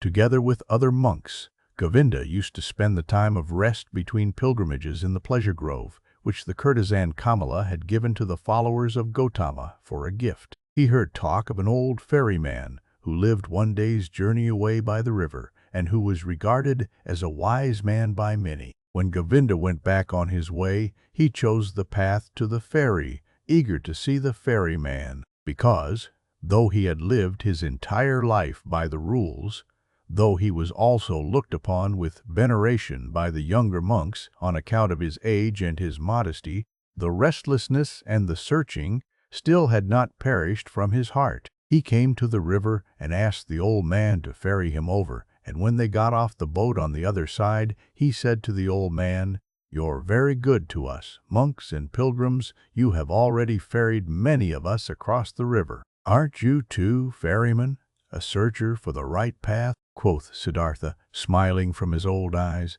"Do you call yourself a searcher, O venerable one, though you are already well on in years and are wearing the robe of Gotama's monks?" "It's true, I'm old," spoke Govinda, "but I haven't stopped searching. Never. I'll stop searching. This seems to be my destiny. You too, so it seems to me, have been searching. Would you like to tell me something, O honorable one?" quoth Siddhartha. "What should I possibly have to tell you, O venerable one? Perhaps that you're searching far too much, that in all that searching you don't find the time for finding." "How come?" asked Govinda. "When someone is searching," said Siddhartha, then it might easily happen that the only thing his eyes still see is that what he searches for, that he is unable to find anything, to let anything enter his mind, because he always thinks of nothing but the object of his search, because he has a goal, because he is obsessed by the goal. Searching means having a goal, but finding means being free, being open, having no goal. You, O Venerable One, are perhaps indeed a searcher because, striving for your goal, there are many things you don't see which are directly in front of your eyes. I don't quite understand yet, asked Govinda. What do you mean by this? Quoth Siddhartha. A long time ago, O Venerable One, many years ago, you've once before been at this river and have found a sleeping man by the river and have sat down with him to guard his sleep. But, O Govinda, you did not recognize the sleeping man. Astonished, as if he had been the object of a magic spell, the monk looked into the ferryman's eyes. Are you Siddhartha? He asked with a timid voice. I wouldn't have recognized you this time as well. From my heart, I'm greeting you, Siddhartha. From my heart, I'm happy to see you once again. You've changed a lot, my friend. And so, you've now become a ferryman? In a friendly manner, Siddhartha laughed. A ferryman, yes. Many people, Govinda, have to change a lot, have to wear many a robe. I am one of those, my dear. Be welcome, Govinda, and spend the night in my hut. Govinda stayed the night in the hut and slept on the bed which used to be Vasudeva's bed. Many questions he posed to the friend of his youth. Many things Siddhartha had to tell him from his life. When, in the next morning, the time had come to start the day's journey, Govinda said, not without hesitation, these words, Before I'll continue on my path, Siddhartha, permit me to ask one more question. Do you have a teaching? Do you have a faith or a knowledge you follow which helps you to live and to do right? Quoth Siddhartha. You know, my dear, that I already, as a young man, in those days when we lived with the penitents in the forest, started to distrust teachers and teachings and to turn my back to them. I have stuck with this. Nevertheless, I have had many teachers since then. A beautiful courtesan has been my teacher for a long time, and a rich merchant was my teacher, and some gamblers with dice. Once, even a follower of Buddha, traveling on foot, has been my teacher. He sat with me when I had fallen asleep in the forest, on the pilgrimage. I've also learned from him. I'm also grateful to him, very grateful. But most of all, I have learned here from this river and from my predecessor, the ferryman Vasudeva. He was a very simple person, Vasudeva. He was no thinker, but he knew what is necessary just as well as Gotama. He was a perfect man, a saint, Govinda said. Still, oh Siddhartha, you love a bit to mock people, as it seems to me. I believe in you and know that you haven't followed a teacher. But haven't you found something by yourself?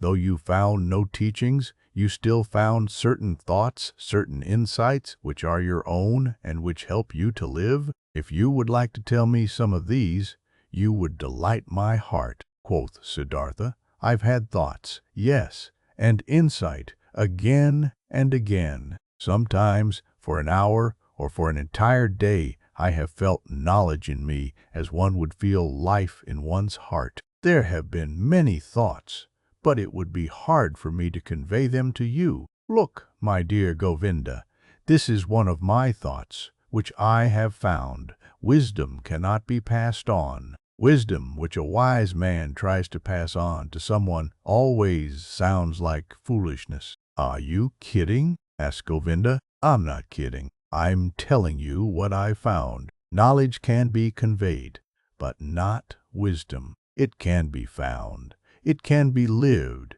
It is possible to be carried by it. Miracles can be performed with it, but it cannot be expressed in words and taught. This was what I, even as a young man, sometimes suspected, what has driven me away from the teachers. I have found a thought, Govinda, which you'll again regard as a joke or foolishness, but which is my best thought. It says, the opposite of every truth is just as true. That's like this. Any truth can only be expressed and put into words when it is one-sided. Everything is one-sided which can be thought with thoughts and said with words. It's all one-sided, all just one half, all lacks completeness, roundness, oneness. When the exalted Gotama spoke in his teachings of the world, he had to divide it into Sansara and Nirvana, into deception and truth, into suffering and salvation. It cannot be done differently.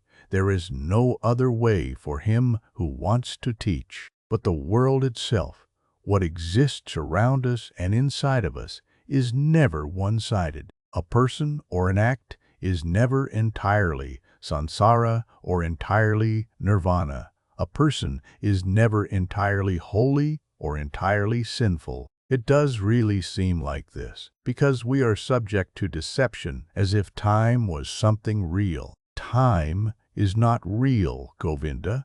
I have experienced this often and often again. And if time is not real, then the gap which seems to be between the world and the eternity, between suffering and blissfulness, between evil and good, is also a deception. How come? Asked Govinda timidly. Listen well, my dear. Listen well. The sinner, which I am and which you are, is a sinner. But in times to come, he will be Brahma again. He will reach the Nirvana, will be Buddha. And now see, these times to come are a deception, are only a parable. The sinner is not on his way to become a Buddha. He is not in the process of developing, though our capacity for thinking does not know how else to picture these things. No, within the sinner is now and today already the future. Buddha, his future is already all there. You have to worship in him, in you, in everyone. The Buddha which is coming into being, the possible, the hidden Buddha. The world, my friend Govinda, is not imperfect or on a slow path towards perfection. No, it is perfect in every moment. All sin already carries the divine forgiveness in itself. All small children already have the old person in themselves. All infants already have death. All dying people, the eternal life. It is not possible for any person to see how far another one has already progressed on his path. In the robber and dice gambler, the Buddha is waiting. In the Brahman, the robber is waiting. In deep meditation, there is the possibility to put time out of existence, to see all life, which was, is, and will be as if it was simultaneous. And there, everything is good, everything is perfect, everything is Brahman. Therefore, I see whatever exists as good. Death is to me like life, sin like holiness, wisdom like foolishness. Everything has to be as it is. Everything only requires my consent, only my willingness, my loving agreement to be good for me, to do nothing but work for my benefit, to be unable to ever harm me. I have experienced on my body and on my soul that I needed sin very much. I needed lust, the desire for possessions, vanity, and needed the most shameful despair in order to learn how to give up all resistance, in order to learn how to love the world, in order to stop comparing it to some world I wished, I imagined, some kind of perfection I had made up, but to leave it as it is, and to love it and to enjoy being a part of it. These, O Govinda, are some of the thoughts which have come into my mind. Siddhartha bent down, picked up a stone from the ground, and weighed it in his hand. This here, he said, playing with it, is a stone, and will, after a certain time, perhaps turn into soil, and will turn from soil into a plant or animal or human being. In the past, I would have said, this stone is just a stone. It is worthless. It belongs to the world of the Maya. But because it might be able to become also a human being and a spirit in the cycle of transformations, therefore I also grant it importance. Thus I would perhaps have thought in the past. But today I think this stone is a stone. It is also animal, it is also God, it is also Buddha. I do not venerate and love it because it could turn into this or that, but rather because it is already and always everything. And it is this very fact that it is a stone, that it appears to me now and today as a stone. This is why I love it and see worth and purpose in each of its veins and cavities, in the yellow, in the gray, in the hardness, in the sound it makes when I knock at it, in the dryness or wetness of its surface. There are stones which feel like oil or soap, and others like leaves, others like sand, and every one is special and praise the Om in its own way. Each one is Brahman, but simultaneously, and just as much it is a stone, is oily or juicy, and this is the very fact which I like and regard as wonderful and worthy of worship. But let me speak no more of this. The words are not good for the secret meaning. Everything always becomes a bit different as soon as it is put into words, gets distorted a bit silly, yes. And this is also very good, and I like it a lot. I also very much agree with this, that this, what is one man's treasure and wisdom, always sounds like foolishness to another person. Govinda listened silently. "Why have you told me this about the stone?" he asked hesitantly, after a pause. "I did it without any specific intention. Or perhaps what I meant was that I loved this very stone, and the river, and all these things we are looking at and from which we can learn. I can love a stone, Govinda, and also a tree or a piece of bark. These are things, and things can be loved, but I cannot love words. Therefore, teachings are no good for me. They have no hardness, no softness, no colors, no edges, no smell, no taste. They have nothing but words. Perhaps it is these which keep you from finding peace. Perhaps it is the many words, because salvation and virtue as well, Sansara and nirvana as well, are mere words, Govinda. There is no thing which would be nirvana.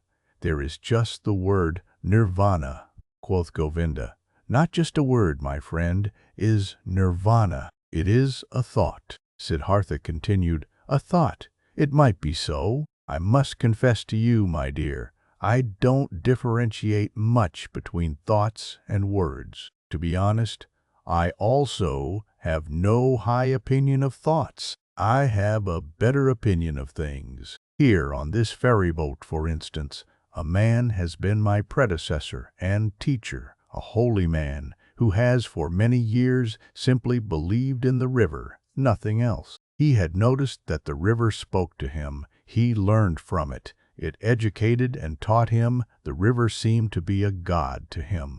For many years he did not know that every wind, every cloud, every bird, every beetle was just as divine and knows just as much and can teach just as much as the worshipped river. But when this holy man went into the forests, he knew everything, knew more than you and me, without teachers, without books, only because he had believed in the river." Govinda said, "But is that what you call things? Actually, something real? Something which has existence? Isn't it just a deception of the Maya, just an image, an illusion? Your stone, your tree, your river, are they actually a reality?" "This too," spoke Siddhartha, "I do not care very much about. Let the things be illusions or not. After all, I would then also be an illusion, and thus they are always like me. This is what makes them so dear and worthy of veneration. For me, they are like me. Therefore, I can love them. And this is now a teaching you will laugh about. Love, oh Govinda, seems to me to be the most important thing of all. To thoroughly understand the world, to explain it, to despise it, may be the thing great thinkers do. But I'm only interested in being able to love the world, not to despise it, not to hate it and me, to be able to look upon it and me and all beings with love and admiration and great respect. This I understand," spoke Govinda, "but this very thing was discovered by the Exalted One to be a deception. He commands benevolence, clemency, sympathy, tolerance, but not love.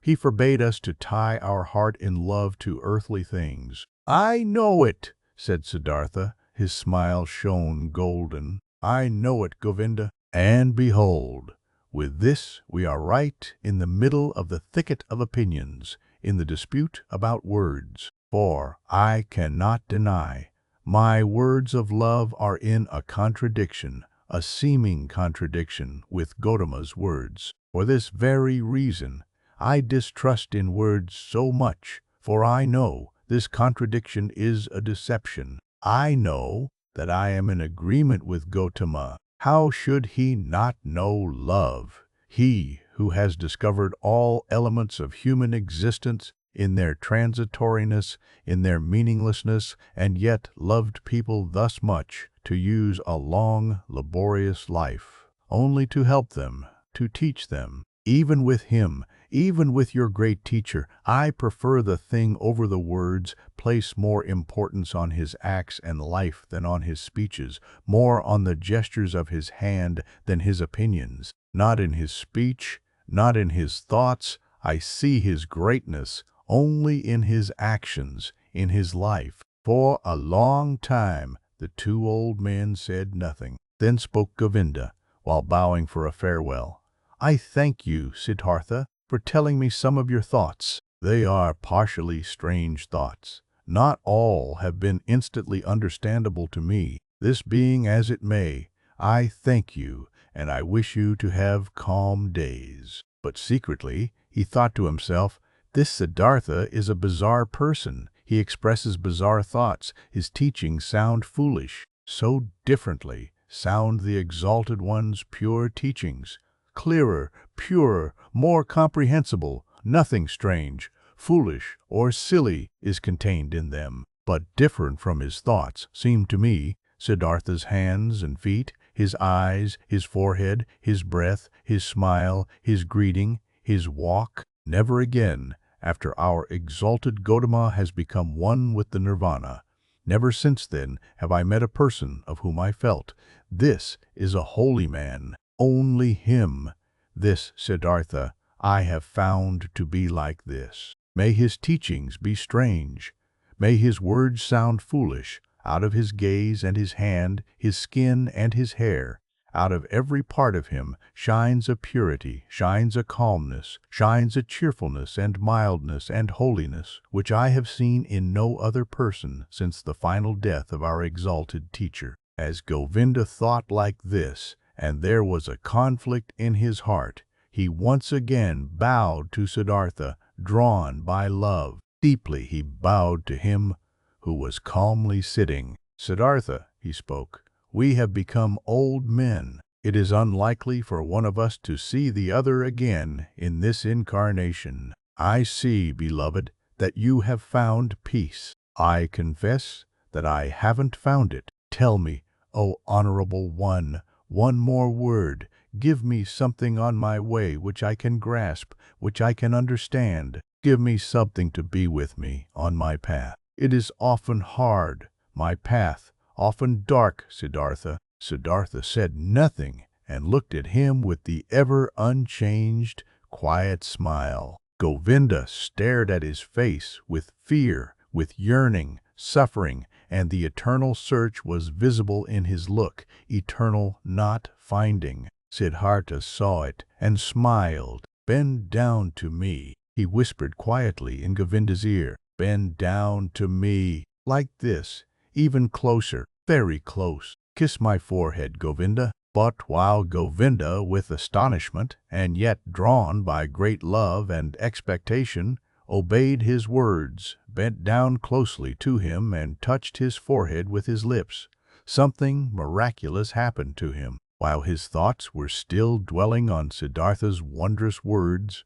while he was still struggling in vain and with reluctance to think away time, to imagine nirvana and sansara as one, while even a certain contempt for the words of his friend was fighting in him against an immense love and veneration, this happened to him. He no longer saw the face of his friend Siddhartha. Instead, he saw other faces, many, a long sequence, a flowing river of faces, of hundreds, of thousands, which all came and disappeared, and yet all seemed to be there simultaneously, which all constantly changed and renewed themselves, and which were still all Siddhartha. He saw the face of a fish, a carp, with an infinitely painfully open mouth, the face of a dying fish, with fading eyes. He saw the face of a newborn child, red and full of wrinkles, distorted from crying. He saw the face of a murderer. He saw him plunging a knife into the body of another person. He saw, in the same second, this criminal in bondage, kneeling and his head being chopped off by the executioner with one blow of his sword. He saw the bodies of men and women naked in positions and cramps of frenzied love. He saw corpses stretched out, motionless, cold, void. He saw the heads of animals, of boars, of crocodiles, of elephants, of bulls, of birds. He saw gods, saw Krishna, saw Agni. He saw all of these figures and faces in 1,000 relationships with one another, each one helping the other, each one helping the other, loving it, hating it, destroying it. Each one was a will to die, a passionately painful confession of transitoriness, and yet none of them died. Each one only transformed, was always reborn, received evermore a new face, without any time having passed between the one and the other face. And all of these figures and faces rested, flowed, generated themselves, floated along, and merged with each other.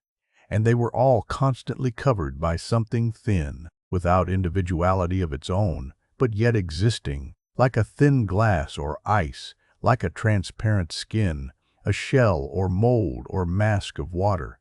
And this mask was smiling, and this mask was Siddhartha's smiling face, which he, Govinda, in this very same moment touched with his lips. And Govinda saw it like this smile of the mask, this smile of oneness above the flowing forms, this smile of simultaneousness above the 1,000 births and deaths, this smile of Siddhartha was precisely the same, was precisely of the same kind as the quiet, delicate, impenetrable, perhaps benevolent, perhaps mocking, wise, 1,000-fold smile of Gotama, the Buddha, as he had seen it himself, with great respect 100 times.